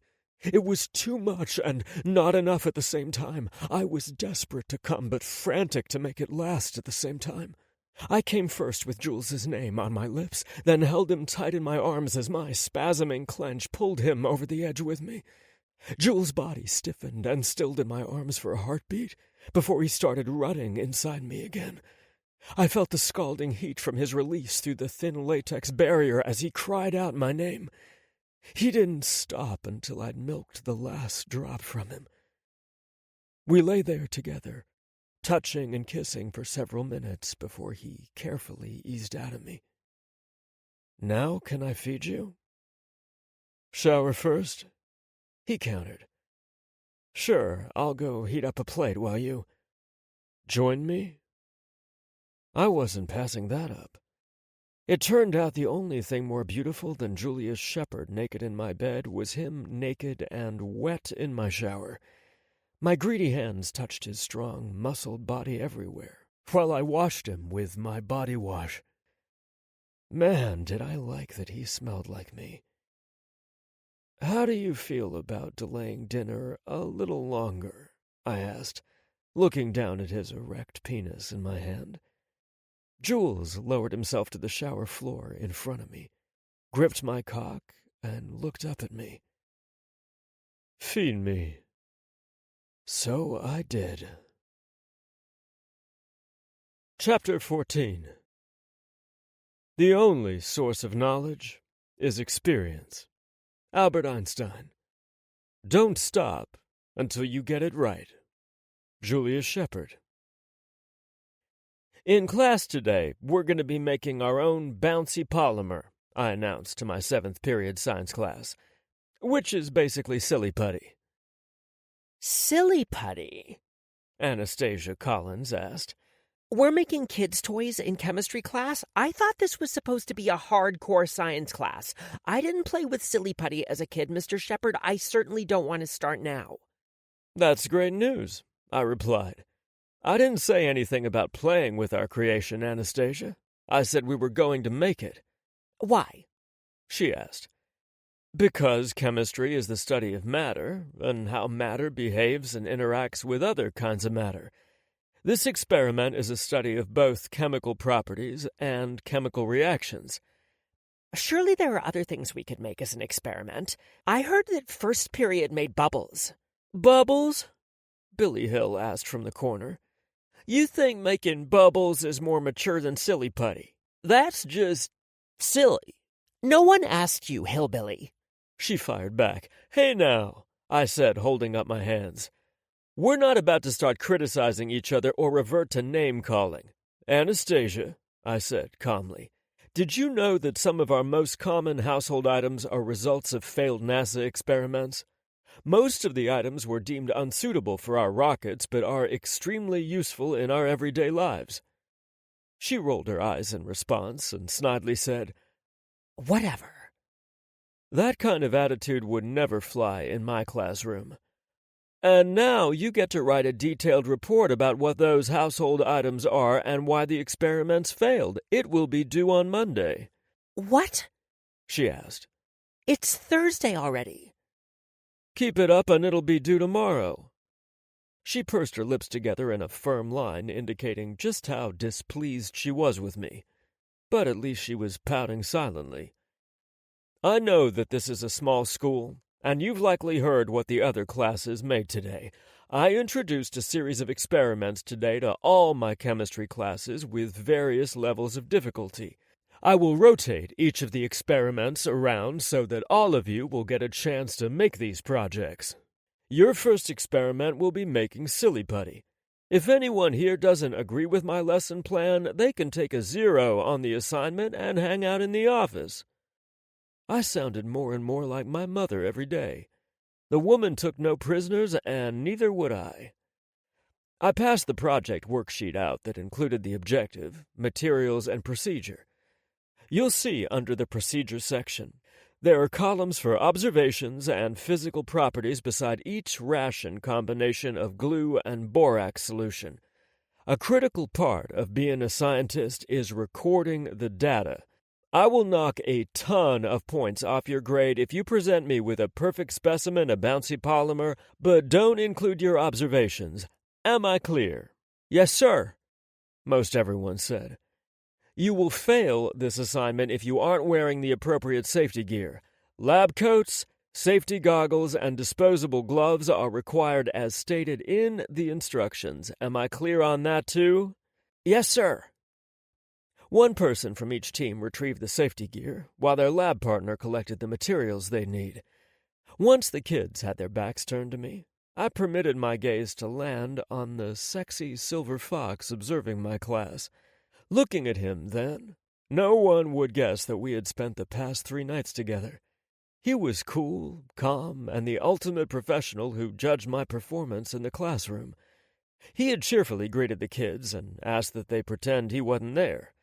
Some of the kids had joked that they'd seen him in several of their classes over the week. Only I knew the magnetism his fancy suit, flesh and bones, hid from the rest of the world. I had known Rome would be stopping by and had braced myself for the impact of seeing him in my space while surrounded by my students. I didn't speak to him directly when he entered the room, nor did I allow myself to meet his crystalline eyes, even though I felt his regard on me. Rome's presence wasn't an official evaluation. We had decided it wouldn't be appropriate, but the board had implemented a new plan for the school district. They wanted him to be familiar with the teachers, their styles, and the classes our school district offered. I knew from dinner conversations how impressed he was by the teachers, students, and curriculum. He was looking forward to doing the same with the elementary and middle schools, too. I feel like I've waited my whole life to work in a school district where I can have a real impact on the students' lives, he'd said while brushing his teeth last night. Rome's joy and enthusiasm, both in and out of bed, were invigorating and inspiring to me. I returned my attention to the class once they started to file back to their tables. My good pal Einstein said, "The only source of knowledge is experience. That means we don't stop until we get it right." "Isn't that a Michael Jackson song?" Aaron Harbinger asked. "No, Aaron, that's Don't Stop Till You Get Enough." "Close, though," I said. I simply mean you have to start over if you don't get it right the first time. Work together as a team. By the time the bell rang, each of the teams had successfully made bouncy polymer in various colors, since food coloring was permitted. I could tell Anastasia was more impressed with her toy than she'd anticipated, but I didn't comment on it. Most importantly, they each documented their observations. "Nice job, everyone! See you tomorrow!" Rome slowly rose to his feet, but didn't make his move toward me until the last student crossed the threshold. His strides were predatory, and his pale blue eyes burned with intensity. When Rome reached me, I noticed the skin on his face looked like it was stretched tighter. His body was rock hard and rigid with tension, and he practically shook with how badly he wanted to touch me. I reached for my bottle of water to moisten my mouth, which had gone dry. "Last class," he said tersely. I smiled then because I knew he wasn't mad. "Was that the final bell?" "Yes. I'm not sure what I'm going to do after school since tennis practice was canceled due to the bad weather. Do you have any ideas about what I could do with my free time?" "Dinner at my house, 5:30. That had already been the plan, so I was disappointed I wouldn't be seeing him sooner. I have to meet with the board to go over our agenda for tomorrow's meeting. I filed away my disappointment because he had something very important to do. "Duh! It's the gay agenda. Haven't you read the petition?" Rome snorted. "You know I read every word on the petition at least twice the last time I was naked in bed with you living our gay agenda. Or have you forgotten?" "Not in a million years could I forget that. I'll go home and do some laundry while you're busy so it won't cut into our time together later." "I'm sorry," Rome said, looking and sounding conflicted. "Don't be. You're doing something amazing, and I'm going to be so proud of you tomorrow night when you get in front of everyone and stick up for our kids and every marginalized person who's needed a champion. Our kids." Rome quirked a brow. "An educator doesn't look at their students as just another face or just another number. The students become our kids, and their success becomes our motivation. We take every slight against them personally, and we do something about it. You, sexy man, are taking on that fight with the full support of the board and the high school faculty. The POS leader has picked the wrong man, the wrong school, and the wrong town to mess with." "I really like this side of you, Julius." He leaned closer and lowered his voice another notch. "If I can find a yardstick, can we play bad teacher later tonight? That scolding you delivered was so fucking hot. Rome, I need to ask you to leave my classroom now," I said in a stern voice. His response was a needy little whimper in the back of his throat. 5:30. He nodded. 5:30. He managed to rasp out. When I pulled into the driveway, Dare was dumping a plastic tub of recyclables into the bigger bin we hauled out with the trash each week. Why, hello there, Mr. Shepherd. Did you have a good day at school? "I certainly did," I said, smiling from ear to ear. "Did you have a good day?" There's never a dull day at Curl Up and Die. "Really?" I asked. "And just because your day wasn't dull doesn't mean it was good." True, but I got enough material from today to laugh about it for weeks. If I wasn't heading over to see my grandpa, I'd tell you all about it. As it is, I'm running behind. Grandpa signed us up for another euchre tournament. He and another resident at his nursing home are locked in a vicious battle until one of them dies. It used to be an annual tournament, but the two guys have nagged and griped until it's now a quarterly tournament. We have signals and all kinds of ridiculousness. Rome's Aunt Astrid would fit right in there. Dare started walking backward to his house. You just have to bring up his name when I don't have time to grill you. Don't think I haven't noticed your car missing in the driveway a few mornings this week. I shrugged my shoulders. I'm not trying to hide anything. Good for both of you. I'll see you around. Dare waved, then turned around so he could hustle to his car. After I went up to my apartment, I started my laundry and grabbed a snack. I felt restless and unsettled, and I couldn't put a finger on what was wrong with me. I found myself staring off into space and wondering how Rome's meeting was going, which was silly because he'd tell me all about it over dinner. By 4, I was making myself crazy and dialed the one person who could verbally slap the stupid out of me. I knew she'd be home watching Ellen. "Hello, baby boy," Mom said warmly. "I was starting to think you lost your phone or forgot my number. I can't recall the last time we went this long without talking on the phone. I hope this means you're up to something 5'10", silver-haired, and sexy." I couldn't keep the chuckle out of my voice. "I'm neither your baby or a boy, Mama." "You are if I say so. Did you finally stop fighting the inevitable? Is that why I haven't heard from you?" "I have started seeing Rome." "All of him or just parts of him?" "Mom!" "Okay, that was a bit of an overstep. I apologize." She knew I'd had dinner at his house Saturday night, but she had no idea we'd been together every night since then. That was more information than I wanted to share with her right then. Just know that I'm really happy. "I know you are, baby. I can hear it in your voice. You have no idea how happy it makes me."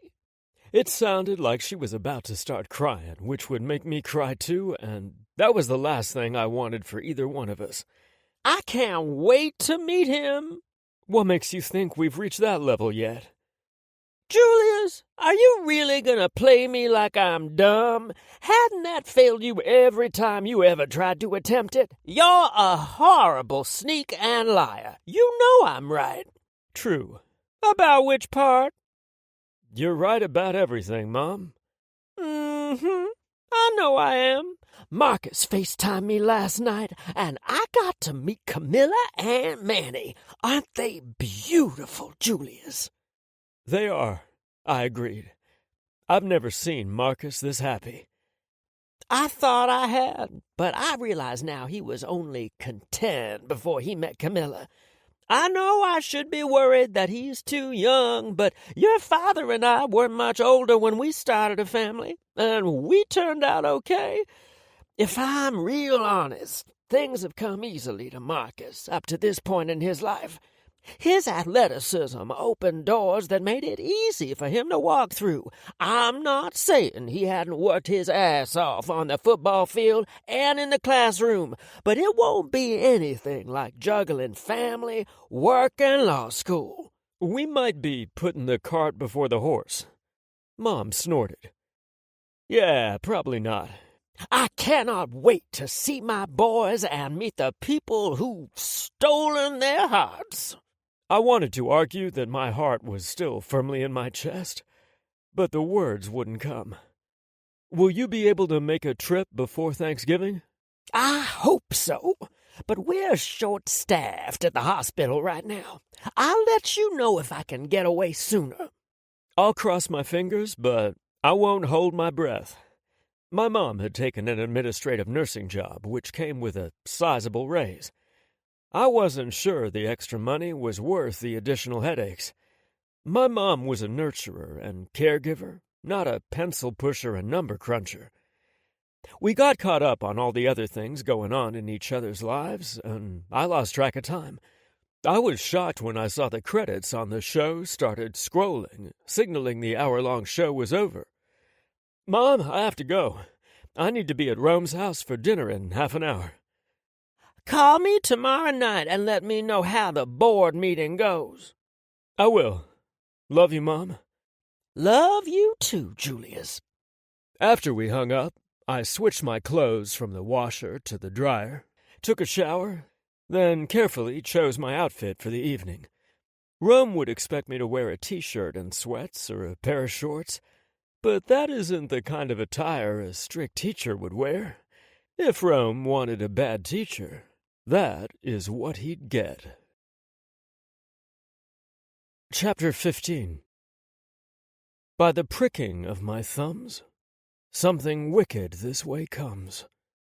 William Shakespeare. We're all born with a superpower that tells us when evil is near. Romeo Bradley. I've always considered myself to be a man who relies on sound reason and logic, but I've never ignored my gut instincts when it came time to make decisions or analyze a situation. Reason and logic told me everything with the play would go on as planned, and the POS group would become a distant memory. Why wouldn't I think that when I looked into the eyes of each board member as they vowed not to let bully tactics from an extremist group pressure them into letting our kids down? They looked at the data Priscilla and Sandra had comprised, and said they were convinced this was nothing more than attention-seeking from a group trying to make a name for themselves. "Bad press is better than no press," Kate said to the group. "Press?" Earl asked. "You think there will be press?" That's when I realized that no matter what they said to me privately, things could turn on a dime if a mob of zealots showed up, or even a news crew from one of the local news stations. Blissville's proximity to Cincinnati, Dayton, and Columbus made it a distinct possibility that one or all of the media outlets had heard about the board meeting. Kate's reply was swift and succinct. "You better dress up just in case. We want to look good on camera when we fight the good fight for our kids." Earl didn't look too sure, and a few others lowered their eyes instead of meeting mine. I knew when I left the meeting nothing was guaranteed, but I forced the worry away so I could have a good night with Julius. During my drive home, I realized I could face whatever decision the board handed down the next night, as long as I had Julius to celebrate or commiserate with afterward. Julius pulled up in front of my house just as I exited my car. I was running behind, and he was a few minutes early. The first thing I noticed was the battered brown leather bag slung over his shoulder. And then I noticed what he was wearing. I stood and gaped at him as he headed toward me with a confident, make that arrogant stride. He wore a navy blue suit, pressed white shirt, and a bow tie that matched his pants and jacket. His pants hugged his legs like they were tailored to fit only him. I couldn't wait for him to lose the jacket because I knew his ass would look amazing. Jules had put on a pair of black glasses with rectangular frames that made his hazel eyes look brighter. "Hello," I said when he stood in front of me. Damn, he made my mouth water. "Good evening." His voice sounded formal with clipped words and stiff tones. My dick was getting stiff, too. "I have prepared a lesson for you." "School me, baby," I said eagerly, making it nearly impossible for Jules to keep a straight face. His lips quivered for a mere second, but he managed to get it under control. "What's in the bag?" "You don't get to ask questions here. I'm in charge." Fuck, he was so hot. "We better go inside before I embarrass myself in front of my neighbors." I started to head toward the house, but Jules stepped in front of me, barring my path. He wrapped my tie around his fist, then pulled me closer. "Aren't you forgetting something?" "I will kiss you hello once we get inside." "She has 4 legs, dances around in circles, and burrows herself under her blanket instead of sleeping on it. Does that help?" "I haven't forgotten Dolly. I just thought we could." Jules silenced me with a firm shake of his head. "You need to show discipline, and only then will you be rewarded. Hand me the key so I can let myself inside your house while you retrieve your girl." I silently handed him the key and walked across Lily's lawn toward her front door. She didn't answer my knock, nor was my presence greeted with excited doggy barks. I trotted down the steps and looked around the side of her house. Like many properties in Blissville, Lily and her husband had a detached garage behind the house. I noticed her car wasn't in the driveway, and I'd never seen her park inside the garage. I figured she must have run a quick errand and had taken the dogs with her, so I jogged back to my house and found Jules sitting stiffly in the club chair facing the door. He had his leg raised and folded so his right ankle was propped up on his left knee.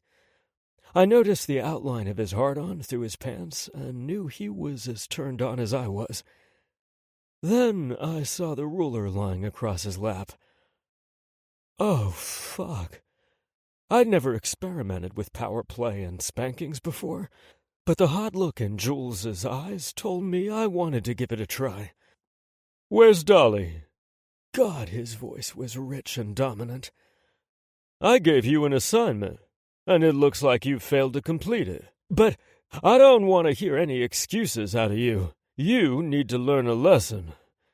Jules lowered his right leg and patted his muscled thigh with the ruler. "Get over here and lie across my lap." "Yes, sir," I said. In my haste across the room, I hooked my leg on the coffee table and tripped. Instead of sexily presenting my ass to him for a good whacking, I fell into his lap and nearly tagged his nuts with my knee. Julius released all the air in his lungs with an oof. "Fuck me," I growled, feeling my face turn from a warm, sexy flush to a burning with embarrassment red. "I'm so sorry." Julius blinked his eyes, and his stern countenance was gone. He held me tight against his chest as his head fell back against the chair, and he laughed harder than I had ever heard him laugh before. I joined in because he wasn't laughing at me. Julius didn't have a mean bone in his body. It was the ridiculousness of the situation that had both of our eyes filling with tears. "I've ruined the mood," I said. Julius took my hand and pressed it against his bulge. "Not a chance." Whack!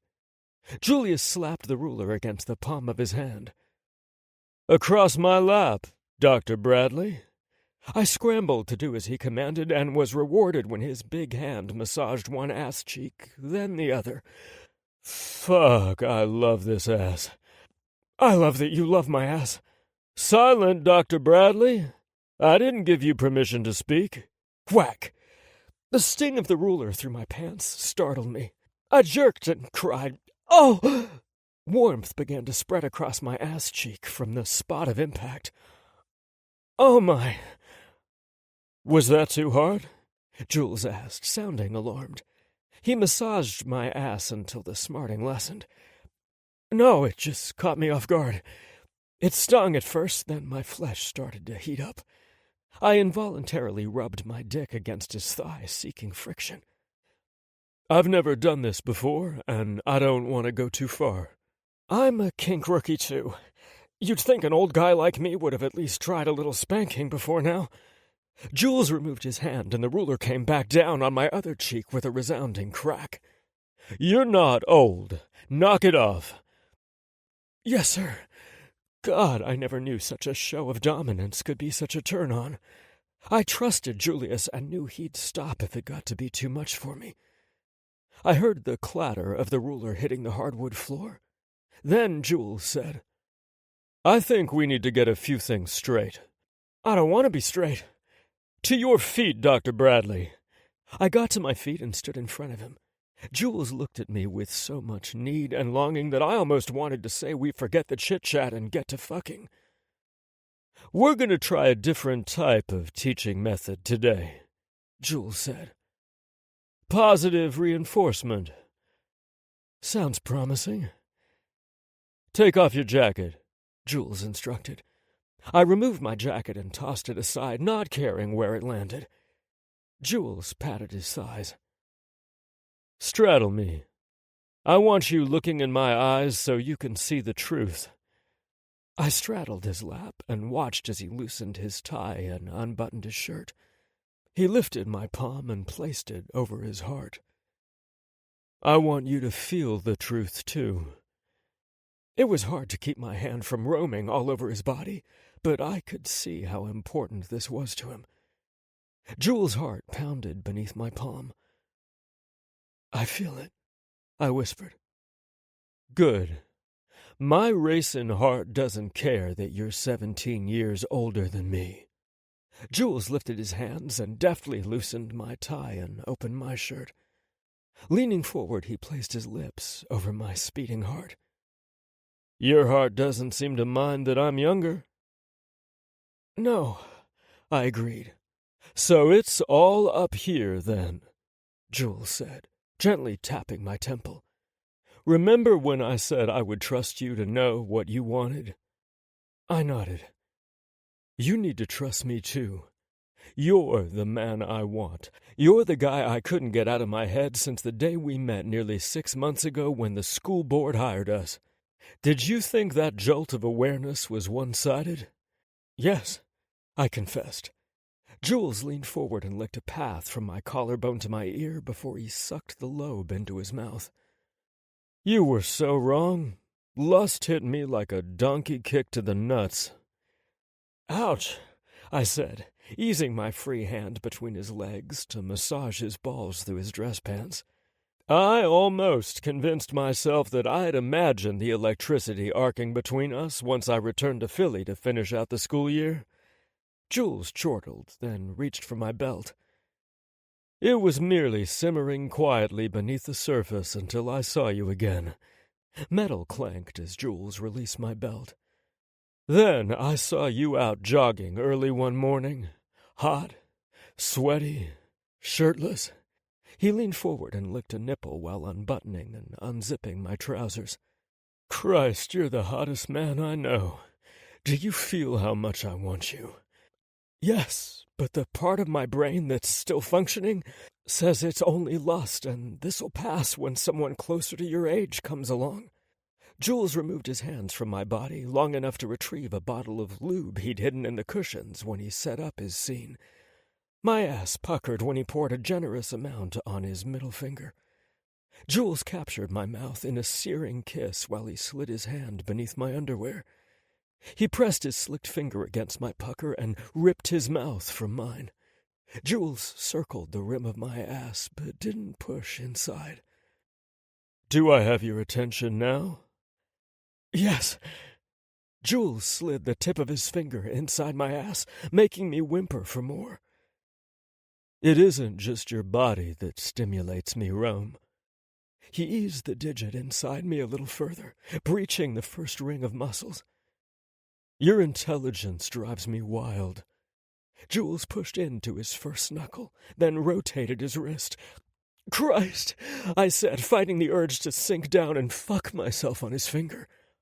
Are you listening? Uh-huh. Your kind heart makes me want to be a better man. Jules inched inside a little deeper, then crooked his finger to press against my gland. I made no attempt to hide my moans of need and pleasure. There is nothing I want to change about you, Rome. Nothing. Do you believe I'm a man who knows what he wants?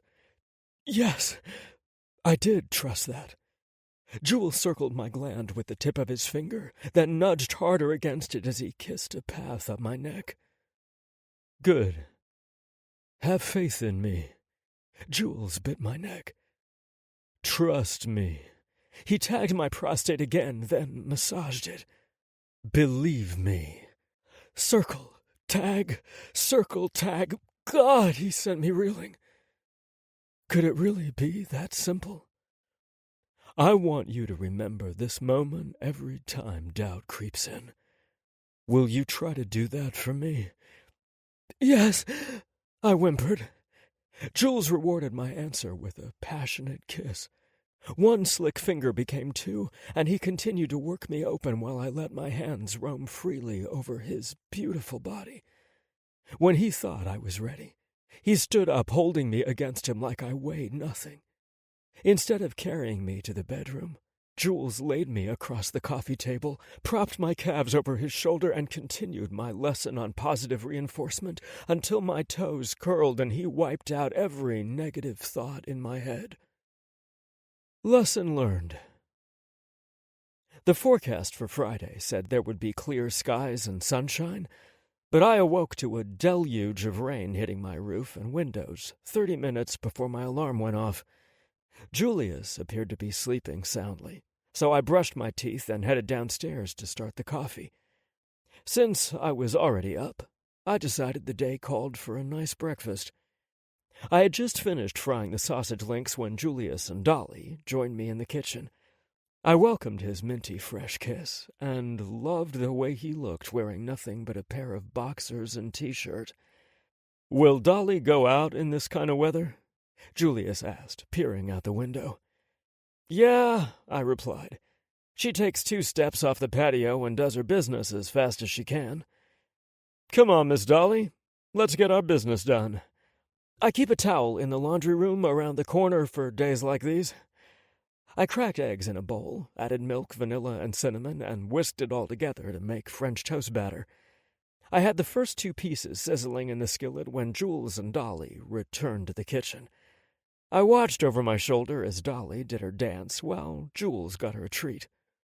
"Who's a good girl?" Jules asked. Dolly answered with a soft "ruff," and immediately received her treat. Jules walked up behind me, slid his arms around my waist, and rested his chin on my shoulder. "Smells delicious." I felt like I needed to kick this day off on the right foot. "I was thinking morning sex, but this works too," Jules said. He turned his head and kissed the sensitive spot behind my ear. "Who says we can't do both?" "Even better." Breakfast was tasty, the sex was delicious, but my mood started diminishing once we parted ways to drive to school separately. I tried to shake off the gloom, but it hung over me like my own personal rain cloud. For my first act of the day, I burned myself when I sloshed hot coffee on my hand. It kicked off a series of misfortunate events that made me want to go back home and hide under the covers. The highlight had to be when I jammed up the Xerox machine when I tried to put together copies of my speech for the board members. The copier was the size of a VW Beetle, had 24 places where the paper could go in or come out, and featured more buttons and options than the Starship Enterprise. This bastard could print on both sides, correlate those pages into a binder for a presentation, or staple the documents together. I had no idea where to start first, so I just fed my presentation into it.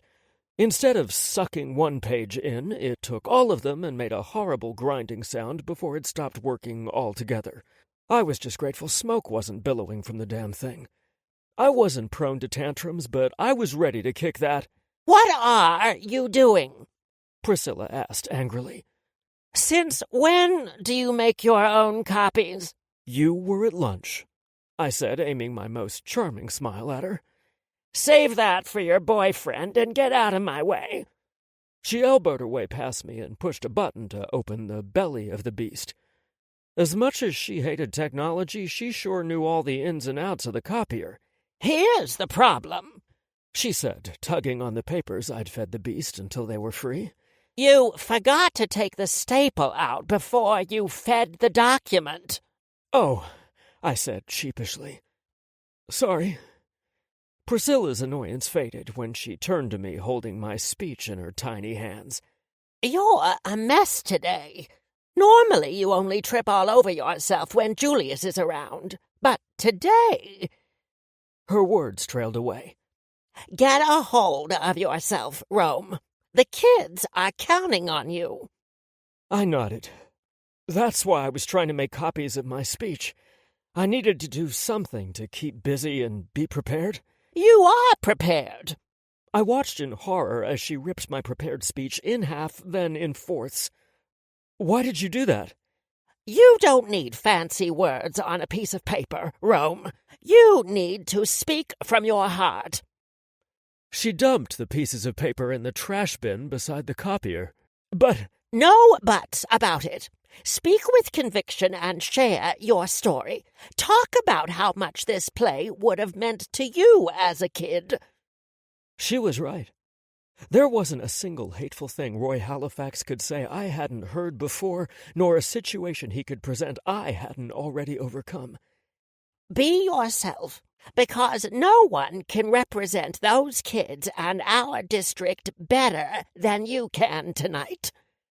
She crooked her finger for me to lean down, and she kissed my cheek. Should I be jealous? I turned and found Jules standing behind us holding a cafeteria tray laden with food. His warm smile said he wasn't the least bit concerned about the peck on the cheek Priscilla gave me. "Pizza day," I said, sniffing the air appreciatively. I know you're probably busy, but I had an extended break since the kids are going to a pep rally in the gym. I thought I'd treat you to lunch for once. Your timing is perfect, Julius, Priscilla said. I think I'll go over and watch the pep rally. Sandra is already over there, and none of the board members are in the office right now.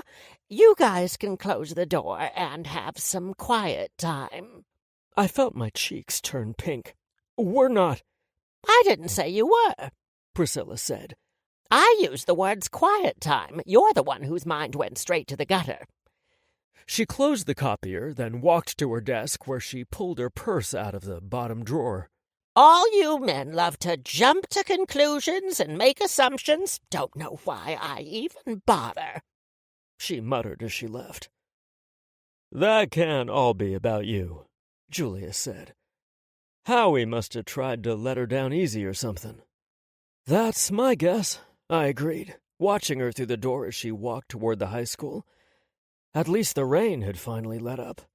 I faced Julius once more and said, I'm so glad to see you. Rough morning? He asked, following me into the office. Regardless of what Priscilla said, I left my door open and took a seat at the table in the corner of my office. I really would love to close us in here together and maybe steal a kiss, but it's not worth the risk. I don't care who knows we're dating, but I will not touch you intimately on school grounds. We could always pretend later. You can call me down to your office. Jules waggled his brows suggestively. Yeah, that role-playing thing didn't work out so well last night. Last night was perfect, Julius said in a low, husky voice. As was the night before that, and the night before that. You see where I'm going with this. I do. You're going to be amazing at the meeting tonight. I heard what Miss Priscilla said, and she's right. I didn't interrupt the cute little pep talk until she went to make moves on my guy. I'm all yours, Jules. He smiled, because he liked hearing it. Chapter 16. Play is the highest form of research. Albert Einstein. Delayed gratification is the highest form of foreplay. Julius Shepard. Rome expected me to return his sentiment right away, but instead I said, Good. Now eat your pizza. His light blue eyes held mine, searching. I saw a flicker of uncertainty, but then he blinked and it was gone. Rome took a bite of his pizza while I chewed over the brief reaction I saw on his face. Did he worry he spoke too soon? Did he think I wasn't as invested in our relationship or my feelings weren't as strong as his? If so, he was very wrong. I would give him as many positive reinforcement lessons as it took for him to realize I was exactly where I wanted to be. I'm all yours too, Rome. He stopped eating and narrowed his eyes at me before he slowly resumed chewing. When he finished, he took a sip of the apple juice I'd brought him. You're trying to kill me, aren't you? I chuckled. No. Why would you say that? You know how clumsy I get when I'm around you. For Christ's sake, I can barely walk and talk at the same time when you look at me. I forget to breathe sometimes when we're in the same room. His voice was deep and gravelly. His face flushed with want, and joy radiated from his crystalline eyes. Yet you make a declaration like that while I'm chewing? It's a miracle you're not having to perform the Heimlich right now. It would give me an excuse for some mouth-to-mouth action, I quipped. Yeah, I'd suggest we give it a try when we're alone, but so far we're batting zero. I think we have the kissing thing down to an art, I countered. I'd never heard my voice sound so rough and raw. Who knew banter could be considered foreplay? Rome leaned forward and lowered his voice to a whisper. I meant the other stuff. You know, me tripping over the table and falling on you. I leaned forward and lowered my tone to match his. The last thing we needed was someone overhearing us. You landed right where I wanted you. And besides, you're not clumsy. What am I, then? Eager. And it's a huge turn-on. Really? Rome sounded completely dumbfounded by the notion. How can you find that remotely sexy? You might not know this, but I've had plenty of time to observe you without you knowing it. You move gracefully, speak eloquently and with sharp intelligence, and conduct your business with a level of professionalism I find incredibly sexy. You do? He asked. Oh, yeah. So sexy. Then how in the world can you find my stumbling and stuttering sexy, too?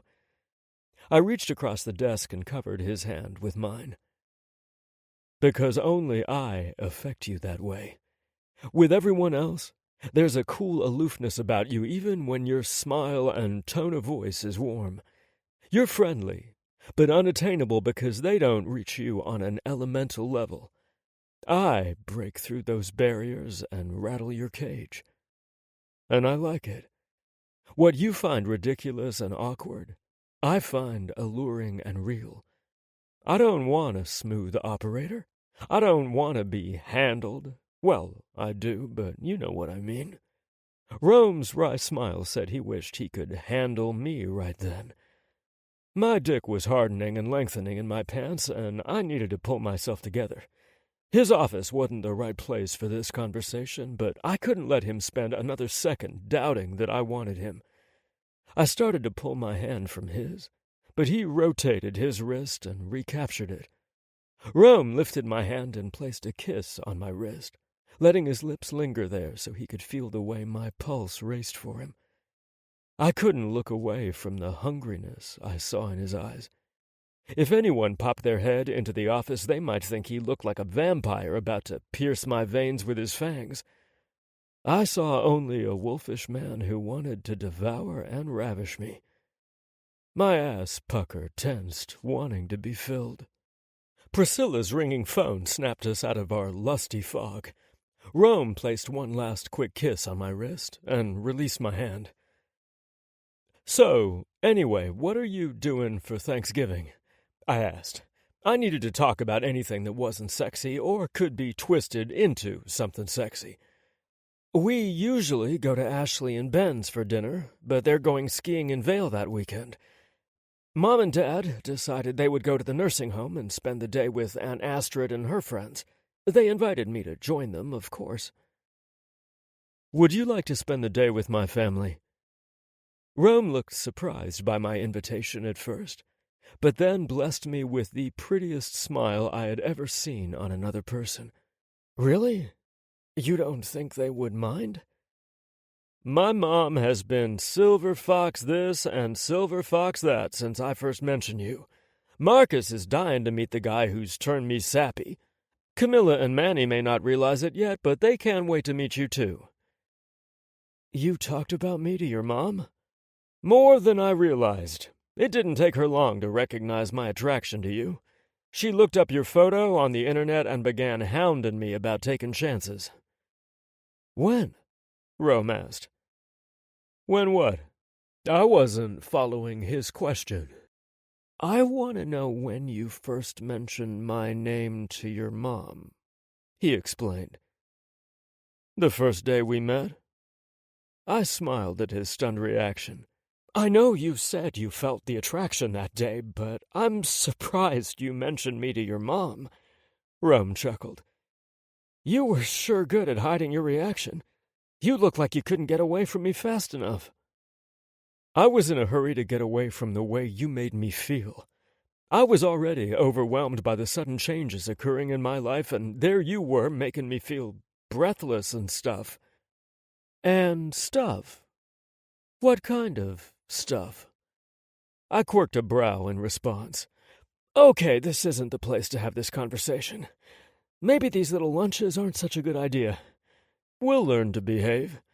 I heard that delayed gratification is an excellent form of foreplay. There I was causing trouble after I had lightly scolded him for doing the same thing. Eat! Rome said, pointing to my plate. "You haven't taken the first bite." I wanted to close the door and nibble on him, but instead I picked up my rectangle of pizza and took a bite. It was surprisingly good. I forked a few bites of my salad in my mouth, then recalled the first night I went to Rome's house for dinner. I chortled as I remembered the way his face flushed from embarrassment.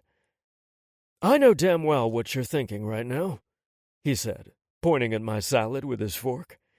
He was trying to look and sound stern, but his quivering lip and the humor glinting in his eyes gave him away.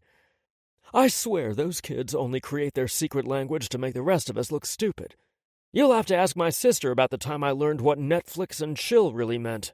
"Oh, no," I said. "I'm not waiting until I meet your sister to hear all about it." I pointed my plastic fork at him. "Let's hear it." Rome groaned. "You're gonna think I'm an old fool." "Rome, you are not old, and you're definitely not foolish. I want to hear the story." "We have a family dinner at least once a month, and we rotate houses, so one person isn't doing all the work. One particular visit to Ashley and Ben's, I announced I was going home to Netflix and chill. My oldest niece, Lauren, said, 'Good for you, Uncle Rome.' I didn't understand why rushing home to binge-watch Miss Fisher's murder mysteries earned such high praise from her, but I liked that she thought I was cool." "Uh-oh," I said, sensing trouble. "Yeah," he agreed huskily. "So I said as much as I liked to Netflix and chill, I would prefer to find a nice guy to join me." The look on her face, she was horrified and said, "TMI, Uncle Rome." I was thwarted by a language that might as well be foreign to me. I couldn't contain my laughter if someone offered me $1 million. Luckily, Rome laughed right along with me instead of getting pissed. How could he not? It was fucking hilarious. "But wait, there's more," he said, sounding like an infomercial. "At my old high school, one of the boys bragged to his buddies in the hallway that he received a Hummer the night before, and I heartily congratulated the kid and gave him a fist bump. It was much later that I realized he was talking about getting a blowjob and not a new SUV. I can't. I laughed until I gasped for air and tears ran down my face. "Do you realize we spend as much time laughing together as we do anything else?" Rome asked when the laughter started to fade. "It's so wonderful I'm not even mad that it's at my expense most of the time." No one affected me the way he did. I laughed harder, my heart beat faster, and my senses were heightened until he was all I could taste, feel, see, and hear. Just him. I cupped his handsome face and stroked my thumb over his square jawline. "There's nothing I would change about us, Rome. Nothing." He leaned into my touch, closed his eyes, and sighed. It felt like he truly believed we could have something real and sustaining for the first time. When he opened his eyes, I knew I was right. No doubt, no hesitation, only soul-deep gratification. Me either. My watch buzzed when my timer went off. I'd set it before I came over with lunch because getting lost in his eyes was a big possibility. That's my cue to head back. I started to put my plate back on the tray, but Rome stopped me. "Either finish eating your pizza here or eat it on the way back to class. I'll take the tray back to the cafeteria because I have more time than you do." "Are you sure?" "Positive," he replied with a firm nod. "Wise people told me I am as prepared for this meeting as I'm going to be because all I have to do is speak from the heart." "That's what I want to hear," I told him. I finished off my pizza, then battled the urge to kiss Rome goodbye. In the end, I leaned my forehead against his, sharing air with him for a few seconds before I pulled away. "I'll see you in a few hours." "Yes, you will." The board had debated whether having the meeting in the school gym on a Friday night before a home football game was wise. They worried the Blissville residents' main focus would be on the game, and only the POS group would show up for the public meeting. They were wrong. The gym bleachers were already packed with students and parents by the time I arrived. They held up signs supporting the play, the kids who wrote it, and the school board for putting it on. Looking around the gym, it was easy to tell who the POS members were by the scowls they wore on their face. So many people kept filing in that we had to set up rows of folding chairs on the basketball court to accommodate them. They wore shirts or sweatshirts showing off their school spirit. I knew most of them were dressed to attend the game, but it warmed my heart to see so many of them stop by the board meeting first. Priscilla gave me a friendly wave and an encouraging smile from the front row of the bleachers. I winked at her and gave a thumbs up to Howie, who sat beside her. The older man's face turned pink, but he smiled shyly. I was glad to see the big guy was no longer in the doghouse. I joined the faculty standing along the wall opposite from where Roy Halifax and his POS posse waited for the meeting to start. They'd huddled together with lowered heads and joined hands, praying for God's intervention on their behalf. In my head, I imagined the men would all look like Joe Dirt or Dog the Bounty Hunter, and the women would resemble the infamous county clerk from Kentucky who refused to issue marriage licenses to same-sex applicants. That was my ignorance and own prejudices talking, and I should have known better. Hatred didn't discriminate. It resided in the hearts of people regardless of their race, education, religion, or orientation. Knowing that, I was still surprised to see them look so ordinary. They didn't dress or style their hair differently. They hadn't showed up with an angry mob with protest signs, but I wasn't fooled. This was a group of deceitful people who threw together a phony petition thinking the board would back down under pressure. They broke apart when the board members in Rome entered the gym and filled the empty chairs on either side of the podium. Across from the board, a lone table was set up with 2 chairs and a microphone. One of the men broke away from the group after hugs and handshakes from his supporters and approached the table. He nodded to the board and sat down. Caitlin Simpson rose from her chair and approached the podium. She smiled at the crowd and acknowledged Roy Halifax with a nod, then turned on the microphone. Good evening. I want to thank everyone for coming tonight. I would ask that the crowd remain quiet throughout the meeting and that we all show respect to those speaking. Anyone who disrupts the meeting will be escorted out of the building. She gestured toward the door to my right, and we all turned to see a mountain of a man standing just inside the gym. Marcus had football players on his team that would envy the expanse of shoulders on the cop. Of course, maybe the impression of his size had more to do with the fact his perfectly pressed uniform was at least 2 sizes too small. His eyes locked on mine, and he smiled before swaggering his way toward me. He was sexy for sure, with his dark hair, obsidian eyes, and perfectly trimmed mustache and goatee, but not sexier than my silver fox, who claimed more and more of my heart each day. I turned my attention back to the proceedings without acknowledging him. My gaze clashed with Rome's, and an amused smile curved the right side of his mouth before he returned his attention to Caitlin. Mr. Halifax, the floor is yours. To keep this meeting running smoothly, I'm going to limit you to 15 minutes, and then we'll hear a rebuttal from our superintendent, Dr. Romeo Bradley. Yes, ma'am, Roy said. Thank you for hearing me out.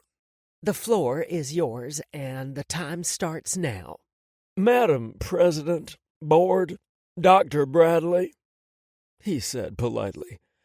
I'm here today on behalf of Preserve Our Society to ask that you reverse your decision to permit these high school kids from performing Inside Out as the school play. He started in on all the reasons why a play pushing a liberal agenda would tear down the foundations of the American family. I tuned him out and kept my eyes locked on Rome's face. Roy Halifax wasn't saying anything I hadn't heard before, and I had no interest in hearing it again. I just hoped his poison arrows weren't piercing the hearts of the vulnerable kids in the stands. How many of those kids sitting in the crowd were wrestling with their identities? I didn't just mean their sexuality either. I meant their whole being. There was so much damn pressure on these kids to know exactly what they wanted for their futures that they didn't have time to just be. I turned back when Halifax said, "That's all I have to say. Thank you for listening." I noticed the time on the huge clock hanging on the adjacent wall. I just lost 12 minutes of my life I could never get back. "Thank you, Mr. Halifax. The board will now hear from Dr. Romeo Bradley." I watched as my man rose from his seat and strode to the podium with confidence and poise. He stole my breath away, and I was beyond proud that he was mine and I was his. Rome greeted the crowd and the board with fondness and Mr. Halifax with civility before he began his speech. I cannot begin to tell you how much I would have loved seeing a play like Inside Out when I was a teenager. Maybe I wouldn't have felt so alone and isolated, thinking that I was the only kid in school who felt different from everyone else. For me, I felt like the odd man out because I wasn't attracted to girls like the other guys were. Other kids in my school probably felt odd because their skin color was different, or they had less money than some of the others, or maybe they practiced a different religion than the majority of the student body. Then there are the physical things we hate about our bodies. We weren't tall enough, skinny enough, and we weren't athletic enough. Maybe a student wanted to be a dancer, but her parents said a law degree was the only acceptable path. Haven't we all felt like we didn't fit in at some time in our lives? Inside Out isn't about pushing any kind of agenda, Mr. Halifax. The play isn't about religion or politics. It's about humanity, sir. I've read this play in its entirety twice because I've been asked to direct it. There is not one scene in the play that doesn't depict the kind of humanity we should all strive for. We aren't telling kids they should be gay. We're telling them we love them if they are. We're telling a kid the sum of their value isn't based on their appearance, socioeconomic status, religion, or orientation, but the kind of human being they are and how they treat others, Mr. Halifax. There are no sexual, political, or violent situations in this play. These are kids navigating the challenges they face while pulling strength from those around them. In my opinion, this play should be performed by every high school in the country. That's all I have to say, Madam President. Thank you for the opportunity to share my feelings. Rome's eyes sought mine once he returned to his chair, and I let the huge smile on my face speak for me. Caitlin rose to her feet and faced the rest of the board members. I couldn't hear what she said, but they all shook their heads in response to whatever she asked. "Once again, I want to thank everyone for coming. I've just asked the board if we need to have a discussion before we vote, and they've each declined. All of those in favor of upholding the board's approval of Inside Out as our school play, say aye." Every member of the board raised their hand and said, "Aye." "There you have it. The show must go on," Cynthia said. Cheers erupted in the gymnasium as the student body celebrated the victory. I saw Clara, Ellie, and Curtis clinging to each other in a group hug. "Aye," a deep voice said from beside me. I turned and looked at the cop who'd moved even closer at some point during the meeting. "I'm Joey." He extended his hand, which I accepted with a friendly smile. "Hi, I'm taken." "Figures," he said with a snort. "It's good to meet you anyway." "Likewise." Joey ambled a few feet away and returned his attention to the POS members who'd huddled together across the gym, talking animatedly. Many of the students greeted me or gave me high fives as they left the gymnasium and headed to the football game that was set to kick off in 90 minutes. Rome spoke with the board members for a few minutes before he sought me out. "Congratulations, Dr. Fancy Pants." You've been just biding your time to use that phrase. Yup, I admitted. I'm so relieved this is over, Rome said with a sigh. I'm looking forward to auditions next week. I just happened to glance across the gym and caught the POS group staring at us. I figured we hadn't heard the last of them, but I wasn't about to let them ruin our night. Want a date for the football game tonight? That would be a first for me, Rome said. There was no way I could have gone with a boyfriend when I was in high school. It wasn't acceptable when I was in high school either, and that was only 10 years ago, I pointed out. I didn't officially come out until I was in college. It's a date, then. Beneath the full moon and the Friday night lights, Rome and I cheered with the crowd as the Blissville Bulldogs beat the East Carter Cardinals 28-0. Somewhere in the fourth quarter, I had an epiphany that was bigger than the victory over hate and our cross-county rivals.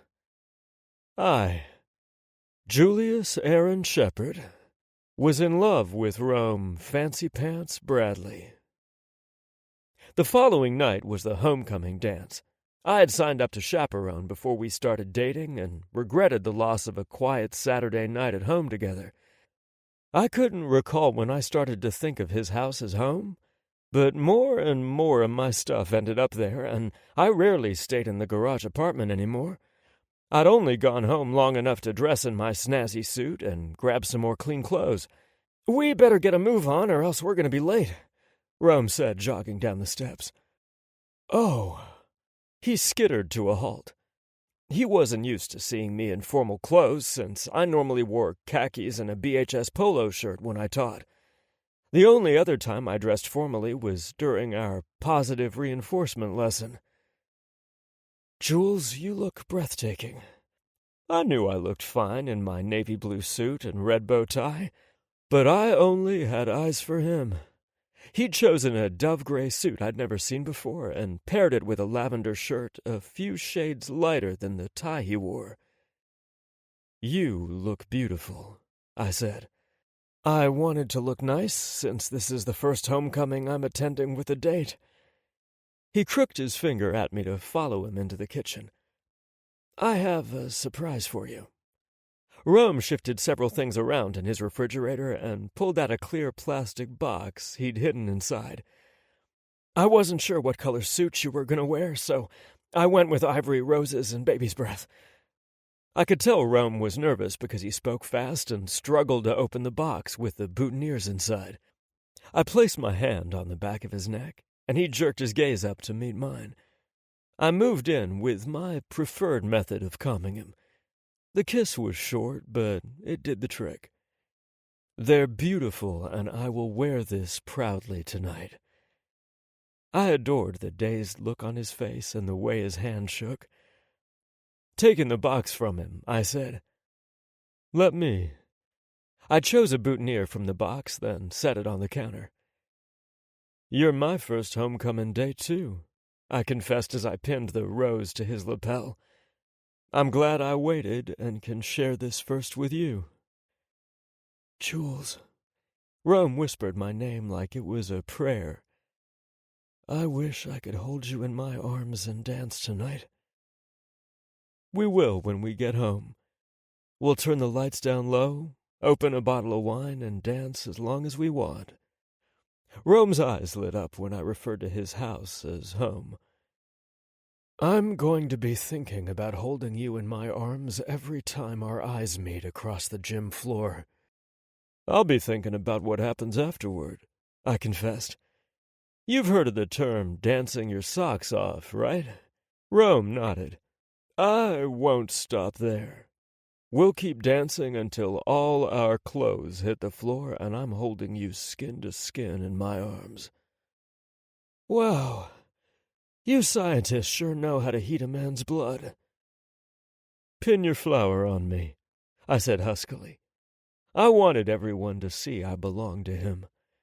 Rome picked the flower up from the box and pinned it to my jacket. There. I didn't even stab you. The energy in the gymnasium was high and contagious, preventing me from pouting too hard. The glaring overhead fluorescents were turned off, and temporary lights were set up to illuminate the makeshift dance floor. Some of the lights were shining through prisms and projecting rainbows onto the walls and floor like you'd see from a disco ball. The DJ played the perfect mix of fast and slow dances, and I enjoyed watching the kids dance and celebrate. I especially loved the times my eyes caught Rome's across the dark room. I knew he was remembering the promise I made to him before we left. I smiled especially wickedly when Lights Down Low by Max started to play. The kids took to the floor to slow dance while I stared into Rome's eyes. So much longing and need passed between us. When we got back home, I replayed the song so we could have our own dance. Rome's lips were on my neck and my hands were in his hair as we turned in slow circles in the living room. As I promised, I didn't stop dancing with him until we were both stripped bare. "I need you," I whispered against Rome's neck once I removed his shirt. Rome shoved my pants to the floor and gripped my ass. "I want inside you." "Touch me." I wrapped Rome's hand around my cock. He stroked me until I pulled away and dropped to my knees in front of him. Rome fisted his dick and painted my lips with his pre-cum. "Taste me. Make love to me," I pleaded when I could no longer handle the emptiness. When Rome sank inside my heat, there wasn't a part of us that wasn't connected in some way. I loved being tangled up in his arms and legs. We clung to each other like we couldn't stand the thought of letting go. Both of us came to Blissville for fresh starts, but what we found was more than either of us had bargained for. "Inside out," I whispered against Rome's neck once I lay replete against his dewy body. It was both the name of the play that brought us together and the way he made me feel. Everything inside me was laid bare for Rome to see. Instead of feeling vulnerable, I felt strong, desired, and adored. I feel it too. Chapter 17. I would not wish any companion in the world but you. William Shakespeare. #keeper? What? I'm not that old. Romeo Bradley. It wasn't like me to bury my head in the sand and not tackle touchy subjects head on. I guess some would say my head was engaged elsewhere, and they weren't wrong. Who the hell could blame me? There wasn't one thing about Julius I didn't adore. I lived for his smiles and found ways to earn one every chance I got. His laughter was a gift that sent ripples of joy throughout my body. And his brain? There was nothing sexier on this planet than an intelligent man, and he was one of the smartest I'd had the privilege to know. Speaking of sexy, I discovered pleasure in ways I never knew existed. Julius made me feel 28 again, too. It was no wonder a week had passed without me realizing it, and auditions for the school play were upon us without me having a conversation with the 3 precocious and wickedly talented teens. "Are you nervous?" Julius asked me at lunch. "Yeah," I admitted. "This play is their baby. How could I even think about asking them not to audition for the roles?" "'Cause you're Dr. Mean-Ass," Julius quipped, then chuckled when I groaned. "I'm just teasing you. You haven't decided to exclude them from performing in the play. You've decided to have a discussion with them about what is fair to everyone who wants to participate. You're doing the right thing." I knew he was right, but doing the right thing was seldom easy. Imagine my surprise when Clara, Ellie, and Curtis showed up before auditions and asked to have a chat with Julius and me. "Are you 3 ready for tonight?" I asked. "It doesn't seem real to me," Clara said. "Me either," Curtis admitted. "I keep thinking my alarm is going to wake me up any second now," Ellie added.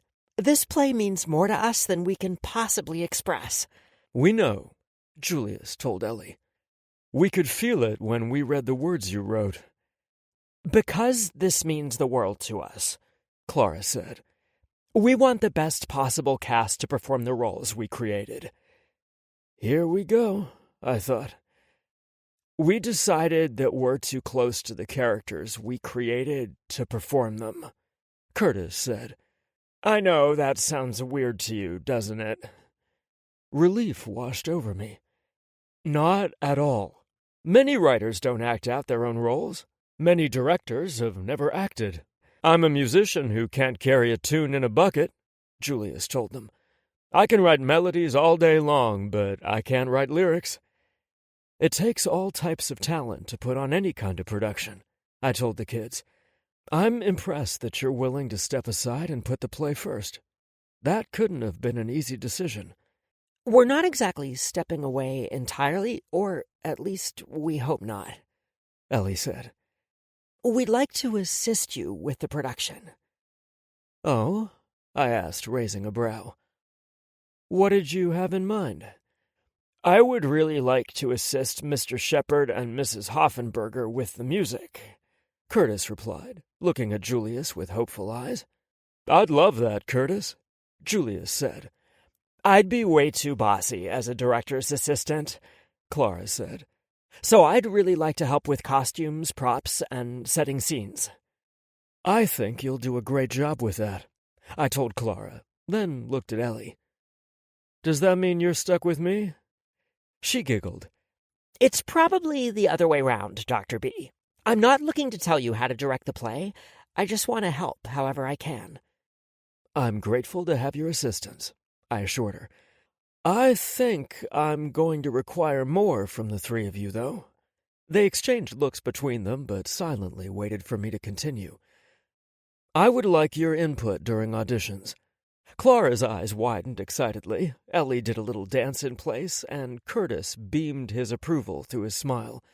I held up my hand to regain their attention. I'm still going to have the final say, but I want to hear your opinions. Dr. Bradley, that's just...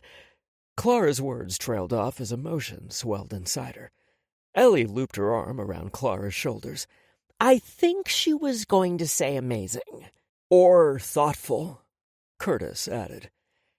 Julius and Curtis will provide feedback on musicality. Ellie and Clara, you give me your thoughts on stage presence. Sound good? The three teens nodded while Jules smiled his approval.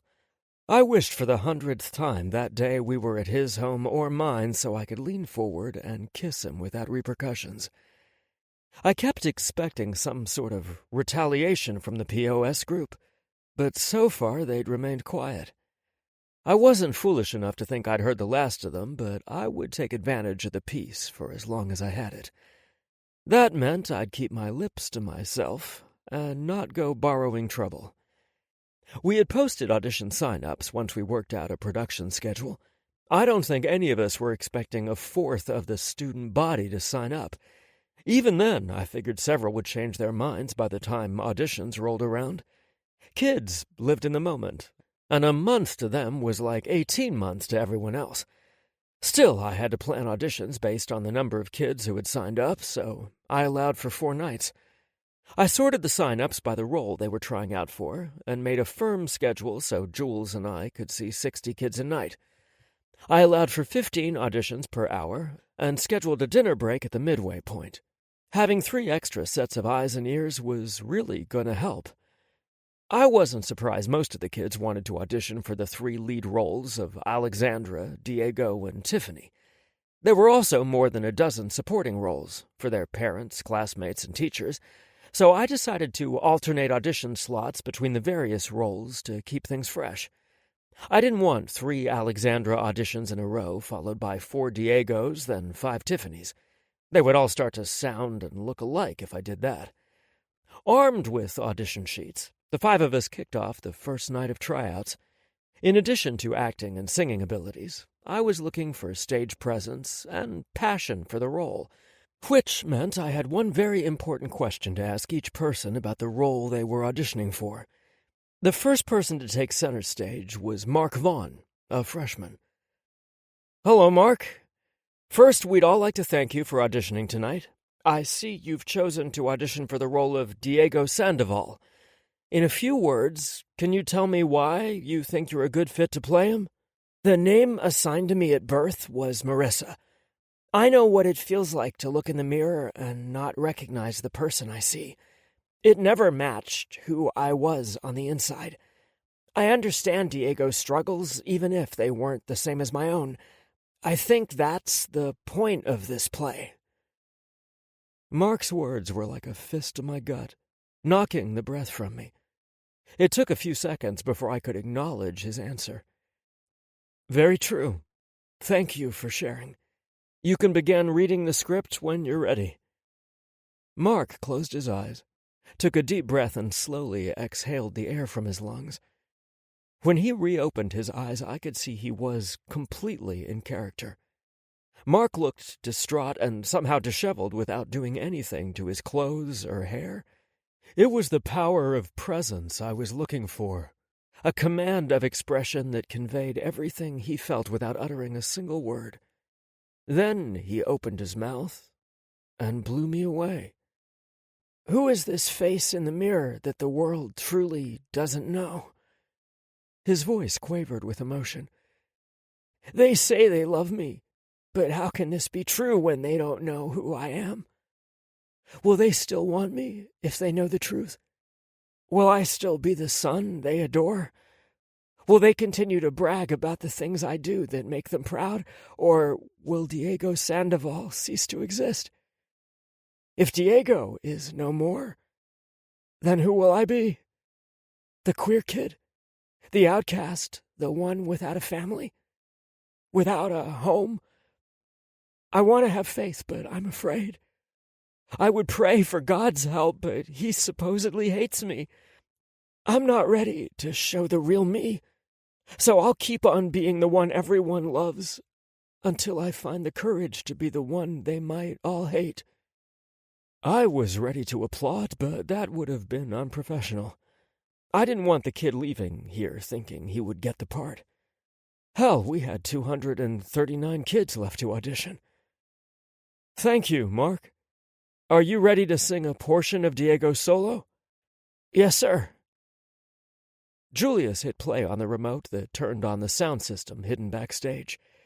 It was very high-tech, which was why no one entrusted it to my care after word spread like wildfire about my incident with the copier. Once Julius's music began to play, I forgot the world existed until Mark began to sing with so much emotion. I felt tears welling in my eyes and glanced over to catch Curtis's reaction. The role was so personal to him, and I wanted to see how he felt about someone else singing his song. Curtis didn't bother to hide the tears sliding down his face. Clara wrapped her arms around his shoulders and leaned into him as she cried too. Ellie just looked like she was completely gobsmacked. Julius reached beneath the table and squeezed my knee, pulling my attention to him. He was enchanted, and it was okay that I wasn't the one who put the look of unbridled joy on his face. That moment right there, with the four of them, was the reason I loved theater so damn much. Thank you for such an inspiring performance, Mark, I said after he finished. Thank you for the opportunity.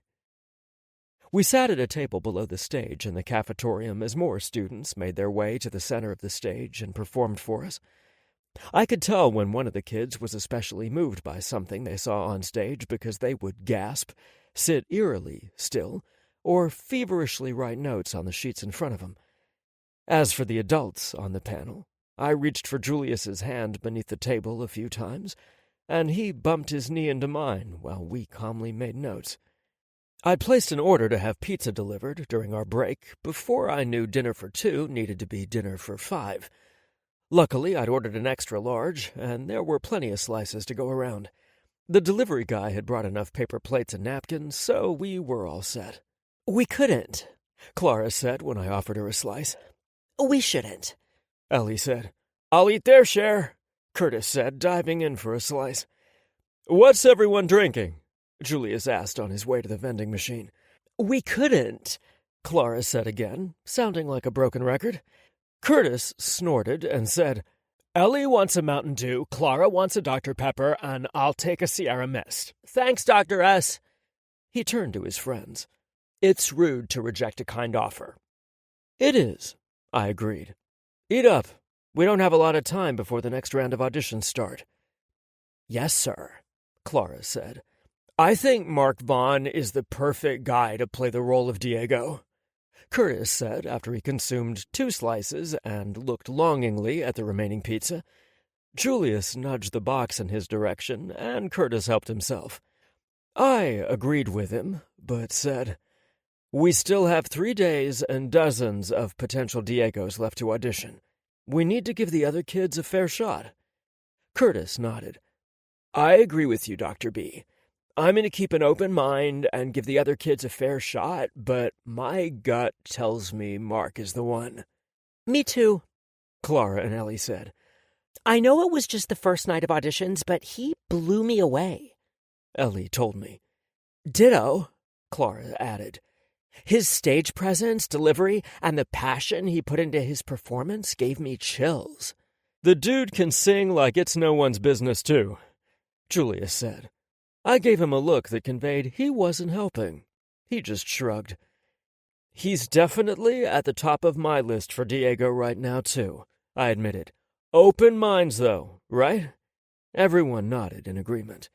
30 more students graced the stage over the next 2 hours. Afterward, Clara, Ellie, and Curtis handed over their audition sheets to me before they left. Once we arrived home, Julius poured wine while I ran over to Lily's to pick up Dolly. I found Julius waiting for me on the sofa in my favorite room of the house. He'd chosen an Ella Fitzgerald album to play in the background while we looked through the audition notes the 5 of us had made. I sat beside him and accepted the glass of wine he offered. I took my first sip and sighed. You're getting really good at picking out wines. Now that I know what you like, I find it fun experimenting with different brands. Jules swirled the glass around, then inhaled deeply, mimicking a scene from a movie we'd watched over the weekend. I'm getting floral and citrus undertones. I'm not that pretentious, I said, nudging my shoulder into his. Don't you dare swish it around in your mouth and spit it out either. Spitters or quitters, Jules replied with a leering smile on his face. Of course I'd just taken my first sip of wine when he said that. You're so mean, I said once I safely swallowed my wine. You're lucky I didn't spray your face with a... My words trailed off when he smiled wickedly. We have work to do, I said, pointing to the stack. Normally, I'd let tonight's performances settle before I start culling the herd, but there are just too many. I figured we would sort them into 3 categories, no, yes, and maybe for a different role. There were a few kids who acted wonderfully, but they lacked the musicality needed for the lead roles. I could see a couple of them playing different parts, if they were interested. I made that notation on several sheets, too, Julius said. I'm curious to see how our remarks compare, but first I need to do something I've been thinking about since we left the house this morning. I set both our wine glasses on the table, and then straddled his lap and took his face in both my hands. I missed you today. I saw him at lunch and during auditions, but he knew what I meant.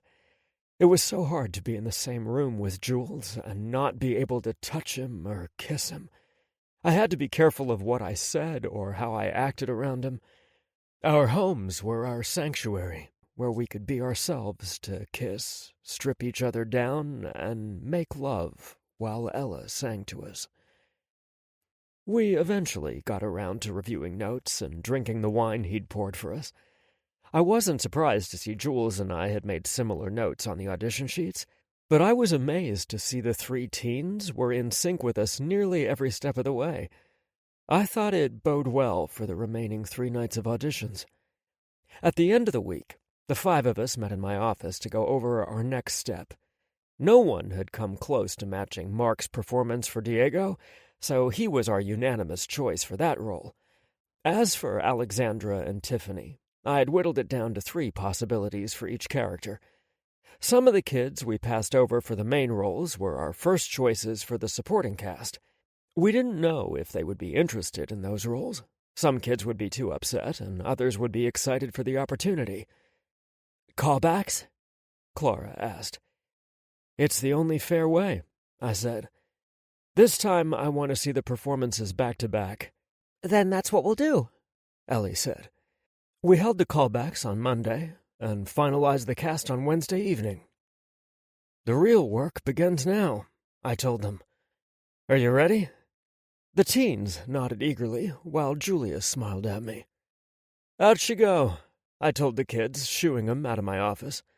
I knew what Julius was ready for, and it was rude to keep my man waiting. Maybe it should have scared me how hard and fast I fell for Julius, but I was too busy being enamored to allow doubt to take root and grow. The following week at school was insanely busy, with Julius and me running in every direction except toward each other. Jules had his final 3 tennis matches of the season. I observed classes in the elementary school every day, which prevented us from having lunch together, and the first rehearsals for Inside Out began in the evenings. We made as much time for one another as we could. I went to his tennis matches because I knew how proud he was of the team. Julius came to the play rehearsals, even though he didn't know anything about acting. I passionately loved theater and loved working with the kids, and I was ecstatic he wanted to share this with me. We kicked rehearsals off by sitting in a circle so they could begin memorizing lines. It was rough going at first, but with patient coaching they went from saying the lines with little to no inflection and expression to projecting passion and emotion. By Thursday, the cast still relied on their scripts, but they were up and moving through the scenes. The kids soaked up my instructions like little sponges, and I knew they'd blow the audience away with their performances. I made arrangements to use the Getty Theater for a few rehearsals, so the kids could experience the environment and get a feel for the difference in the stage size. Our first opportunity came the first week of rehearsals, and the kids were excited to stand on the historic stage. Even so, the long week had taken its toll on everyone, and the kids started to get a little sloppy and slap-happy. "I don't want your symphony, Mom," Mark said to Carrie Ambrose, who played Diego's mom. "I want compassion and love." Carrie's eyes got big when she heard Mark's blooper, but I had instructed them to ignore mistakes and continue with their lines. I thought Carrie was going to pull it off, but when she opened her mouth to say her lines, a loud squeak came out instead. She covered her mouth in shock, then dissolved into uncontrollable laughter. Mark started laughing too, and looked at me for guidance. "What's so funny?"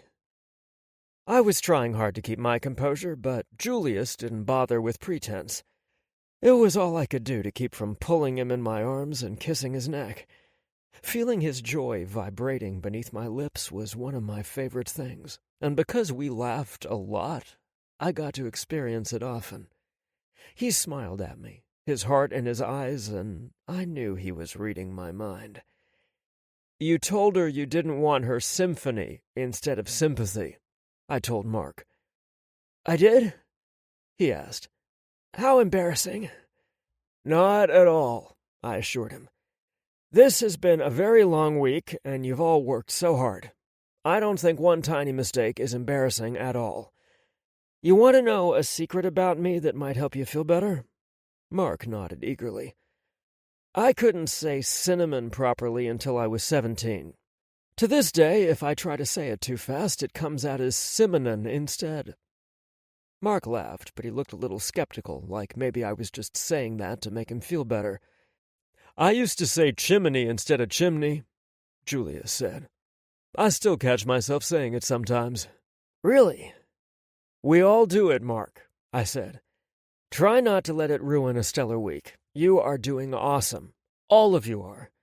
I didn't think we would get much more productivity out of the kids after a long week. Many of the students had also competed in sporting events, and I wanted to do something fun. I just needed feedback from the director of music first." I leaned closer to him.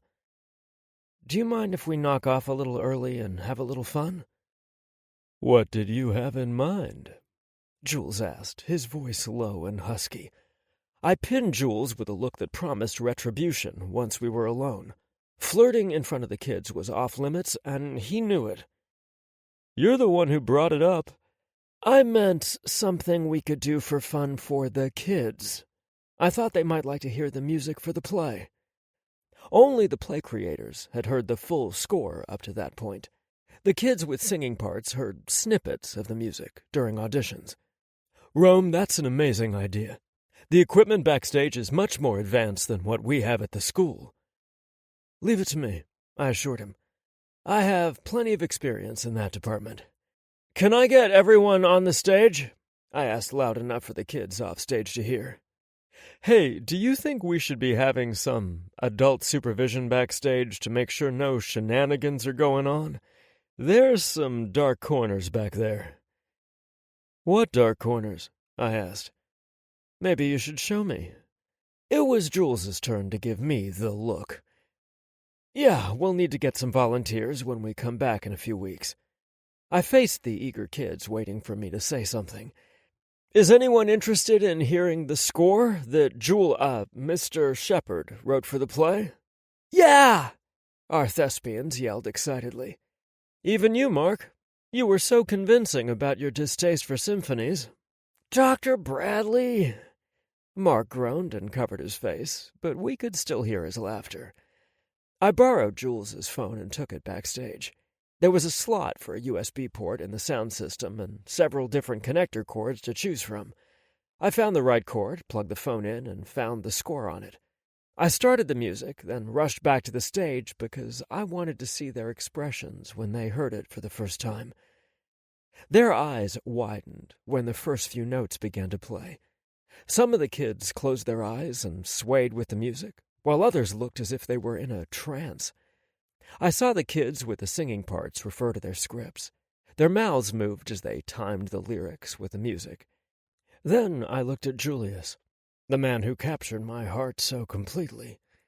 He was observing the kids, too, with a huge smile on his face and joy in his eyes. Then he turned his gaze to me, and the joy morphed into something greater. I sucked in a sharp breath because I recognized and returned the emotion shining back at me. Toward the end of the score, parents had begun filing in to watch the last minutes of rehearsal. When the last song ended, I released the kids to the parents inside the theater. Some of the older kids drove themselves, and I walked the rest out to the parking lot where their folks were waiting in their cars. Once I was sure everyone had left, I walked back inside the theater to retrieve my guy. I couldn't wait to get Julius home and tell him something very important. I jerked to a stop when I saw him standing in the middle of the stage. The score had started over again, and Julius must have played around with some of the lighting equipment because the stage was bathed in darkness, except for hundreds of tiny pinprick lights that looked like stars. I realized I couldn't wait another second to tell Julius how I felt about him. I took a step toward Julius, followed by another and another until I stood in front of him. It was a miracle I hadn't tripped over my own 2 feet, but I was too caught up in the moment to be nervous. Julius's face lit up with love for me. I didn't need to hear the words to know how he felt, but I needed to say them to Julius. I placed my hand over my heart and spoke from the soul. "How do I love thee? Let me count the ways. I love thee to the depth and breadth and height my soul can reach, when feeling out of sight for the ends of being an ideal grace. I love thee to the level of every day's most quiet need by sun and candlelight. I love thee freely as men strive for right. I love thee purely as they turn from praise. I love thee with passion put to use in my old griefs and with my childhood's faith. I love thee with a love I seem to lose with my lost saints. I love thee with the breath, smiles, tears of all my life, and if God choose, I shall but love thee better after death." The Elizabeth Barrett Browning sonnet became my favorite the first time I read it, but I never expected to recite it to another person as a declaration of my affection. From the depth of my soul, I love thee, Julius. Julius closed his eyes briefly, and the tears that had pooled in them slid down his beautiful face. I reached up and wiped the wet trails away, and he did the same for me. I hadn't even realized I was crying until then. I love you too, Rome. God, do I love you. The few inches separating us were suddenly too much. We stepped into each other at the same time. My arms circled his neck while his wrapped around my waist. We weren't at school. The kids had already gone home, and there was no reason I couldn't kiss the man I loved. Julius must have drawn the same conclusion because our mouths moved together at the same time, as if on cue. You English lit guys, Julius said shakily. Say it again. I love you. Later at home, I whispered the words as I ghosted kisses all over his body. Julius repeated them to me as his actions mirrored mine. When we joined our bodies together, we said, I love you at the same time. 2 hearts, 2 souls, and 1 accord. Chapter 18. Silence. Speak not but what may benefit others or yourself. Avoid trifling conversation. Benjamin Franklin. Pick your battles. Know when to speak and when to ignore. Julius Shepard. Who are you supposed to be again? I asked Rome as he tied a cape around his neck and reached for a wig. We'd rented a hotel room in Columbus so we could attend his friend's Halloween party and be in town the next morning to have brunch with his family. I was really looking forward to meeting them. Isn't it obvious? He asked with a quirked brow. The wig was dark brown, wavy, and nearly touched Rome's shoulders when he had it positioned correctly. I stood back and gave him another once-over. Rome wore black shiny shoes with large gold buckles and ivory stockings beneath blue velvet pants that ended at his knees. He paired it with a double-breasted velvet jacket in the same color of blue and an ivory silk shirt that tied at his throat. He capped off his outfit with a black satin cape. I have no idea. I can tell by the outfit it's late 19th century, though. Rome slipped his arm around my waist and nuzzled his lips against my neck. I can resist everything except temptation. I've heard that one, but I'm not sure which of the lecherous poets said it. Lecherous poets? Rome scoffed. Is that what you think of me when I write you such beautiful words? It loses the wow factor when you send your poems in a text message. Rome covered his heart like he was in pain, then cleared his throat. Roses are red, violets are blue, I'm naked in your bed and waiting for you. Tell me that didn't motivate you to wrap up your parent conferences and get home quicker. Lecherous poets, I pointed out. You didn't woo me with words about my eyes or lips or the way I make you feel. You wanted me to come home and fuck you. That's romantic, Rome countered. And it worked. Hell yes, it did. I still don't know who you dressed up as. Oscar Wilde, he said in a disappointed huff. You're going to freeze in your costume. We're not walking a great distance, right? We're taking a lift there and back. That way neither of us need to worry about drinking and driving. We can just relax and have a good time. Rome raked his hot eyes over the expanse of legs showing between the hem of my 2 short shorts and my crew socks with the red stripes around the top. I'm not sure I'll like the other guys ogling your legs in those shorts. I'm not sure I'll like them looking at those velvet pants clinging to your ass either. You're going to be the only man I want in that house, Rome said, leaning forward to kiss me. I only want you too. Rome's smile said he loved hearing the words, but I started wondering lately if he believed them. He still made occasional comments about our age difference in the guise of a joke, usually referencing that a movie, song, or a show was way before my time. He always chuckled, but I couldn't help but think perhaps he was more bothered by our age difference than I realized. Maybe it was time to bring out the bad teacher again to give another positive reinforcement lesson. I wanted to address his comments and clear the air, but not before we were due at his friend's house. I didn't want to risk creating tension and ruin our night. Instead, I leaned forward and kissed him long and hard, hoping he could feel how much I wanted to be with him. I'd told Rome that I was in love with him, but I needed him to feel it deep down in his marrow.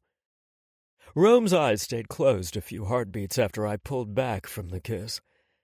I saw desire and adoration in his gaze when he looked at me once more. "We could just stay here and order room service." "And hurt your friend's feelings? We at least need to make an appearance." "Fine," Rome conceded. "We're not staying long, though. Sometimes 5 minutes is too long in certain circumstances." I knew I was far out of my league when the hired car drove down a long driveway that ran alongside a rectangular reflection pool. I was stunned when the driveway curved and the Greek Revival house came into view. "Holy crap," I whispered to myself as I slid from the car. Rome thanked the Lyft driver, then placed his palm at the small of my back and led me up the huge steps toward the front door. The porch had wide marble columns extending up to the roofline of the house. There was a second-story balcony that overlooked the front of the property and would offer spectacular views of the city. "I forgot how pretentious this house was," Rome said in reply. It wasn't a remark I expected him to make, considering the people inside were supposed to be his friends. It made me uneasy for the first time that night, and I suspected it wouldn't be the last. "We won't be bobbing for apples at this Halloween party." I snorted. "I should hope not." "Is that another one of those sayings?" Rome asked me, sounding alarmed. "What did I imply?" "It's a blowjob this time," I said. "But it's while one of us sits in a hot tub or pool." "Underwater, then?" Rome asked inquisitively. "I can see where that one at least makes sense." Before I could suggest we tried in private, the door opened wide and a lady dressed as Marie Antoinette greeted us. "Rome, darling," she said, but it sounded like darling.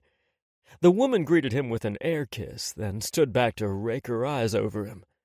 "You look different." He chuckled and said, "I should hope so, Sybil. This is a costume party, after all." "Don't be cute," she said, patting his chest almost possessively.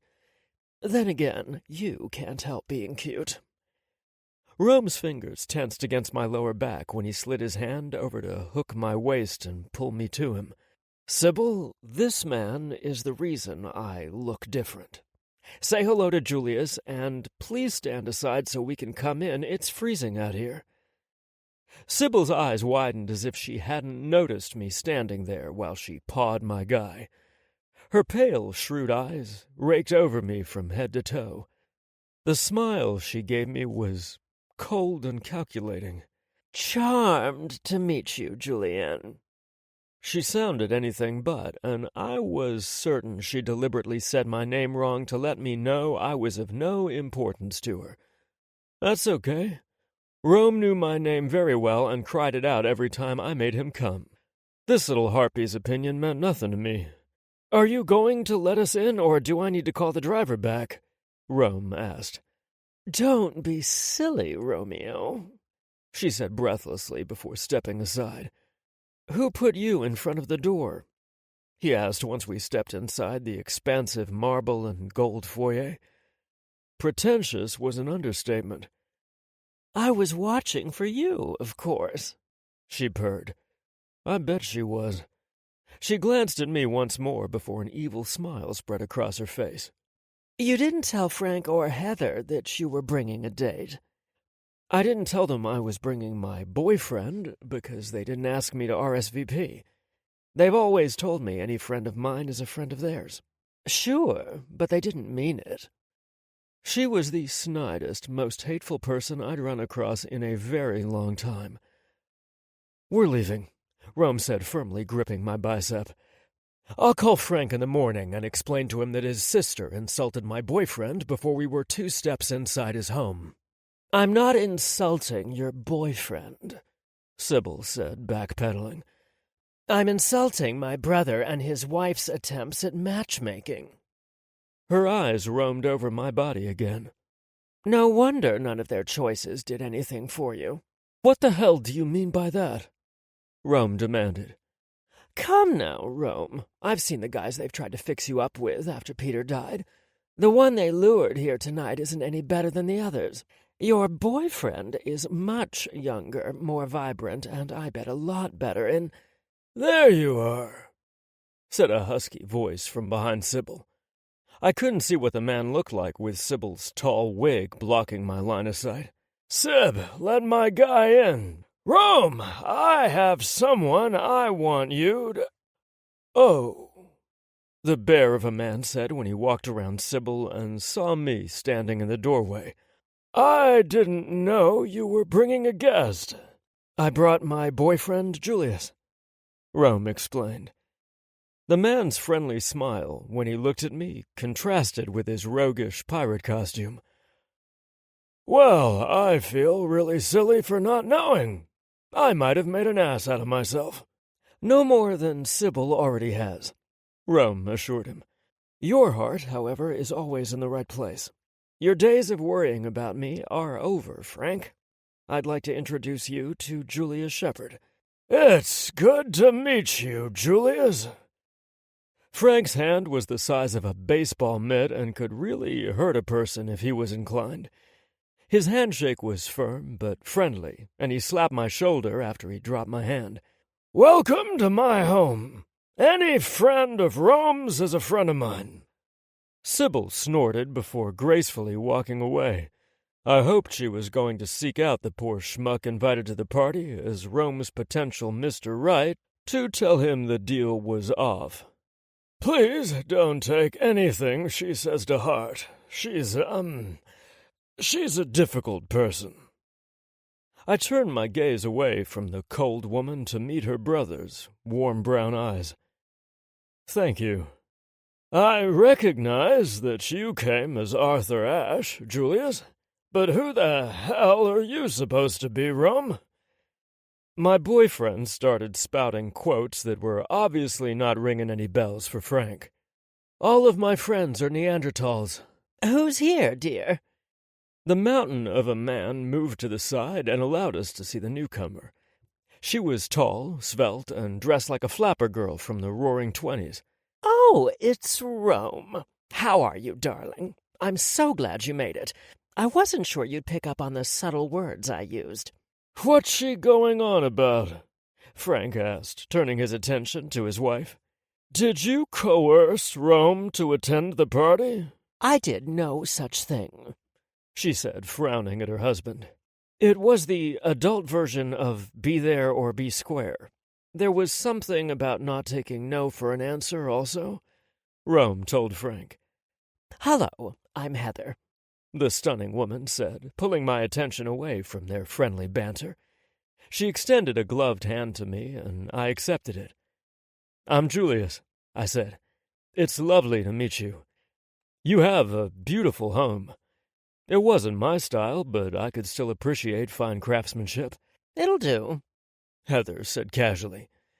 "Of course, it's really hard for you to form an opinion when you've only seen the foyer." "Well, it's pretty impressive," I said, gesturing to the curving, ornate double staircase that led to the second story. Gripping my elbow with her dainty hand, she tipped her head toward the bustling belly of the house. "Would you like a tour? Your boyfriend has obviously forgotten his manners and was prepared to linger in the foyer the entire night." "I'd love a tour," I replied politely. She started forward, and I went with her since we were joined at the elbow. "Nice costume, by the way. Frank's parents met Arthur Ashe a few times. They were big fans of his during his tennis career and later became large donors to his foundations. They host a gala every year to support them. Maybe you'd like to attend." "That's very thoughtful," I said noncommittally. Fancy galas and fundraisers weren't my thing unless I was playing in the orchestra at one. I sucked at inane chatter and small talk. I preferred meaningful conversations and even good-natured debates over discussing the weather or struggling to find the right things to ask strangers. No, galas and fundraisers weren't my kind of thing, but I'd do it for Rome if he missed this part of the life he left behind. Did he miss it? He rarely talked about his past, and I assumed it was because he wanted to focus on his future with me. Maybe the answer wasn't as simplistic as I thought. Do you mind if I take you around and introduce you while I give you the tour of the house? Heather asked. Her expression was warm and sincere, so I nodded. She glanced over her shoulder and snickered. I see some things haven't changed. Rome hasn't magically become comfortable in this environment. Her remark quieted some of my unease. I don't mind introductions, I replied, even though I would have preferred to stay in the foyer with Rome. I wanted to watch him interact with his friend more. Frank and Heather were obviously important to him, and I wanted to get to know them. Not only that, I wasn't eager to run into Sybil again, or anyone like her. Don't worry, they're not all like Sybil, she whispered, then laughed when she saw my reaction. You didn't speak your thoughts out loud. I just know how my sister-in-law is. Heather released a long, suffering sigh. I can't believe she and my Frank share DNA and were raised in the same home. They're nothing alike. My husband is warm, kind, and generous to a fault. Sybil is... Well, you've met her. What's her problem with me? I asked, feeling like I could trust Heather. It's not really about you, love, Heather said, patting my forearm with her free hand. She can't fathom that anyone she wants, man or woman, won't return her desire and affection. Really? I asked. She's quite narcissistic. You don't say. Yup. The first stop in the grand tour is my kitchen.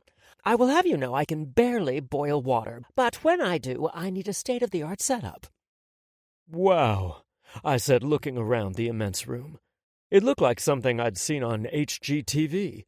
Chefs and servers moved all around the kitchen like busy bees prepping appetizers for the guests.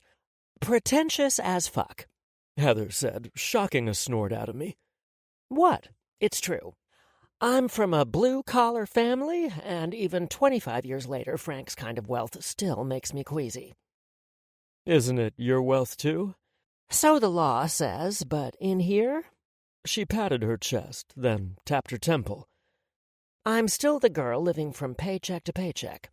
It's created a lot of trouble for us over the years. From outside influences? I asked. And strife between Frank and me. He wanted me just to forget everything I knew and be the wife he needed. I tried, and still do, but on some days, I just want to put on a pair of leggings, a ratty old sweatshirt from my college days, and curl up in a chair to read. I have board meetings or committee obligations almost every day of the week. I have an idea, I told her. One weekend, you should come up to Blissville and stay with us. I know the perfect spot for you to curl up and read. Can I wear my leggings and a ratty sweatshirt? I wouldn't have it any other way. What's the catch? Heather asked, narrowing her eyes. No catch. You can say I need your help coming up with a school fundraiser to raise money for my Ohio Science Olympiad team. That's a great idea, she said excitedly. I really could help out during my visit, so I wouldn't be lying to my husband. I already have my fundraiser set up for the spring, but we can talk about it to ease any guilt you might feel about sitting and reading undisturbed for hours at a time. You're a genius, Julius. My mother says so, I said, bumping my shoulder against hers. You're a man of science, then? Among other things, I replied vaguely. I reserve talking about my music within my inner circle. I'm definitely passionate about teaching advanced sciences at Blissville High School.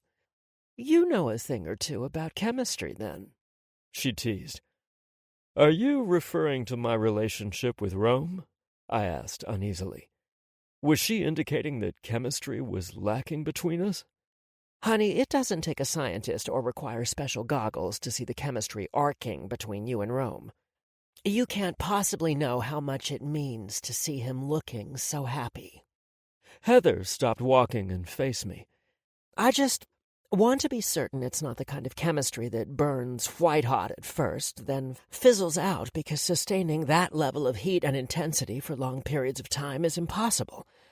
I want it to be a slow burn that builds up over time, binding you closer every passing year. I had the urge to pull back from her and go find Rome. Was it because I was insulted, or because Heather had spoken my biggest fear out loud? Most of the time I ignored the tiny nagging voice that cautioned me that Rome and I had moved too fast. When love was new and passion was explosive, it was easy to convince yourself that differences between you were no big deal. Love will conquer everything and all that jazz. The truth was, love wasn't always enough. If differences couldn't be bridged and compromises found, no amount of passion could sustain a relationship for the long haul. My scientific brain knew compatibility needed to be an equal component to love and chemistry in the relationship equation, while my musician soul only knew Rome made my heart sing. Did Rome and I have the perfect trifecta working for us? Prior to seeing this part of his life, I would have said yes. After meeting his friends, I had some doubts I couldn't ignore. Heather shook her head and snorted derisively. Look at me getting all emotional. I returned my gaze to hers and saw tears swimming in her eyes. You really love him. It's written all over your face right now. Don't say another word. I had no right to say that to you. I'm acting as supercilious as some of the pompous windbags you're about to meet. Oh, joy, I said dryly. Stick by me, kid. I've got your back. Kid? I arched a brow dramatically so she wouldn't know her arrow had pierced through my armor. I meant that as a term of endearment and not a crack at the age gap between you and Rome. Heather's hand slid down my arm until she laced her fingers with mine. You'll need thicker skin if you're going to come out of this party alive. I figured she was being dramatic, but she wasn't. While some of the people she introduced me to were nice or polite, some were downright snide. They didn't bother to hide their surprise that I was Rome's boyfriend. Of course, they weren't bold enough to say what it was about me that stunned them, but it didn't matter. Their message was clear. I didn't belong in their world, therefore I couldn't possibly belong in Rome's. Speaking of my guy, where the hell was he? I tried to discreetly search the room while trying to appear engaged in the conversations going on around me, but didn't spot Rome anywhere. Everything was fine with Heather by my side, but the claws came out the moment she was called away for an emergency in the kitchen. Questions changed from polite but indifferent to rude and probing. Who are your people? My people? It took me a second to realize they weren't referring to my ethnicity. They wanted to know if I came from an affluent family. Then again, had I been as white as Rome, they would have naturally assumed my attendance meant I had good social standing in their community. My mother is a nurse, and my father drove a taxicab. They didn't gasp in horror, but it was close. I looked around the room once more, hoping to find Rome, but didn't see him with any of the assholes. I decided I'd had enough separation and politely excused myself from the group to go find him. I was tempted to rescind Heather's invitation to Rome's house after she abandoned me to the wolves. Heather had told me the general direction of Frank's study during our tour, and I wondered if that was where my man had gotten to. If not, she'd said there was a bathroom close by and I could just pop in there to catch my breath and center myself. As I walked down the corridor, a familiar voice coming through a partially open door stopped me in my tracks. Ted, you don't have anything to worry about. I could tell you made a good impression on Rome. He probably went to order a car to send the whelp back to the litter. Don't be crude, Sybil, a man said. I didn't recognize his voice, so I hadn't met him yet. Now I guess we know why he's never shown any interest in the rest of us. He wants younger guys. Sybil snorted. It's a midlife crisis, my pet. Nothing more. You'll be in Rome's bed by Thanksgiving, if not sooner. When you are, I want all the juicy details. Not a chance, Ted told her. My stomach pitched and rolled. I continued down the hallway, hoping they didn't see me walk by. I found the bathroom door further down the hall, but was upset to find it was already occupied. I didn't want to walk toward the study again and risk running into Sybil or overhear more of her poison. I decided to peek inside the rest of the rooms down the hall to see if any of them had a door that led outside, but the bathroom door suddenly opened. Rome's pale blue eyes widened in surprise, and his lips curved into a joyous smile. He didn't look like a man who wanted to get rid of me. "There's my guy," he said. I cut him off by pressing my lips to his while walking him back inside the bathroom and shutting us inside. Chapter 19. Hell is empty, and the devils are here. William Shakespeare. Bill said it best. Romeo Bradley. One hand went to cup Julius's head while the other went to his waist. Energy pulsed through Julius's body, making him tremble. I wanted to think it was lust, but the desperation I tasted on his lips was mixed with something else. Fear? I broke our kiss after several minutes and leaned my forehead against his while I sucked air into my lungs. "Maybe you should run off at parties more often if you're going to kiss me like that when we reunite." "Run off?" Julius asked, pulling away from me. His hazel eyes turned a darker shade of brown as his temper rose. "I'm not the one who hid away with my buddy while leaving me with those people." "I'm sorry, love. Were they terrible?" He shrugged. "Not when Heather was with me." "She's good people," I said softly. "Except when she's trying to fix you up with other men," Julius said. I loved the flash of possessiveness I saw in his eyes and his fingers flexing against the small of my back. "That was all frank. Heather gave up on trying to find someone for me to love a long time ago." Julius took a shaky breath, and I hated being the reason he was so unhappy. "I'll fix this," I said, pulling out my phone from my jacket pocket.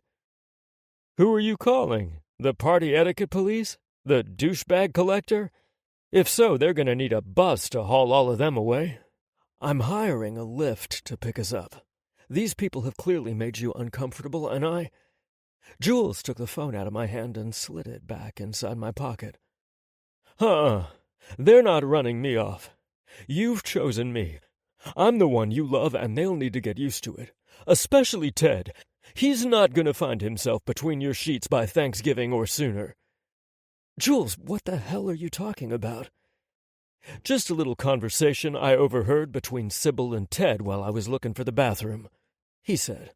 "I've caught many snippets of conversation tonight, and the consensus between them is that you're going through a midlife crisis." Jules kept his voice light, but the humor didn't reach his eyes, and his gorgeous smile didn't greet me. "Fuck them and the horse they rode here on." "Horse?" Julius asked. This time his hazel brown eyes sparkled with mirth. "Fine, they would have arrived in luxury sedans to flaunt their wealth and make up for other things that aren't as impressive. You've heard of little dick syndrome." "I've heard of short man syndrome," Jules countered. "Same logic applies. Overcompensating." We shared a quick chuckle, but I knew the situation called for more than laughter, and we weren't leaving the bathroom until I set the record straight. The only two people here I consider my friends are Frank and Heather. At times, Frank is a little disconnected from reality because of his wealth, but he's a good man. You don't find a more warm-hearted woman than Heather. I was excited for them to meet the man I love, but I realize now this isn't the right setting. The demands of hosting a party aren't allowing them to really get to know you. I don't give a damn about what the rest of those people think. This isn't my scene. You know the real me, Jules. I'm the guy who likes to listen to scratchy records and read literature written more than 100 years ago. I'm the man who is crazy about you. Let's just say our goodbyes to Frank and Heather and head back to our hotel. Did you see the size of that bathtub? It's big enough for two. Backing down from a challenge isn't my thing, Rome. I'm not saying I want to go out there and pick a fight or flaunt that I'm the man sharing your bed in front of Ted, but okay, I might want to rub our love in Sybil and Ted's faces a little bit, but I'm better than that. I'm better than them. You are, I agreed wholeheartedly. What is the point of staying when neither of us want to be here? It's not like our livelihoods depend on our attendance. We both know how precious time truly is, and we won't get these hours back, baby. I could be drinking wine with you in a tub, touching you, loving you. This isn't retreating or backing down from a challenge. This is us thumbing our noses at their pompous bullshit to do what we really want. That's the ultimate freedom. I saw the moment when my words sank in, because the tension melted from his body and his eyes softened. I want to hear more about your life before we met. I want to hear about your life with Peter. I'll tell you anything you want to know. I just thought talking about Peter might be uncomfortable for you. Not talking about him makes me feel like you're not as ready to move on as you say. Like maybe it hurts too much. That's how it was with my dad for a long time. I couldn't look at his picture or talk about the memories without feeling like someone fed me through a paper shredder. Now I find comfort in reliving those memories with Mom and Mark. I nodded because he was right.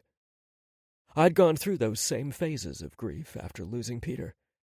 Frank took me to his study to show me a new piece of artwork. I thought that was code for wanting to grill me about the new man in my life, but he really did have a new piece of artwork. He's going on and on about the painter's genius technique and the raw power in every stroke. I saw an ordinary sailboat riding the waves, so I tuned him out. That's when I noticed the crude metal sculpture Peter had made for him in shop class during their senior year of high school. I was drawn to it like a magnet and forgot I was in the same room with Frank. I left him yammering about his painting and hoisted the heavy piece off the shelf. None of us come from wealthy backgrounds, but Frank had lofty dreams. Peter bent and shaped a piece of metal to look like a horseshoe and welded it to a base. It's crude as hell, but it's Frank's prized possession. Peter told him horseshoes were a symbol of wealth and prosperity. Frank wanted those things, and Peter wanted him to have them. A few years ago, I wouldn't have been able to look at that statue, let alone pick it up. Tonight, I held it in my hands and smiled as memories of conversations about the statue replayed in my mind. Peter wanted him to get rid of it, or at least let him make him a nicer piece. But Frank only wanted the original one. It was his lucky charm. Anyway, Frank left the room at some point during my trip down memory lane. I don't know how long I was alone before Sybil and Ted found me. Sybil thinks she saw a spark between you and Ted. Not a chance, I said firmly. The huge smile I had on my face was all for you, love. I thought you were reminiscing about your life with Peter. I was, at first. And then, like always, my thoughts turned to you. Peter was my past, and you are my future, Julius. I'm always going to choose you. Tears swam in Julius's eyes, and his voice sounded husky when he said, Damn, you English lit guys have serious game. Someone knocked loudly on the bathroom door. Rome, are you in there? Heather asked. Maybe, I replied. Who's looking for me? No one, she said sassily. I'm looking for my new best friend. You get to see Julius all the time, and I've only just met him. Either send him out or let me hide in there with you. Julius tipped his head back and laughed before he pulled from my embrace to open the door.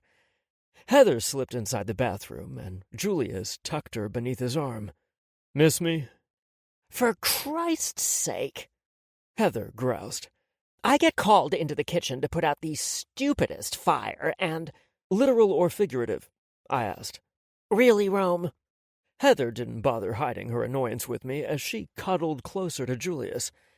There was a mix-up with the menu that apparently had a huge impact on the world. We have starving kids in this country, but these caterers only care about appetizers I can't even pronounce. Anyway, I returned to the party, and my Julius is gone. My Julius, I reminded her. How do you know the caterers aren't as concerned as you are about the plight of starving children just because they're wanting to please you? People can be upset about more than one thing. Heather tipped her head back and looked at Julius. Why do you put up with him? Julius looked away from Heather and locked his gaze on mine. I love him. Aw, Heather said. He's easy to love, even if it's annoying that he's always right. I'm not always right. You're planning your escape, aren't you? Heather asked, changing the subject. I know how much you loathe these parties, but can't you stay a little longer? How about we make a deal? I offered. Julius and I leave now before I say things to these people that I've repressed for 20 years, and we'll come back when it can be just the four of us. I know you've missed me, and I've missed you too. This party isn't how I'd choose to spend time with you and Frank. Are you telling me the truth, Romeo Bradley, or are you saying anything to escape? While it's true I'd chew my own leg off to free myself from the shackles of this party, I'd never lie to you. I'm sorry I've pulled away from you guys since moving to Blissville, and It started before then, Heather stated. Okay, yes, I admitted. But it doesn't have to be that way. I can have my new life and still keep the best parts of my old one, too. Heather dropped her arm from around Julius's waist and launched herself into my arms. I'm holding you to your promise. I love you, Heather. I'm sorry if I ever gave you reason to doubt it. She sniffled against my chest. You can make it up to me when I come stay at your house. What's that? I asked, looking to Julius for answers. He grinned sheepishly. Julius invited me for a weekend visit. I get to wear leggings, my ratty sweatshirt, and curl up in a chair and read. Doesn't that sound like heaven? It does, I agreed. You're welcome anytime. Another knock sounded on the door. Heather, are you in there? Frank asked. Julius snorted, then opened the door for Frank. Instead of coming in, my big bear of a friend assessed the situation from the doorway. Who made you cry? He asked his wife. I'll throw 'em out on their ass. Heather released me and walked into her husband's strong arms. They reminded me of Kong and Ann Darrow. These are happy tears, she said to her husband. Rome and Julius have another party to get to, but they assured me that the four of us will get together soon so we can get to know the man who stole Rome's heart. Frank quirked a brow. He knew damn well I didn't have someplace else to be unless it was a private party for two.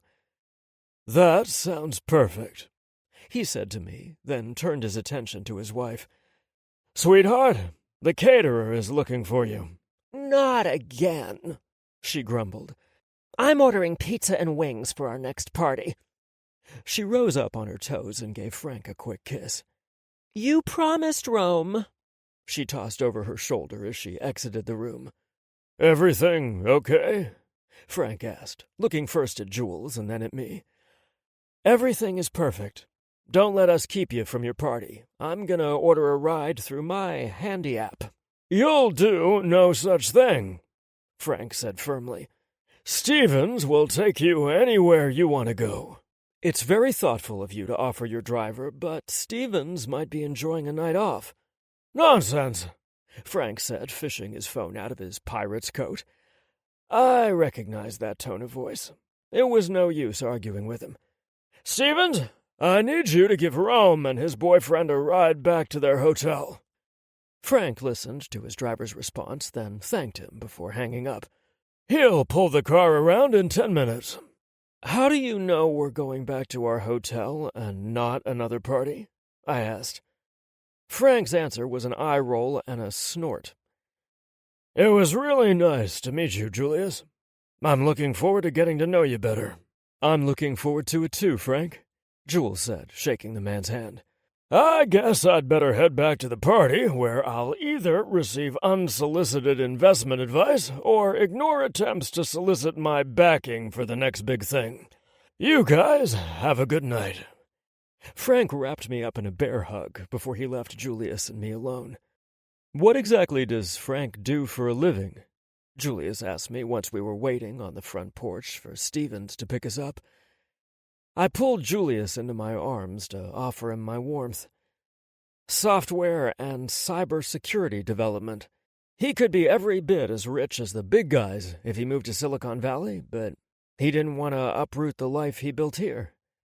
Neither of 'em sounds very happy, Julius said. Maybe a change of pace and scenery is what they need. Jules' insightfulness amazed me. He'd pointed out something to me I should have seen a long time ago. It sure worked out for us. Who's the charmer now? I asked as Stevens pulled up in front of the house in a black Mercedes SUV. I'll show you, Charm. Chapter 20. Life need not be easy, provided only that it's not empty. Lisa Meitner. Nothing worth having is easy. Surround yourself with love, not stuff. Julius Shepard. Neither of us said much on the ride back to the hotel, beyond Rome telling Stevens where we were staying. I'd learned early on that Rome and I communicated in many ways that didn't involve words. We could have an entire conversation with just our eyes, but my favorite form of nonverbal communication was touch. The firm way he held my hand in the back seat of the Mercedes said he didn't want to be apart from me. The press of his hand to the small of my back when we walked through the hotel lobby said he claimed me as his own, and the tender press of his lips against mine in the elevator said he cherished me. I haven't taken a bubble bath since I was a kid, I confessed once the tub began to fill with fragrant bubbles. I'm not sure I'll like it. It's not a deal-breaker if you don't, Rome said, letting his cape fall to the bathroom floor. He pulled his jacket off next and dropped it down too before going to work on his frilly silk shirt. You're a bit messy, I said, pulling my polo shirt over my head. I folded the shirt and set it on top of the counter. But I won't hold it against you. You're a bit of a neat freak, Rome countered. But I can live with it. I crossed the brief space and replaced his hands on the fastening of his velvet pants with my own. I've been wanting to strip these off since the moment I saw you in them. Yeah? Well, I've been wanting to do this all night long. Rome slipped his hand beneath the hem of my shorty shorts, ran his warm palm up my inner thigh, and cupped my package. I started hardening and lengthening once he began massaging me with firm, confident strokes. God, I love how you respond to me. I pushed his pants down to his thighs, then cupped his luscious ass, loving how he moaned. I love how needy you sound right now. Rome's response came in the form of a long, wet kiss that, combined with his fondling, made it nearly impossible for me to think of anything else except how good he'd feel wrapped around my cock. I could tell things between us were quickly heating up, and the conversation I wanted to have would soon be forgotten if I didn't put the brakes on. Rome had said all the right things in the bathroom in Frank's and Heather's house. But I needed more. Walking into the lavish party was the first time I'd felt insecure about our young relationship. I reluctantly broke our kiss, but didn't go very far. I thought we were gonna talk, I whispered against his lips. So let's talk. We can do it naked in the bathtub so we both get what we want. Compromise, yeah? I will bare my soul, but I'd prefer to do it while wrapped around you. We can get everything out in the open and wash it away. Suddenly the idea of taking a bubble bath didn't sound so ridiculous. We stripped the rest of our clothes off and sank down in the bubbles. Rome, true to his word, straddled my hips and got as close to me as he could without burrowing inside me. His hands roamed over my body as he talked about a life and love that didn't include me. It should have hurt me on some level, but his adoring expression and soothing caresses on my face, chest, shoulders, and back showed he was with me, not living in the past. I was his future. Instead of being jealous, I was grateful Rome had been loved so thoroughly. Our relationship wasn't perfect, and we had our share of problems, he confided. We fought hard when we disagreed, nothing physical. He corrected when he saw and felt me tense. Raised voices, a few slammed doors, and I spent many nights on the couch in our tiny apartment or in the spare bedroom once we purchased our house. What kind of things did you argue about? The same stuff as everyone else.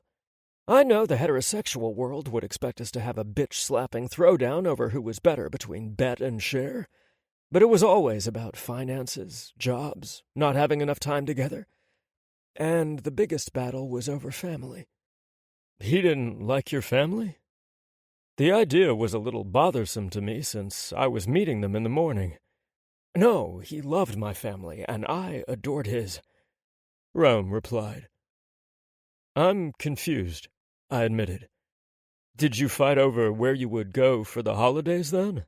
I'm sure it's hard to blend families and traditions in a way that doesn't leave a family feeling excluded or second best. Rome chuckled. That wasn't it either. I could tell he wasn't comfortable answering the question, but there was no way I was letting him off the hook. I decided to wait patiently while he chose his words. We fought about having children. That is the one area I don't think couples can compromise on without someone becoming bitter. Ah. Things clicked into place. I knew Rome wanted to be a father even if he hadn't told me. I saw the dozens of pictures of his nieces all over his house, and he fussed over babies every time we came across one in public. He was dad material, and the idea of him never fulfilling that dream made my heart ache. You wanted children, but Peter didn't. Yes, Rome admitted. I didn't realize it at first. The idea of us adopting kids was so far out of reach for the longest time. Suddenly, our gay friends are adopting kids or hiring surrogates, and I began to hope we would do the same someday. Rome shook his head. I was so caught up in my fantasies that I didn't notice Peter's lack of enthusiasm each time one of our friends expanded their family, until one night he exploded in our bedroom. We'd just come home from another baby shower I had dragged him to, and he was sick to death of baby talk. I thought the whole point of being gay men was not being held to heteronormative bullshit standards. Marriage and babies weren't in the cards for us. I was fine with that. Fuck, I even liked that I wasn't constrained like my straight friends, he said. I remember so clearly how angry he was. I was stunned because he didn't seem upset about the commitment ceremony we'd had 2 years prior. Constrained. He sounded like our relationship was a prison. God, I was crushed. I'm so sorry, I whispered, running my nose along his. He left on a long business trip the following morning. It was the first time he ever left the house without kissing me goodbye or telling me he loved me. I thought it was the end for us, but Peter called me once he reached his hotel room that night. He cried and apologized for hurting me, and promised we would talk about it more once he got home. He said he was just afraid we would lose us, and I had to admit I'd already seen signs of it with our friends. We never had a conversation that didn't revolve around their kids. I loved it, but Peter didn't. When he got home, we didn't talk about the big divide. Instead, both of us went on a mission to prove our point to the other. I tried to show Peter we didn't have to lose us, and he tried to demonstrate that we were perfect just the way we were, and he should have been more than enough for me. Exactly how did the two of you try to accomplish this? It sounds like a really bad rom-com. I started offering to babysit kids for our friends so Peter could see how much fun our life could be. Who didn't like playing with Play-Doh and Barbies? Turns out Peter didn't. I thought baking cookies with kids was fun, but all he saw was the mess left behind. As for Peter, he started taking me on lavish vacations. Every time one of our friends shared a picture of a kid on their phone, Peter showed a photo from our latest adventure. A few of our friends would remark how jealous they were we could just pick up and go when we wanted, or that we could have sex whenever we wanted. Peter would get this smug smile on his face and look at me like, "See, they regret it." But every single time our friends would smile and say they still wouldn't trade places with us. Uh-oh. I bet you returned his smug smile. Baby, I showed more teeth than the Grinch. Had you come to a compromise before Peter died? No, Rome said, shaking his head sadly. We would let the conversation drop for months at a time to avoid arguing, but it still hung over our heads like an ominous cloud. What do you think would have happened if Peter hadn't died? We would have drifted apart and found people who wanted the same things we did, or we would have become grumpy, bitter old men. I would have chosen to walk away and be grateful for all the memories we'd made together, but Peter would have rather hung on to what he knew, even if it wasn't the best for him. How long did it take you to realize that truth after he died? I asked softly. 5 years, give or take a few months. You know what happens when you lose someone you love. All you can remember is how great they were. The things that annoyed you no longer seemed valid. It took a long time for me to realize, as much as Peter and I loved each other, we weren't in love with each other anymore. We were bound together by history and friendship, and it's terribly hard to let go sometimes. Jules, being with you has driven that home harder than any epiphany I had before we met. The way you make me feel, it's like nothing I've ever known, and I will never accept anything less ever again. Not if I live for one more year or live to be 100. You are everything I want, need, and cherish. You. Tears stung the back of my eyes. I've never been in love until I met you. I knew lust and desire, but not this. We leaned toward each other at the same time and knocked heads. Damn! Rome swore angrily. Will I ever stop ruining our moments with my clumsiness? I think we share the blame. I cupped the back of his head and held him in place for the kiss we'd both sought. By the time our lips parted, I was done talking about the love and hurt from Rome's past. I only wanted to think about pleasing him in the present. We need to get out of this bathtub. You didn't enjoy it? No, I think you're sexy as fuck, all wet and sudsy, but this space is too limited for what I want to do. Rome pulled the stopper to let out the water. Then we got out of the tub and toweled off. Rather than risk Rome tripping over something on the way to the sprawling bed, I hoisted him over my shoulder and carried him fireman style. He gasped in surprise and playfully slapped my ass. I wasn't gentle when I laid him on the bed. I settled over Rome, aligning our hard dicks together, but he had a different kind of foreplay in mind. I didn't put up a fight when he rolled me to my back and kissed a path down my body before taking my dick inside his talented mouth. I never knew how sexy eye contact during sex was until I met Rome, and I loved the way his gaze held me spellbound as his lips and tongue cherished me. "Come here," I said when I reached my breaking point. "I want you inside me now." Rome reluctantly released my dick and crawled up my body. After carefully stretching me open with slick fingers, he sheathed his cock and pressed inside me. Like always, the world faded away, and he was the only thing I could see, feel, or hear. He was the maestro. My body was his instrument, and the score we created together was the most beautiful I'd ever heard. The tempo of our lovemaking reminded me of a symphony. A graceful minuet gave way to an explosive sonata as we chased our climax.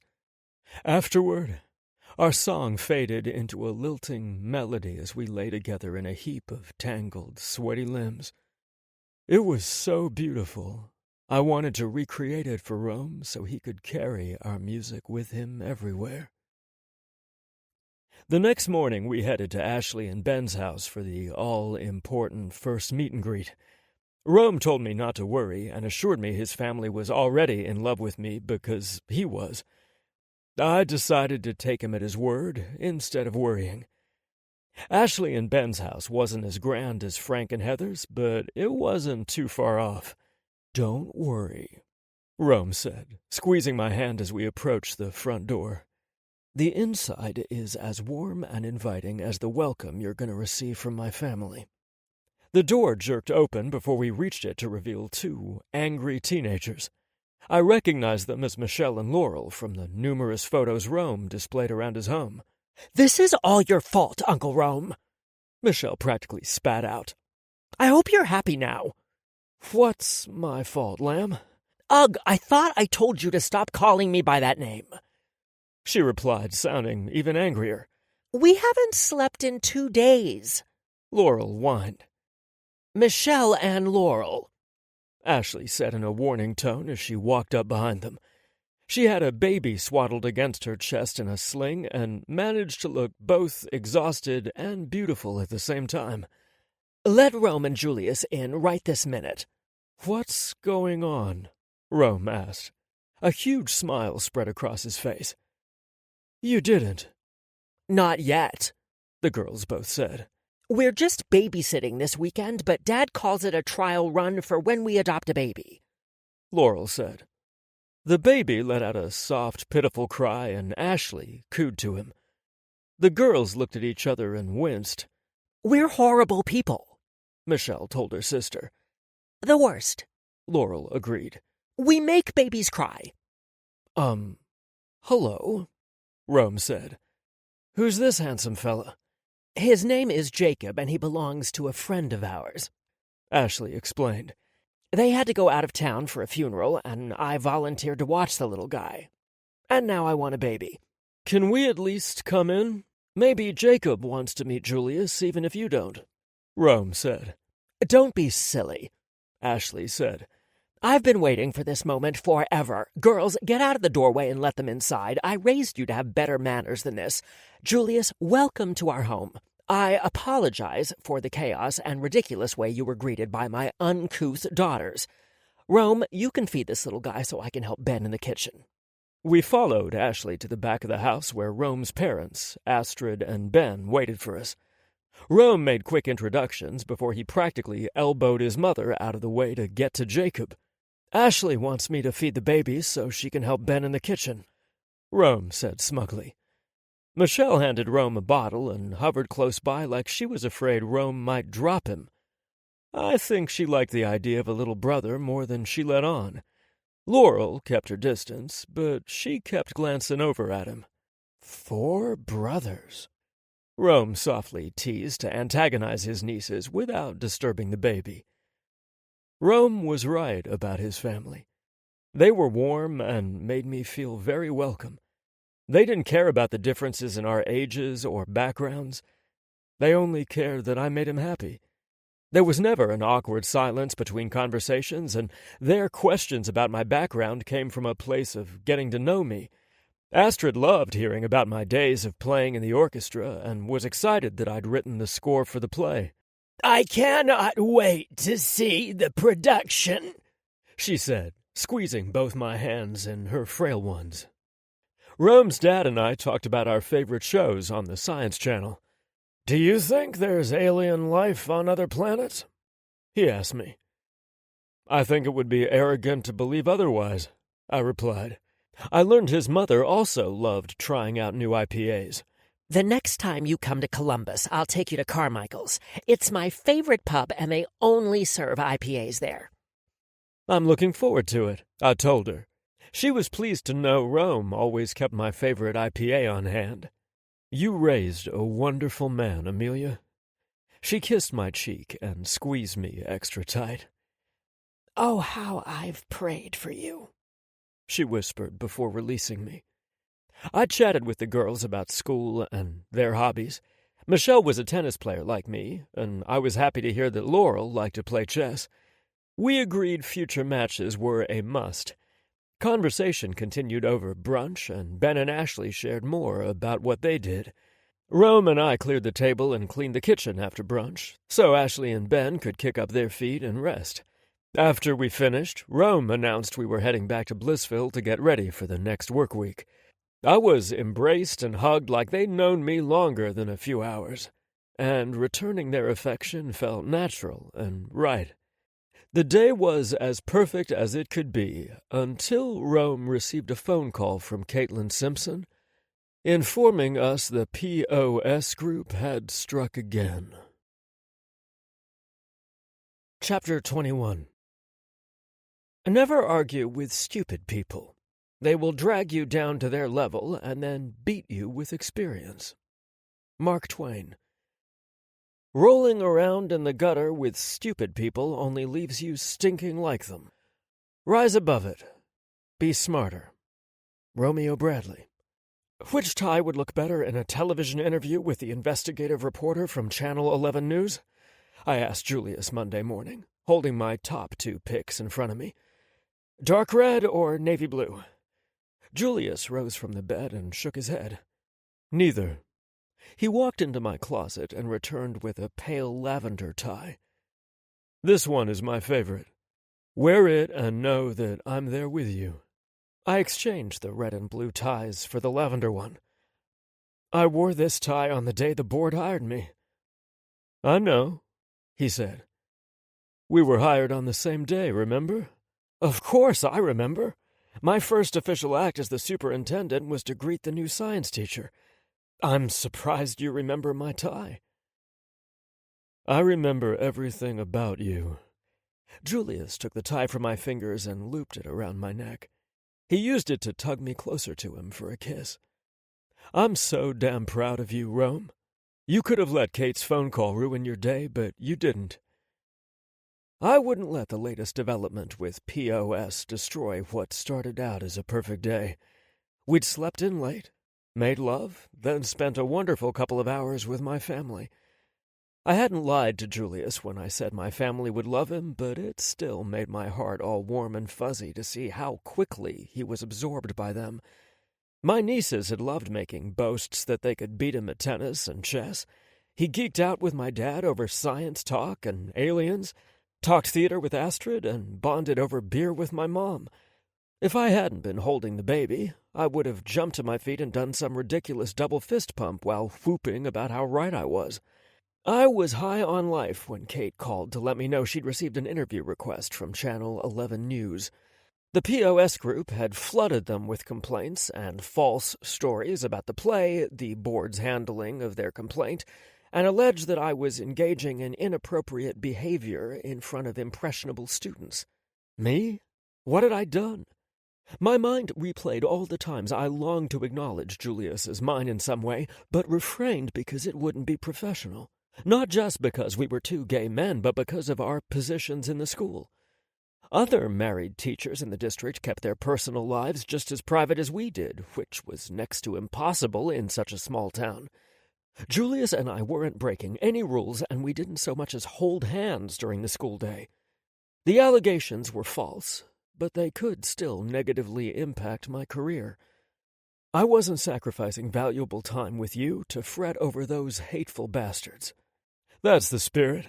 This will work in our favor, babe. I just know it. Julius and I worked as a team in the kitchen. I cooked the sausage and browned the toast while he made the egg white omelets with spinach, tomatoes, and feta cheese.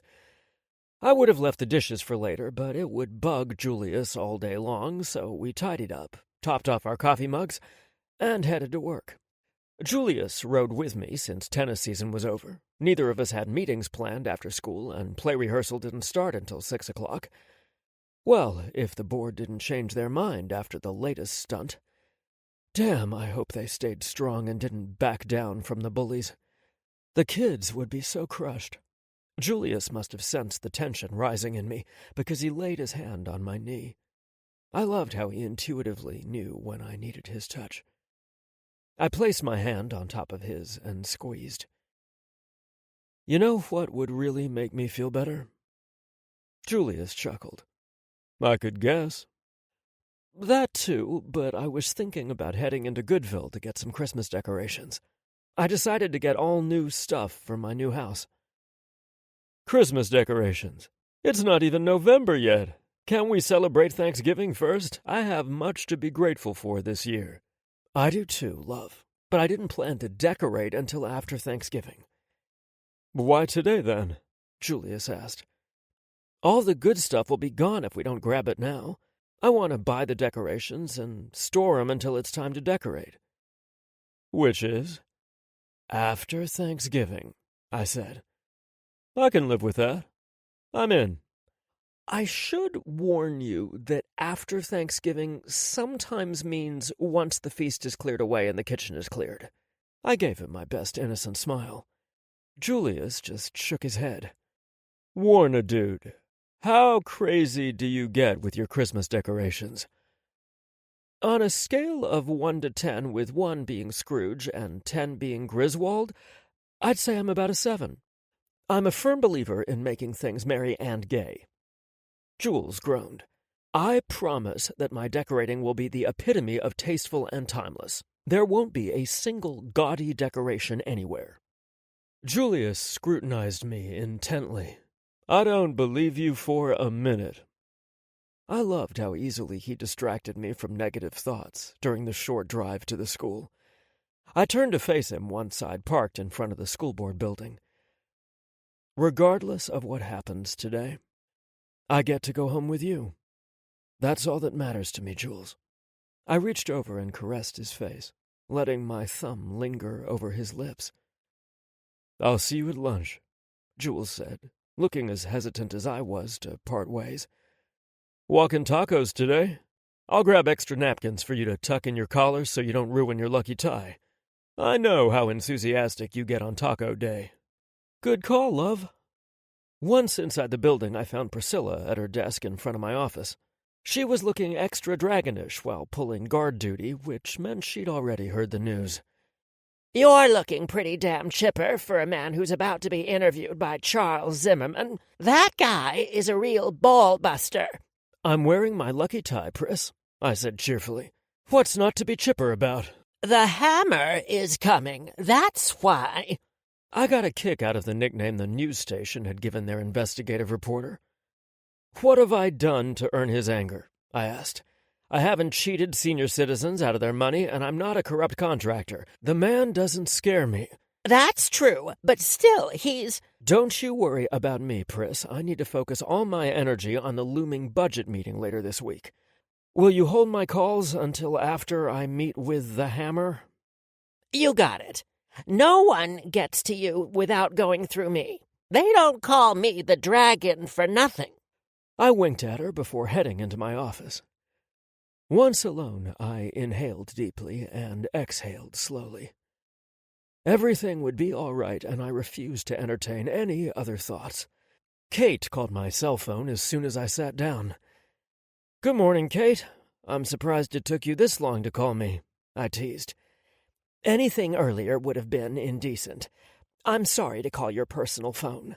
I knew better than to try to reach you on your office phone since all your calls are routed through Priscilla and not the voicemail system the rest of the district uses. I just want to wish you good luck. You won't be here? I asked. No, I have a court hearing in 15 minutes. It shouldn't take long, but I won't make it back to Blissville in time. You don't need me there anyway. You've got this, Rome. I know you'll handle that bruiser just fine and make our district proud. You were the right man for this job in the spring, and you're the right man now. Nothing has changed. I just needed you to know it. Your support means a lot to me, Kate. Thank you. I gotta run. I'll see you later this morning. Good luck.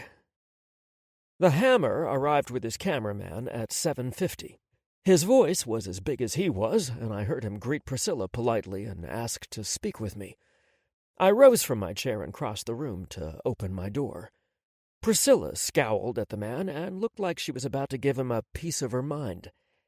"Gentlemen," I said cheerfully, "come in." I stepped aside to let them pass before I poked my head out the doorway and mouthed, "Behave," to Priscilla. "I would say it's an honor to meet you, but I'm afraid I'd be lying under these circumstances." Charles Zimmerman guffawed and shook my hand before dropping down in the chair in front of my desk. It squeaked in protest under his bulk. The investigative reporter wasn't overweight, but he was carrying a lot of muscle on his broad frame. "I'm not here for the reason you think, Mr. Bradley." "Dr. Bradley," I said, but softened my correction with a good-natured smile. "You're not here to investigate my conduct as superintendent or talk about the play our school will perform in January?" "No." He chuckled at my raised brow. "I want to hear about your encounters with a hate group that's operating illegally as a 501c3 nonprofit organization." "They were granted nonprofit organization status?" I asked. Charles nodded. "Religious groups can apply for a 501c3, but they have to follow the same rules as all other nonprofits." "Can I ask which rules you suspect they've broken?" "I don't suspect, Dr. Bradley. I have hard evidence to back up my claim. Normally, I would tell you to watch the show because of ratings and such, but I'll make an exception since you were clearly targeted by this POS." A wry grin spread across his face. "Organization. And I would hate for the supportive crowd outside to turn into an angry mob." "Crowd? You didn't know that there are at least 50 people gathered in front of the school with signs showing their support for you and the play?" "No," I said. "I hadn't been informed."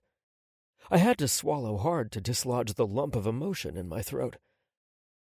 "How long ago did POS start flooding your email asking for help?" "The week after they were shut down by the school board. I had other investigations going on and didn't have the time to dedicate to digging into their background. I reached out to your school board president first, and she sent me a copy of the play for me to read. I'm sure she thought that'd be the end of it. That's what I thought, too, when I sent an email to Mr. Halifax telling him I wouldn't be investigating his allegations after reading the school play.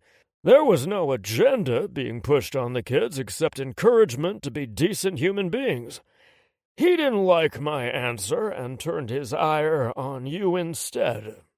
"Me? I haven't done anything wrong." "He seems to think differently. I received a lengthy email that reeked of homophobia, and it included a photo of you kissing a man I presume is your boyfriend or husband." "Photo? What photo? I haven't so much as held my boyfriend's hand on school grounds." "The two of you were kissing on what appeared to be a stage." "The Getty. It was the night I told Julius I was in love with him after blurting out my favorite sonnet. I was outraged and sickened that Roy Halifax witnessed one of the most beautiful moments in my life. How had I not sensed his evil lurking? There were no kids in the theater at the time. I had personally supervised the younger kids getting picked up by their parents and watched the older kids drive away in their cars. That means that asshole was stalking me." "He was outraged that the parents weren't concerned about leaving their kids in your care, so he was going to look after them." "By hiding in the shadows and snapping photos of private moments? How dare he?" "That's what I thought, too. So I decided to investigate this case after all, but not the way he expected. I decided to dig into his background and the non-profit organization he runs." "And you've discovered that they're not legally operating under the 501c3 rules?" "Correct. It would be easier to tell you the tax codes they didn't break than it would be to list the ones they trampled all over without bothering to cover their tracks. They're either as stupid as their acronym implies or completely careless. Either way, I'm going to do my best to destroy their credibility. How do I come in? I sounded as confused as I felt. I just want you to tell us about your interactions with him. I've only had one interaction with him at the school board meeting. I've never spoken with him before or after. I had no idea he was following me around. I obtained a copy of the board meeting transcript, but I'd like a few sound bites to go with it. The focus will be on exposing POS and Roy Halifax. Okay, let's do this. The Hammer only asked me 2 brief questions, then allowed me to talk about the incident with POS. I talked mostly about the support we received from the school board and the community of Blissville. After he left, Priscilla came into my office to give me a high five. "Love always wins," she said. Between the phone calls and unexpected visits, my morning was completely unproductive, but it was hard to be upset when everyone was so excited. I was feeling especially festive when Julius and I went shopping for Christmas decorations after school. Merry and gay, I reminded him as the cashier began ringing up our purchases. Totally Griswold, he countered. Hush, or I'm coming back for the inflatables this weekend. "If you want them, you better grab them now," the cashier said. See, I said. Don't act like you weren't putting things in the cart left and right either. I guess your merry and gay is contagious. I snorted. I think I saw that same accusation in the POS complaint against me. Julius stored the Christmas loot away, then made dinner so we wouldn't be corralling teenagers on an empty stomach. Rehearsal went off without a hitch, and we were home by 9, which gave us enough time to shower, grab a snack, and settle in for the news at 10. I cringed a little when I saw myself on the news, but was pleased I sounded calm and spoke eloquently. There was no keeping the grin off my face when Charles Zimmerman dropped the hammer on Roy Halifax and his POS group. The hate-monger sputtered and stuttered when he found out that the Hammer had already sent a copy of his findings to the Carter County Sheriff's Office and the Ohio Attorney General. Justice, Jules and I both said at once. I was glad that Roy Halifax was getting what he deserved, but I was still sickened by the thought of him trailing after Jules and me. Put it out of your head, Jules said, knowing where my mind had gone. I can't. Let me help you drive out the ugly so you can focus on the beautiful. And he did. Chapter 22. For who would live if life held no allurements? Lewis Howard Latimer. A life that doesn't arouse you from slumber and tempt you with challenges might be cleaner and easier, but it's also boring. Thrill me. Let's get messy. Julius Shepard. The POS situation kept us on edge for the first few weeks after the story aired on Channel 11 News. Who could blame us? The hate group had worked quietly to disrupt the play without us knowing, so common sense made you wonder what else the group planned. Would they boldly retaliate this time? Were they a danger to us or the kids? Roy Halifax had already stalked Rome and me without us knowing it. Wasn't that an indication the man could be unhinged? God, I was so pissed when Rome told me about the photo, and even more concerned what Roy would do with it going forward. We couldn't possibly hope it would always land in a fair-minded person's inbox. Rome had asked Kate if she wanted him to step down, but she assured him a letter of resignation would be immediately put through the shredder. She reiterated what we knew in our hearts. We hadn't done anything wrong. Rome even asked Ashley if she thought we should obtain a restraining order, but the man had never physically threatened any of us. She encouraged us to file an official complaint with the local law enforcement, both for documentation and to see if they'd patrol by our house more frequently. Our house. I loved hearing people say that. Do you want me to go to the police station to file the report? Rome had a series of meetings coming up after school, and I had more free time than he did since tennis was over. Why, so that muscled hunk in the too-tight uniform can try to take you away from me? I bet he'd offer to keep a really close eye on you. Probably stand over your bed and watch you sleep. The last part creeped me out and made me shiver. Rome laughed, and I knew he wasn't seriously worried about the cop's interest. Just in case, though, I said, "Knock it off. No one is going to take me away from you, and you're the only one I don't mind watching me sleep." We went to the police station together, and I tried not to laugh when Rome placed his hand possessively on the small of my back when Officer Szymanski was the one who took our complaint. The cop's flirty side from the night of the board meeting disappeared when he heard our concerns. "This is the part I really hate," Officer Szymanski said.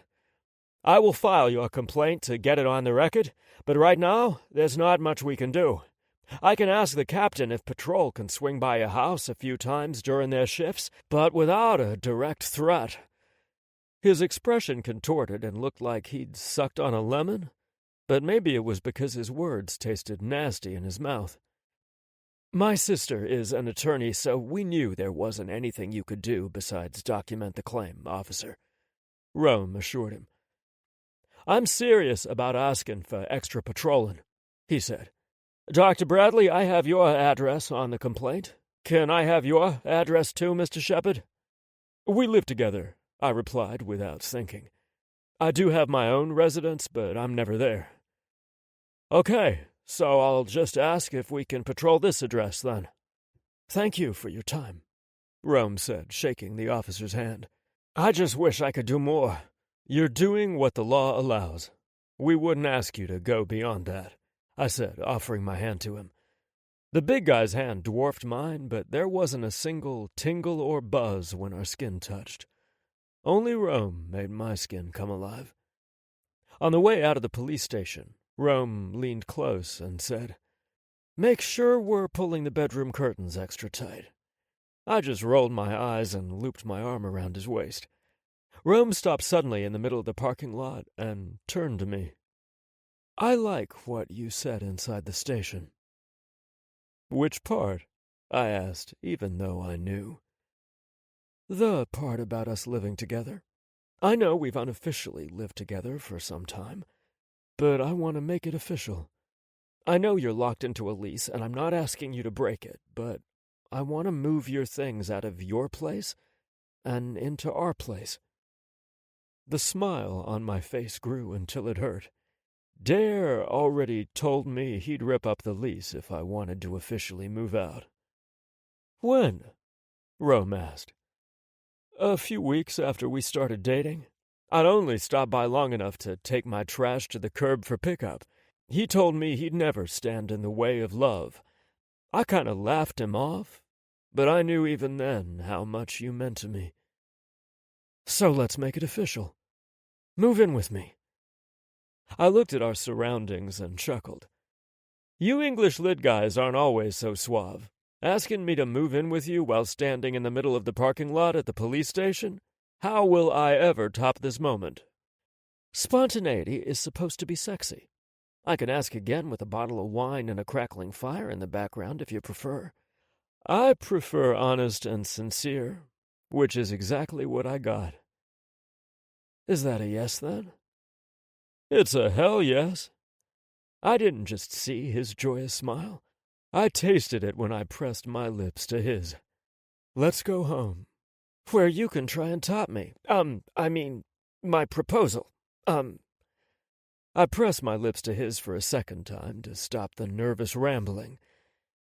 There was no doubt in my mind there would be some topping going on in my future, and I was also just as certain there would be a proposal for a deeper commitment between us down the road. Let's go home. Permutations and combinations. Who can tell me the difference? I asked my 7th period class the Wednesday before the Thanksgiving break. They looked at me with annoyance in their eyes because they expected to goof off the last class of the day. It was a good thing Anastasia's family got an early start to their vacation travel plans, or else she'd really let me have it. "Are you seriously giving us homework?" Ben asked. "Did I list homework in your syllabus, Mr. Devers?" "No, sir." "Then I hadn't planned on giving you homework. I can change my mind if you like." "No, sir." "Permutations and combinations," I repeated. "Anyone? This is the lesson we're tackling on Monday, so I thought I would plant the seed and give it time to root." Permutations and combinations are the same thing, Jill said. They're groups of things that you put together to make something else. "You're partially right, Miss Skelson. The difference between permutations and combinations is the order. Permutations require a specific order where combinations do not. This theory doesn't just apply to science. There are many recipes you can jack up if you don't combine the ingredients in a specific order. Think about your locker combination. You all have 3 numbers to unlock it, correct?" They all nodded.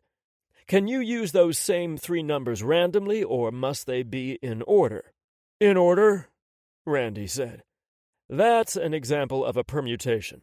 Our experiments next week are gonna be fun," I said, waggling my brows. "We'll see who's paying attention and who isn't." "Are we finally going to utilize the face shields?" Travis asked excitedly. "I worry about you sometimes, Travis," I teased. The kid was way too excited about the possibility of needing a face shield for experiments. He just laughed and shook his head. If this were a philosophy class, we'd talk about permutations and combinations in relation to fate. Are our lives guided by preordained permutations, or do we just throw in a bunch of stuff to see how it turns out? Do we have destinies or opportunities?" "Preordained permutations," Derek said confidently. "I think we just close our eyes and toss in the ingredients," Molly Sue countered. I hadn't expected the kids to start debating fate versus chance in my classroom, but I wasn't mad about it. A teacher could learn a lot from their students by listening. Before any of us realized it, the 45 minutes had passed, and they were free for a long weekend. My heart swelled with happiness when every single kid in my class wished me a happy Thanksgiving. Some of them even included Rome in their well wishes. I was excited to kick off our first holiday season together, but sad my mom had to cancel her travel plans due to some crisis at the hospital. She was devastated she didn't get to see her boys and meet Rome, Camilla, and Manny, but promised she would be there the first weekend in December, even if it meant quitting her job. "I don't think that's a bad idea," I told her on the phone when she called me on Monday evening. She sounded so upset, and it made my heart ache. "You're miserable in your new position. I think it's time for a big change." "How big?" she asked suspiciously. "You should quit your job and move here." "To Whoville?" she asked. "Mom, you're starting to sound like Marcus," I teased. "Yes, you should move to Blissville or Cincinnati if you prefer to stay in a bigger city. My garage apartment is paid up until February, so you could always stay there. You and Dare would go together like peas and carrots." "I'm not sure I want to make such a big change, Jay." "Mom, how many weeks of vacation do you have left?" I asked. 3. She admitted. "And you lose that time if you don't take it, right?" "Yes, but—" "Take 'em, Mom. Stay in the apartment for 3 weeks. Get to know the people Mark and I love. Take time to breathe and bake and celebrate the holiday with us. Please." That does sound heavenly. "While you're here, you can update your resume and look at employment opportunities. There are tons of hospitals around here." One thing at a time. I'll inform HR that I'm taking my vacation. They can just deal with it like they expect me to every damn day." "That's my mama," I said proudly. Rome had taken the entire week off to prep for the feast he planned for our guests, which included Camilla's parents. Rather than making Mark and Camilla split time between the families, Rome thought it would be a nice gesture to invite everyone. I watched in shock as my normally messy man turned into a super neat freak when we started cleaning for company. Apparently that meant cleaning the closets because it's where I found him when I got home from school, not in the kitchen like I expected. Is there something you want to tell me? I asked. Dolly got up from her blanket nest by the door and came to welcome me home. Hey, baby girl, miss me? I cradled her against my chest and she licked my chin. I missed you too, but I'm not licking your chin. How about mine? Rome asked, peeking around the closet door. Hi, love. Hi. What's going on? I asked, gesturing to the mess he'd made inside the closet. I'm getting ready. To go back in the closet? Are you making a nest in there? No, Rome replied, rolling his eyes. It's part of my annual Thanksgiving cleaning ritual. I don't think Mr. and Mrs. Alvarez are planning to look in there, I said when he disappeared out of sight. I put Dolly back down, then made myself comfortable on our bed. I helped clean the house too, of course, but I was drawing the line at cleaning the closets when we could be making love. This was a side to him I hadn't seen, and I found it completely adorable. So, are you making room for new stuff? No, he said from somewhere inside his walk-in closet. I saw a shirt sail through the air and land in a pile in the center of the closet floor. That was the Rome I knew and loved. I pulled my polo over my head and dropped it beside the bed, then reached for my belt. I want everything to be tidy and organized for the new year. So you can mess it up again in a week, I asked, shoving my pants and underwear to my thighs. You think you know me so well, don't you? I'll have you know. Rome's words died when he saw me working my dick up and down. He blinked a few times, then licked his lips. You'll have me know what? I asked him. I heard a crash, which meant Rome dropped whatever he held in his hands. Then he practically tripped over his own 2 feet when he cleared the doorway. Close your eyes, Dolly. Dad and Daddy are about to kick off this holiday rite. Sometime later, I roused from my post-coital nap. Do I smell burnt toast, or am I having a stroke? I asked. Rome snorted from somewhere in the room. I sat up and saw that he was back in his closet again, and the pile of stuff in the center had tripled. He poked his head around the door and grinned. It's burnt toast. My handsome guy came home and distracted me, so I forgot I was toasting bread for my homemade stuffing. Luckily, I bought extra bread, but that means we'll have to use store-bought croutons instead of my homemade ones. Oh, the horror, I gasped, then yawned. Where are you getting your energy? Is that a crack about my age? You know it's not. I'm just happy, he said. I'm going to need your help in the kitchen later. We have plenty of casseroles to prep. Where are you going to bake all these casseroles? We only have one oven, and it'll be stuffed with that 40-pound turkey you got from the butcher. It's only 22 pounds, he said, ducking back inside the closet. Lily and her husband are going to her in-laws, so she said I could borrow her oven tomorrow.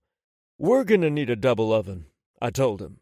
My mom has one, and it makes the holidays so much easier for her. Or, I said after consideration, you could ask the guests to bring a casserole dish with them. That's what most families do. Next year, he said, but I knew he was dismissing the idea. My grandmother was the same way. She never let anyone bring any food or clean up afterward. I'd have to work on Rome because that was just insane, especially as our lives expanded to include more people. The feast we prepared would impress Scott Conant.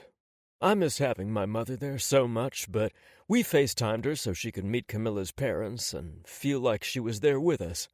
I have big news, she said once we all finished the initial greetings. I'm coming to Ohio next week and won't be leaving until after the new year, if I leave at all. Julius, I'm going to accept your gracious offer and stay at your apartment while I enjoy a much-needed break. I was too excited to ask how she was able to stay an entire month if she only had 3 weeks of vacation to use. My mom was a sensible woman, and I had no reason to question her. No, you must stay with us, Rome said. I have a spare bedroom. Mom said, shaking her head. I won't be an intrusive mother-in-law. We'll get to spend plenty of time together, but we'll have our separate spaces, too. You won't win, I whispered to Rome when it looked like he would argue. Seeing Rome with kids always made my heart so happy, and I looked forward to us having kids of our own. That thought reminded me of the remark I made in class about permutations and combinations. The components of the formula were the same: 2 men and a baby. The difference between combination and permutation was in the order. Combination implied we could adopt a baby just as we were, 2 men who were committed to each other. A permutation implied the components should be applied in a specific order, and for Rome and me, that would include marriage before adoption. Old-fashioned, yes, but I knew it was the outcome both of us wanted. Mama arrived the following week like she promised, and she held tight to Rome when we picked her up from the airport. They'd talked, video chatted, and texted a lot over the last few months, but it couldn't compare to meeting in person.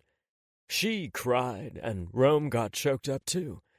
I just stood there grinning like an idiot waiting for my turn as people walked by smiling at the spectacle they made. I've waited for you for such a long time, Romeo Bradley, my mom said, cupping his cheek. Mom, are you trying to steal my guy? I asked. Hush, she said, waving her hand in my general direction. You're even more beautiful in person. I was going to say the same thing about you, Rome said, hugging her again. We're due at the Alvarez's house for dinner in an hour. Camilla said her mom makes the best empanadas, I said. They continued to ignore me as Mom gushed about how happy Rome made me, and he in turn told her that I was the best thing to ever happen to him. Ooh, my heart, Mama said, clutching her chest. Then she turned to face me. You never stood a chance at resisting him, son. It was true. I hadn't. Just like I knew she didn't stand a chance of resisting the charm of Blissville and the lure of being so close to both her sons while they built lives with the people they loved. It came as no surprise to me when Mama announced she wasn't returning to Philly other than to sell her home. She spent part of her vacation interviewing for jobs at hospitals nearby and looking for a quaint home to buy in Blissville. The next month flew by in a whirlwind of decorating, eating, play rehearsals, eating, parties, eating, a holiday parade, eating, shopping, and more eating. There were a lot of festivities and even more eating, but through it all there was so much love and happiness. The level of sappiness surpassed the sappiest movie ever to grace the Hallmark Channel. I mean, seriously. 2 men move to a new town for fresh starts, fall in love, and live happily ever after. As exciting as it was to be surrounded by our families, I was grateful that Rome and I carved out quite a bit of time for just us. We had plans to combine both sides of our families for one big bash at Ashley's on Christmas Day, but Christmas Eve belonged to just us. I made an intimate dinner for 2. We drank wine, exchanged gifts, and made love by the Christmas tree lights while listening to the song I recorded for Rome as one of his gifts. I had almost drifted to sleep when I noticed Rome had replaced the picture in the built-in frame on the entertainment center. Instead of Rome and Peter staring into each other's eyes, there was a picture of us kissing on the stage the first night Rome told me he loved me. "When did you do that?" I asked, pointing to the frame. Rome didn't lift his head off my chest. "A while ago," he said sleepily. "Turns out that homophobic asshat can take a good picture." "Where'd you get it?" "The hammer," Rome said, then yawned. "Out of the blue, he emailed it to me. He said the origin of the picture shouldn't take away from the beauty of the moment." "The hammer said that?" I asked suspiciously. "I might be paraphrasing, but it's still the truth." "Why didn't you tell me?" "I didn't want to make a big fuss out of it. I loved Peter, and I'll always be grateful for our memories. You're the one, Jules." You're the love of my life, and I want everyone to see it when they come into our home. Over the years, that picture will change to show our love evolving and our lives expanding. I imagined a picture of us holding a baby or a toddler between us. We would kiss our child's cheek at the same time while someone snapped a picture of us. Later, there would be us at graduations and weddings and every other big moment in our family's life. Our faces and bodies would change over time. Wrinkles and age spots would mar our skin. Our eyes would cloud over with cataracts, and our hearing would turn to shit. But one thing would remain the same. Romeo and Julius, forever. Epilogue. My bounty is as boundless as the sea, my love as deep. The more I give to thee, the more I have, for both are infinite.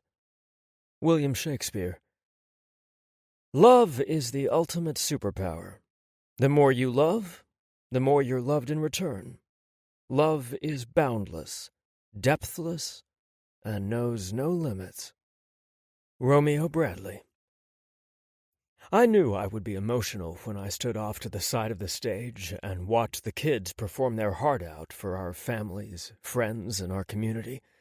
I knew there would also be relief because Roy Halifax and his little band of haters were nowhere to be found when the sheriff went to arrest them. It turned out they were more afraid of the charges the Attorney General filed against them than they were of two men in love. I wasn't the least bit surprised, but it allowed me to forget about them and just enjoy the play that brought Julius and me together. Every line spoken, every song that was sung, and Julius's beautiful music performed by the high school band in the orchestra pit was precious to me and the man gripping my hand. We found ourselves holding our breath, laughing out loud, and silently cheering them on when they got to parts that worried them the most. There were plenty of mistakes made, but that happens with every performance. Lines are flubbed or forgotten, songs are sung off-key, and the band wasn't exactly up to the same standard as Jules. But none of that mattered. It was all about the message. The kids wanted us to really see and hear them.